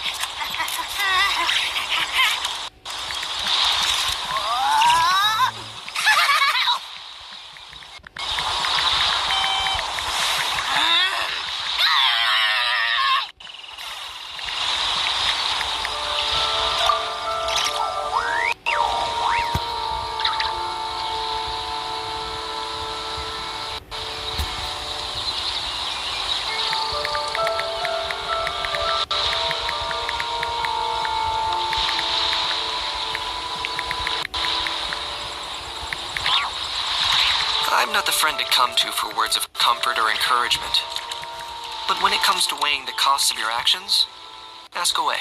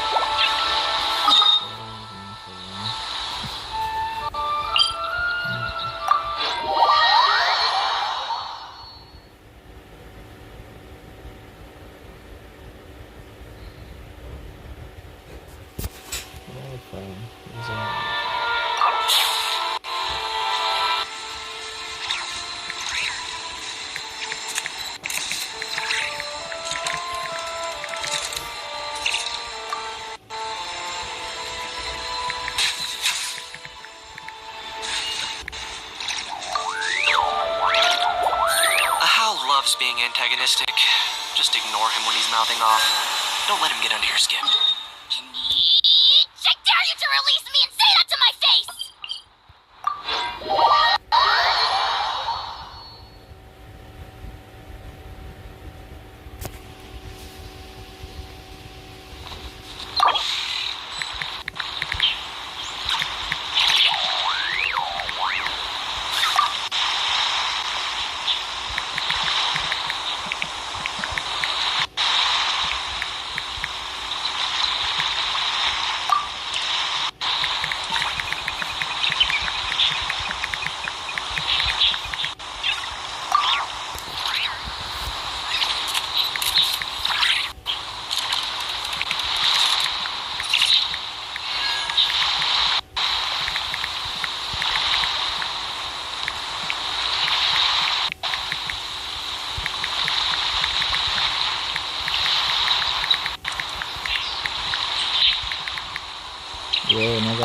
fair enough anyway.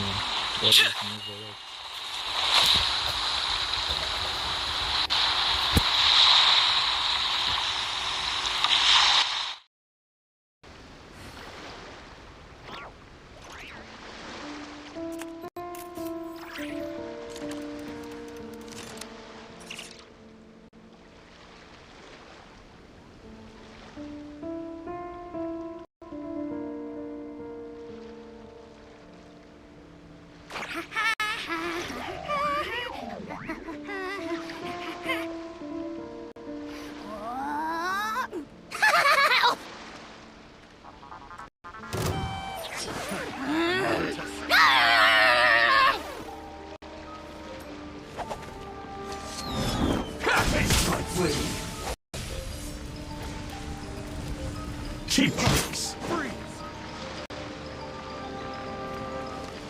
Locked on. How's this?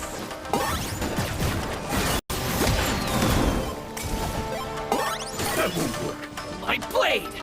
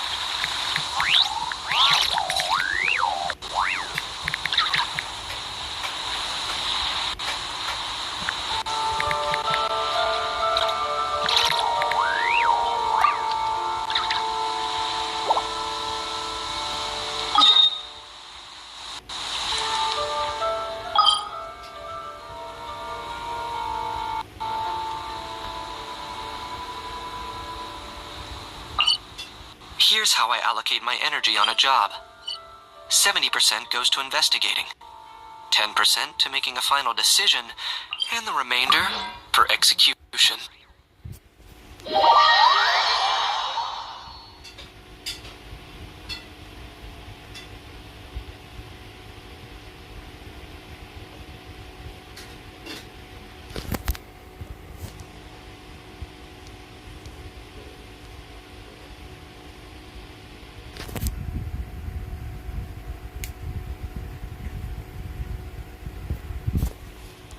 Don't forget to stay hydrated.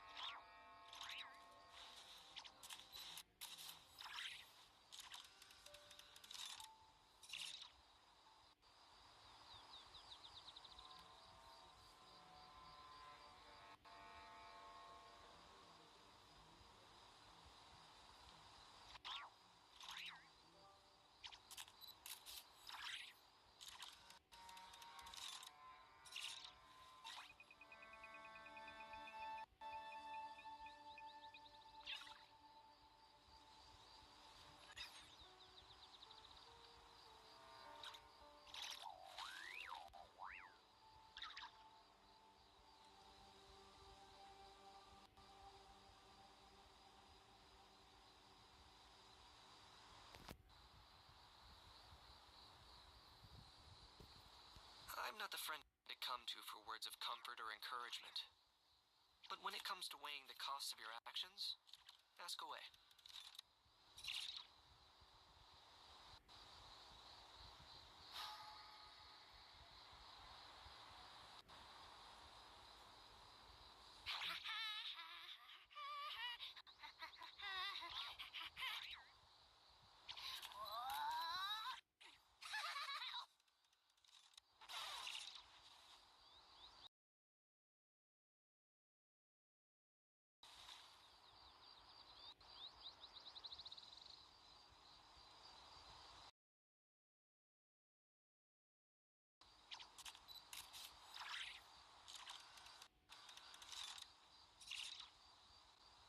Here's how I allocate my energy on a job. 70% goes to investigating, 10% to making a final decision, and the remainder for execution.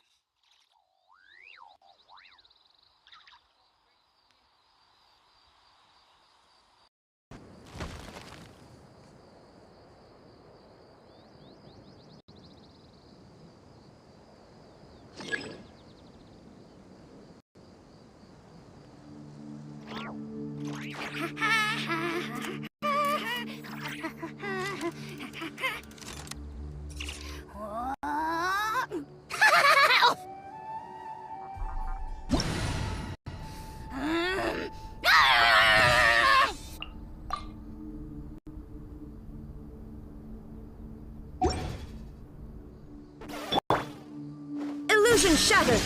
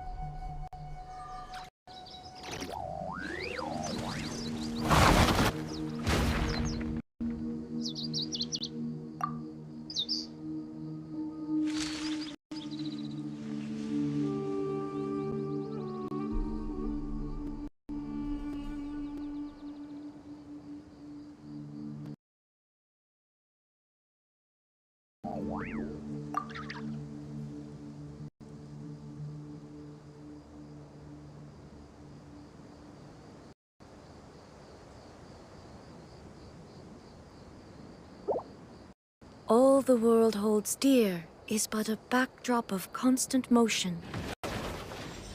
I stand before it, alone and unchanging.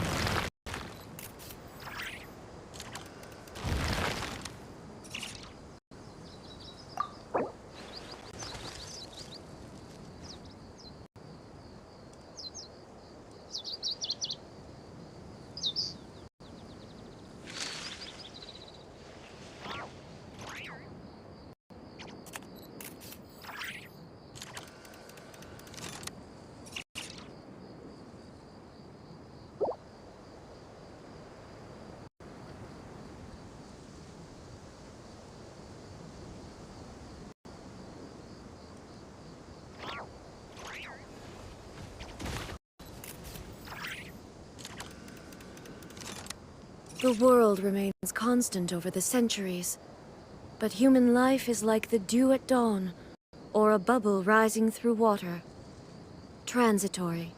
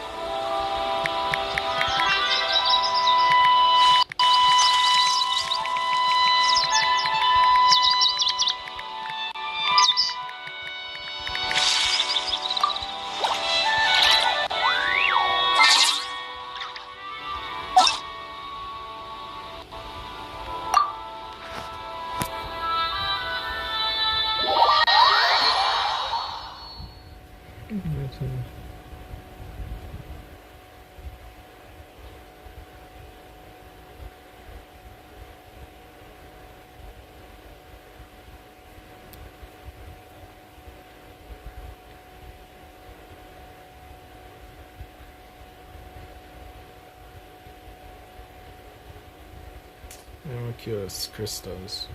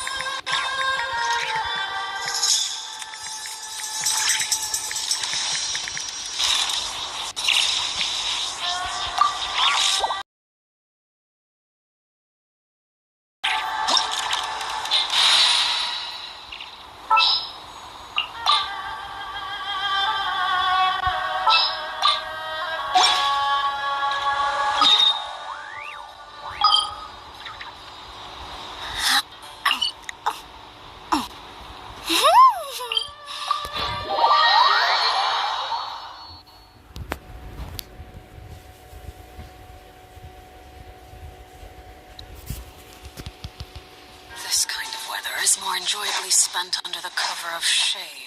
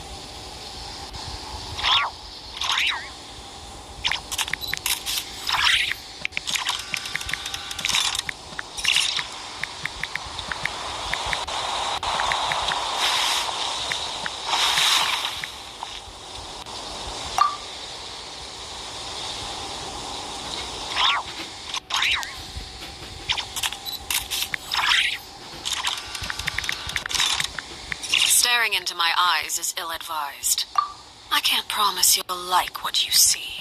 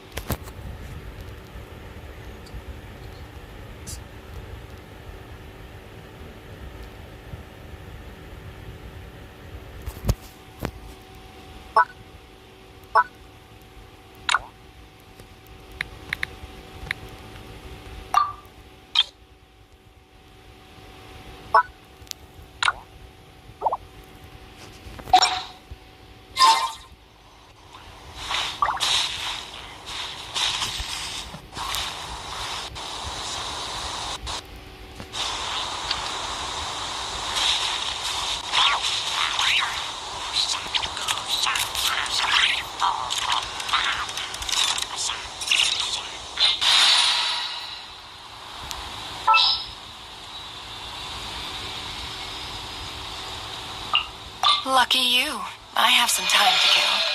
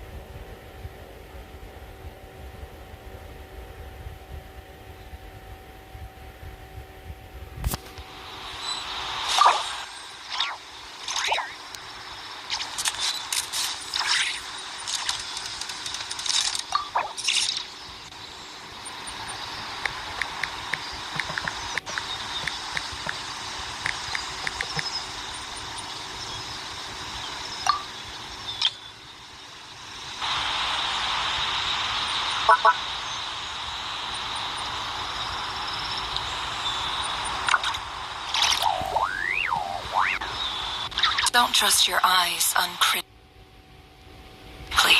People only see what they want to.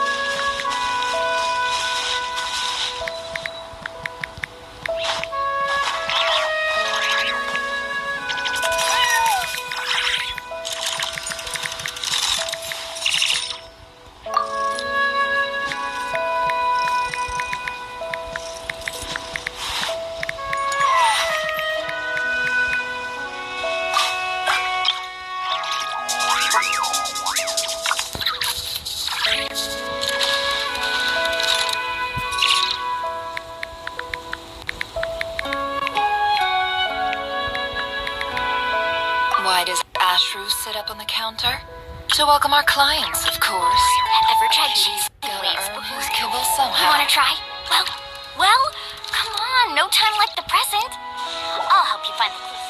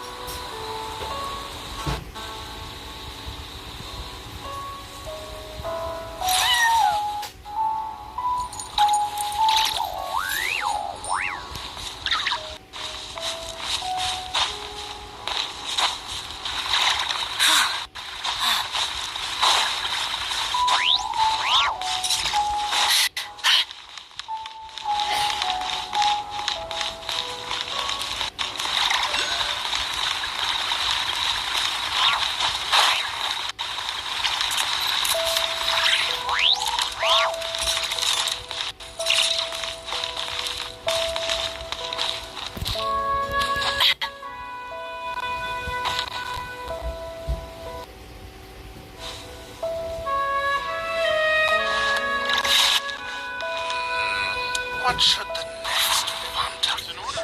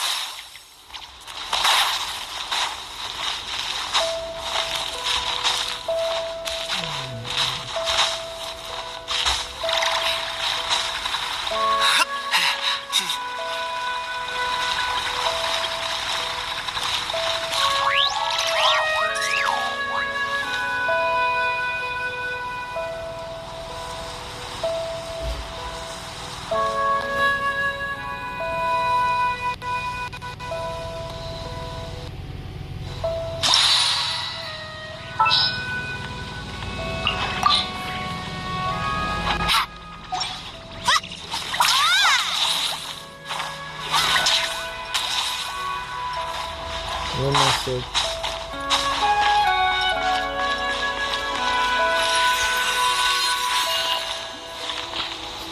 This way I give up. Oh, shit. Run like the forest. Rah. Yeah.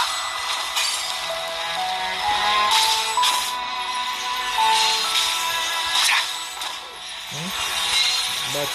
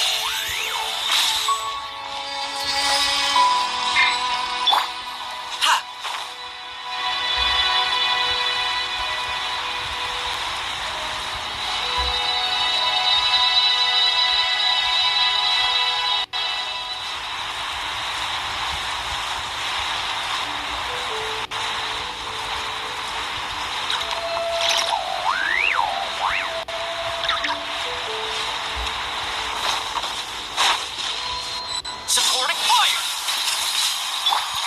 I got him cornered.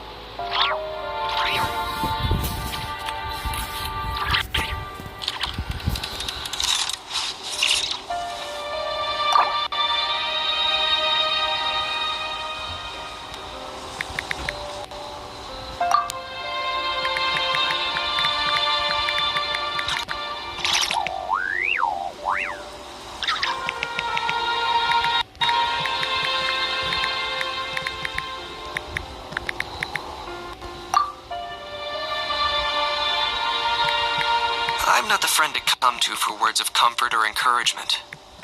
But when it comes to weighing the costs of your actions, ask away.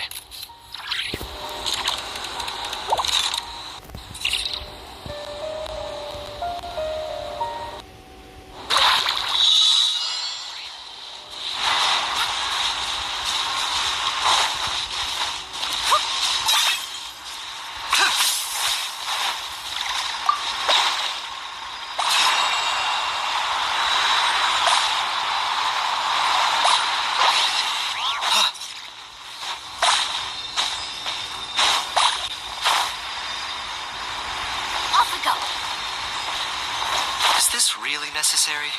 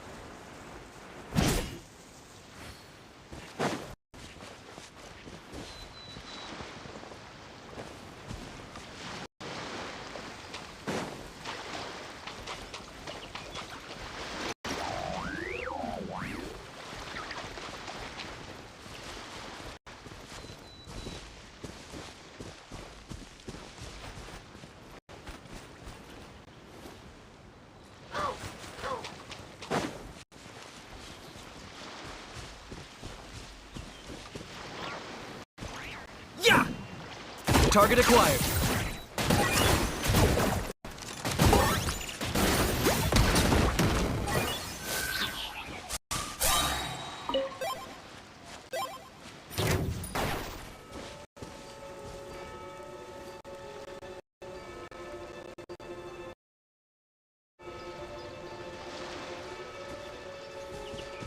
The banquet must go on. I got you covered! Look out! I got him cornered. The banquet is nearing its end. Choice time! Claim these souls. Don't get too close! Drag out! Locked on.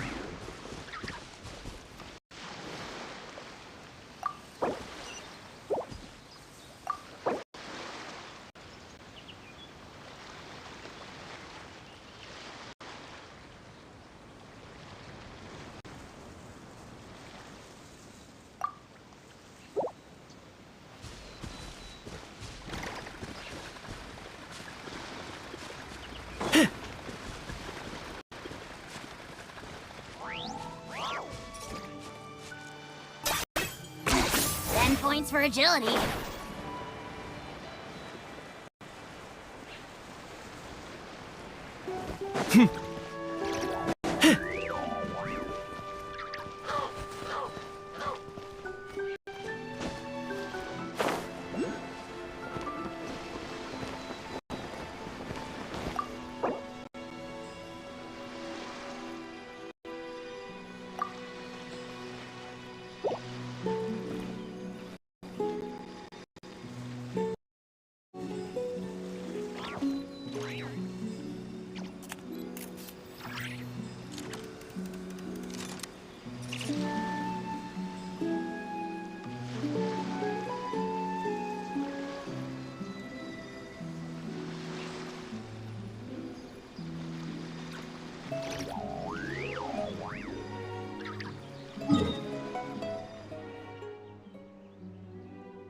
Here's how I allocate my energy on a job. 70% goes to investigating, 10% to making a final decision, and the remainder for execution.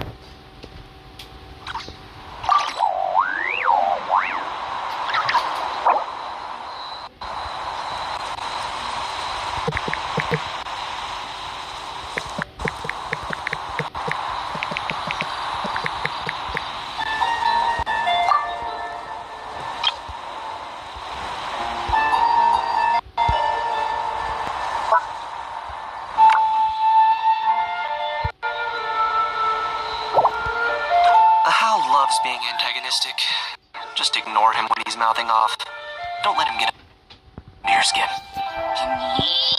dare you to release me and say that to my face!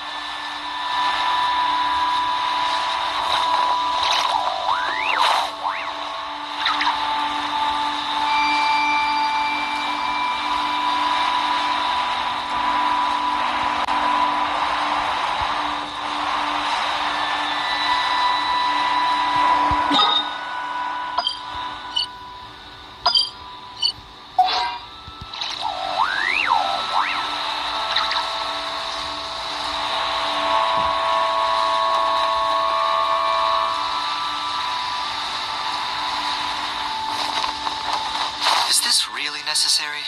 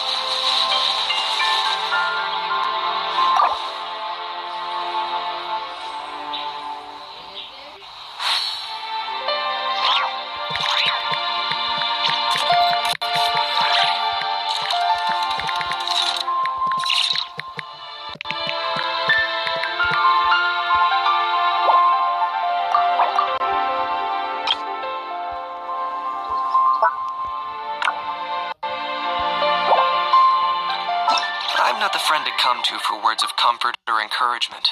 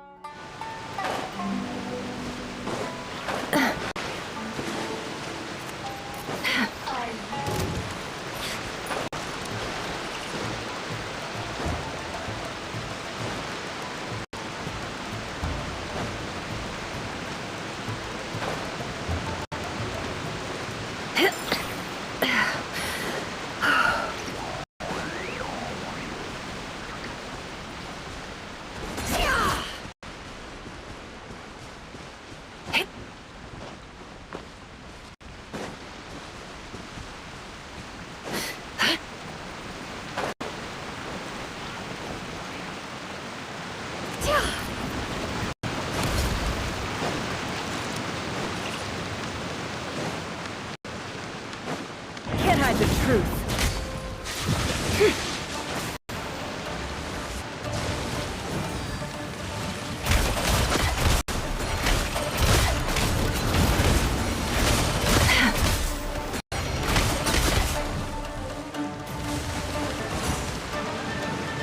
It all adds up. It all falls into place.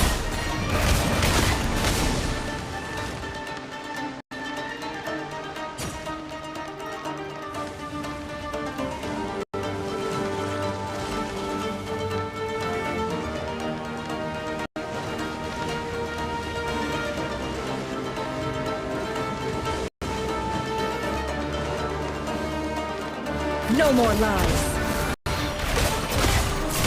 It all falls into place.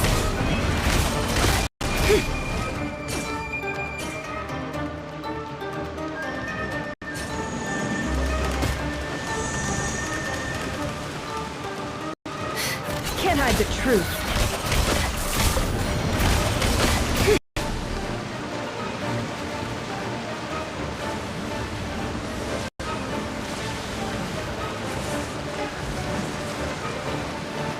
No more lies. into place. It all falls into place. It all adds up.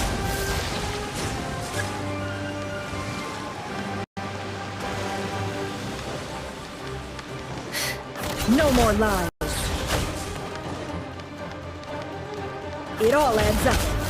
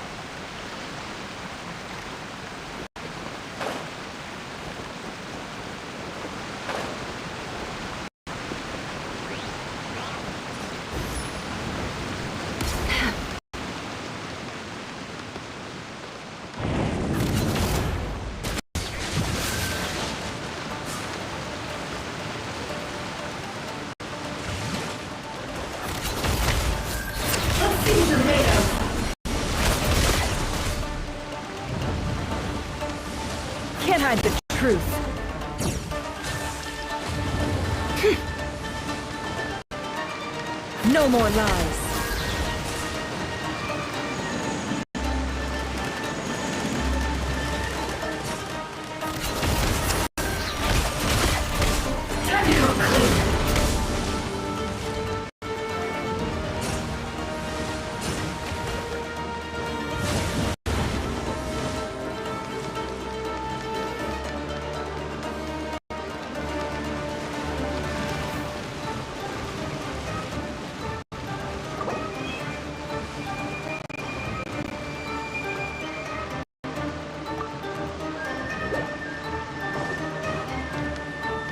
Can't hide the truth.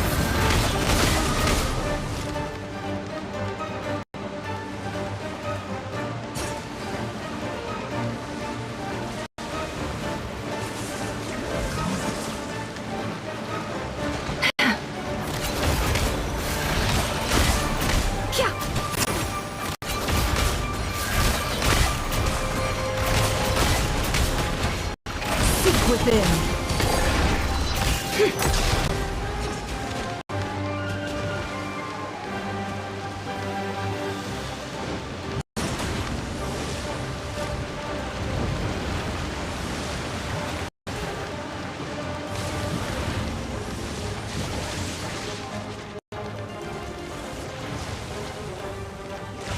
It all adds up.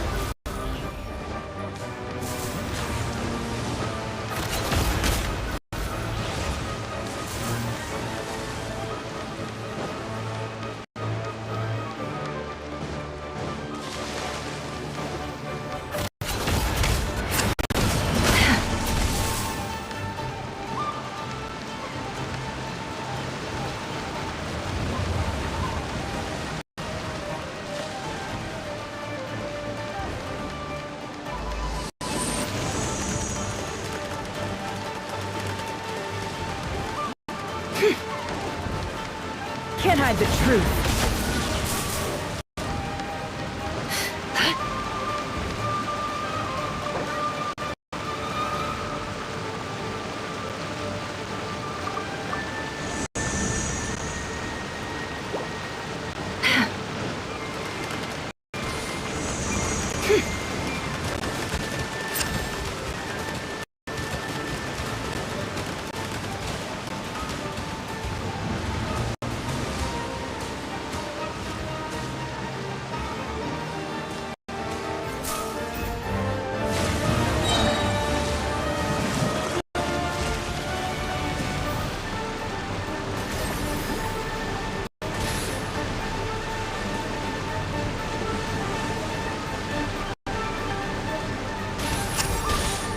It all adds up.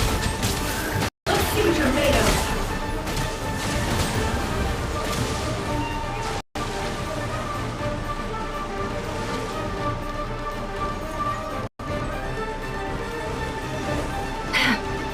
No more lies.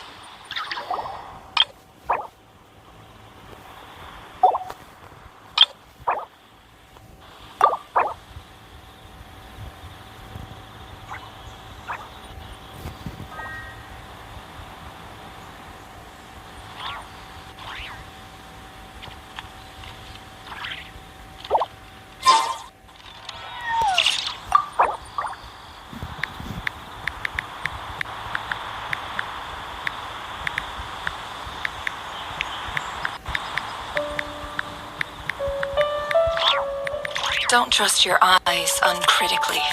People only see what they want to. So don't be your own fool.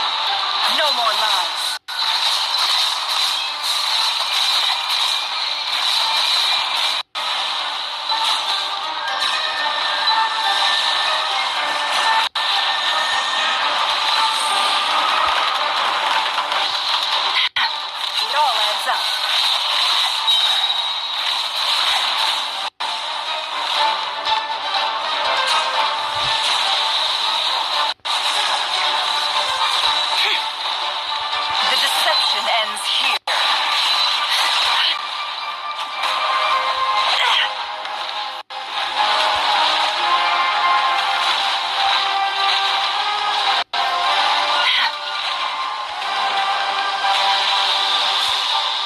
Can't hide the truth.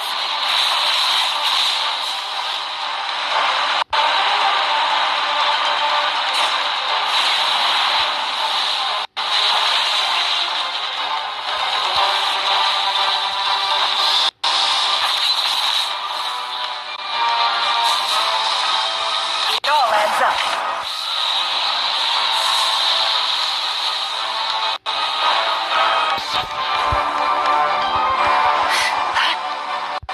Can't hide the truth.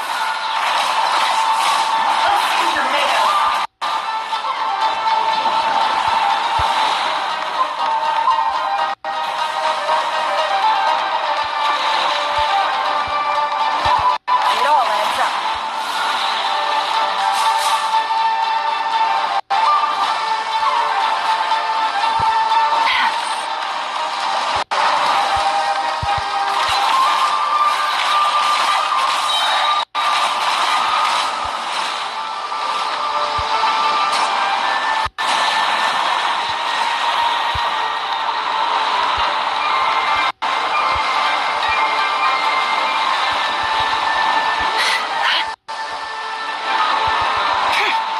No more lies.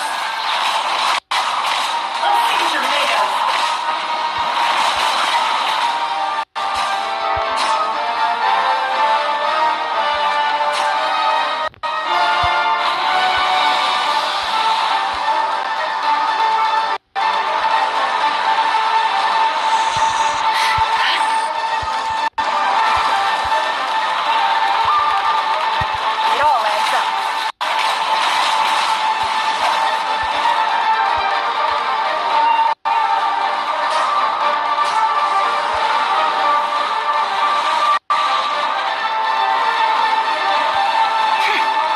No more lies.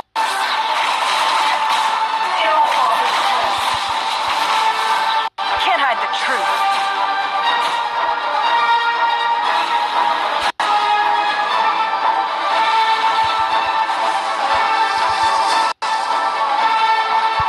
No more lies.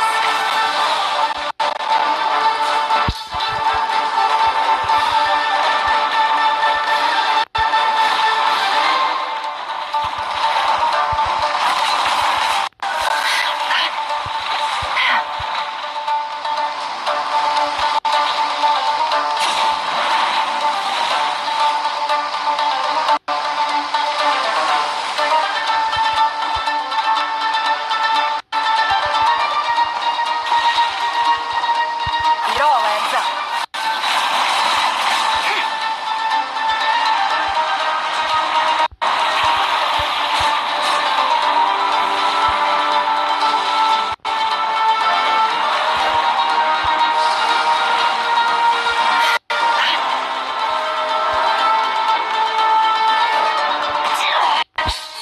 The sands of time got me.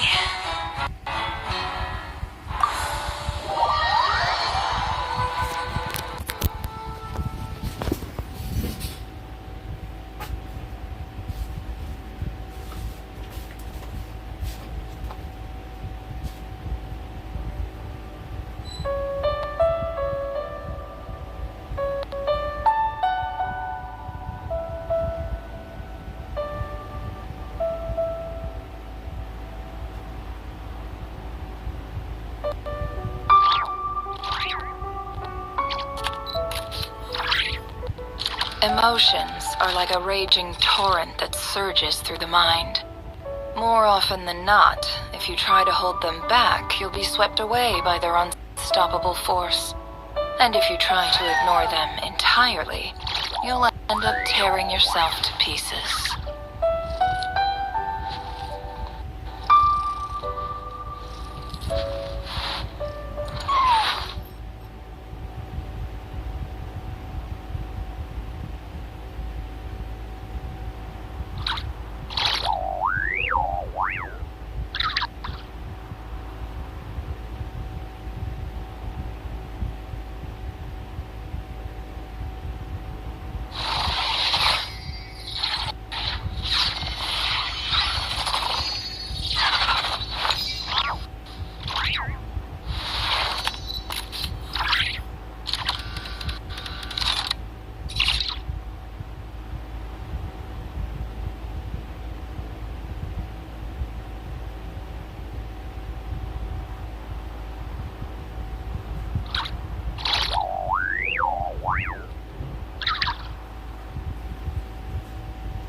Don't trust your eyes uncritically.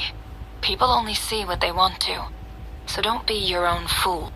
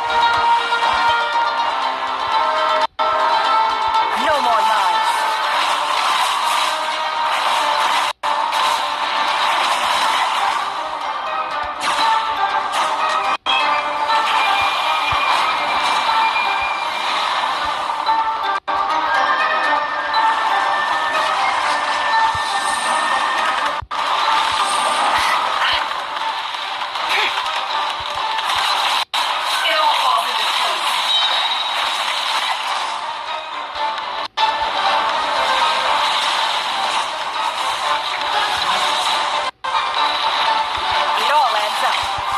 Seek within.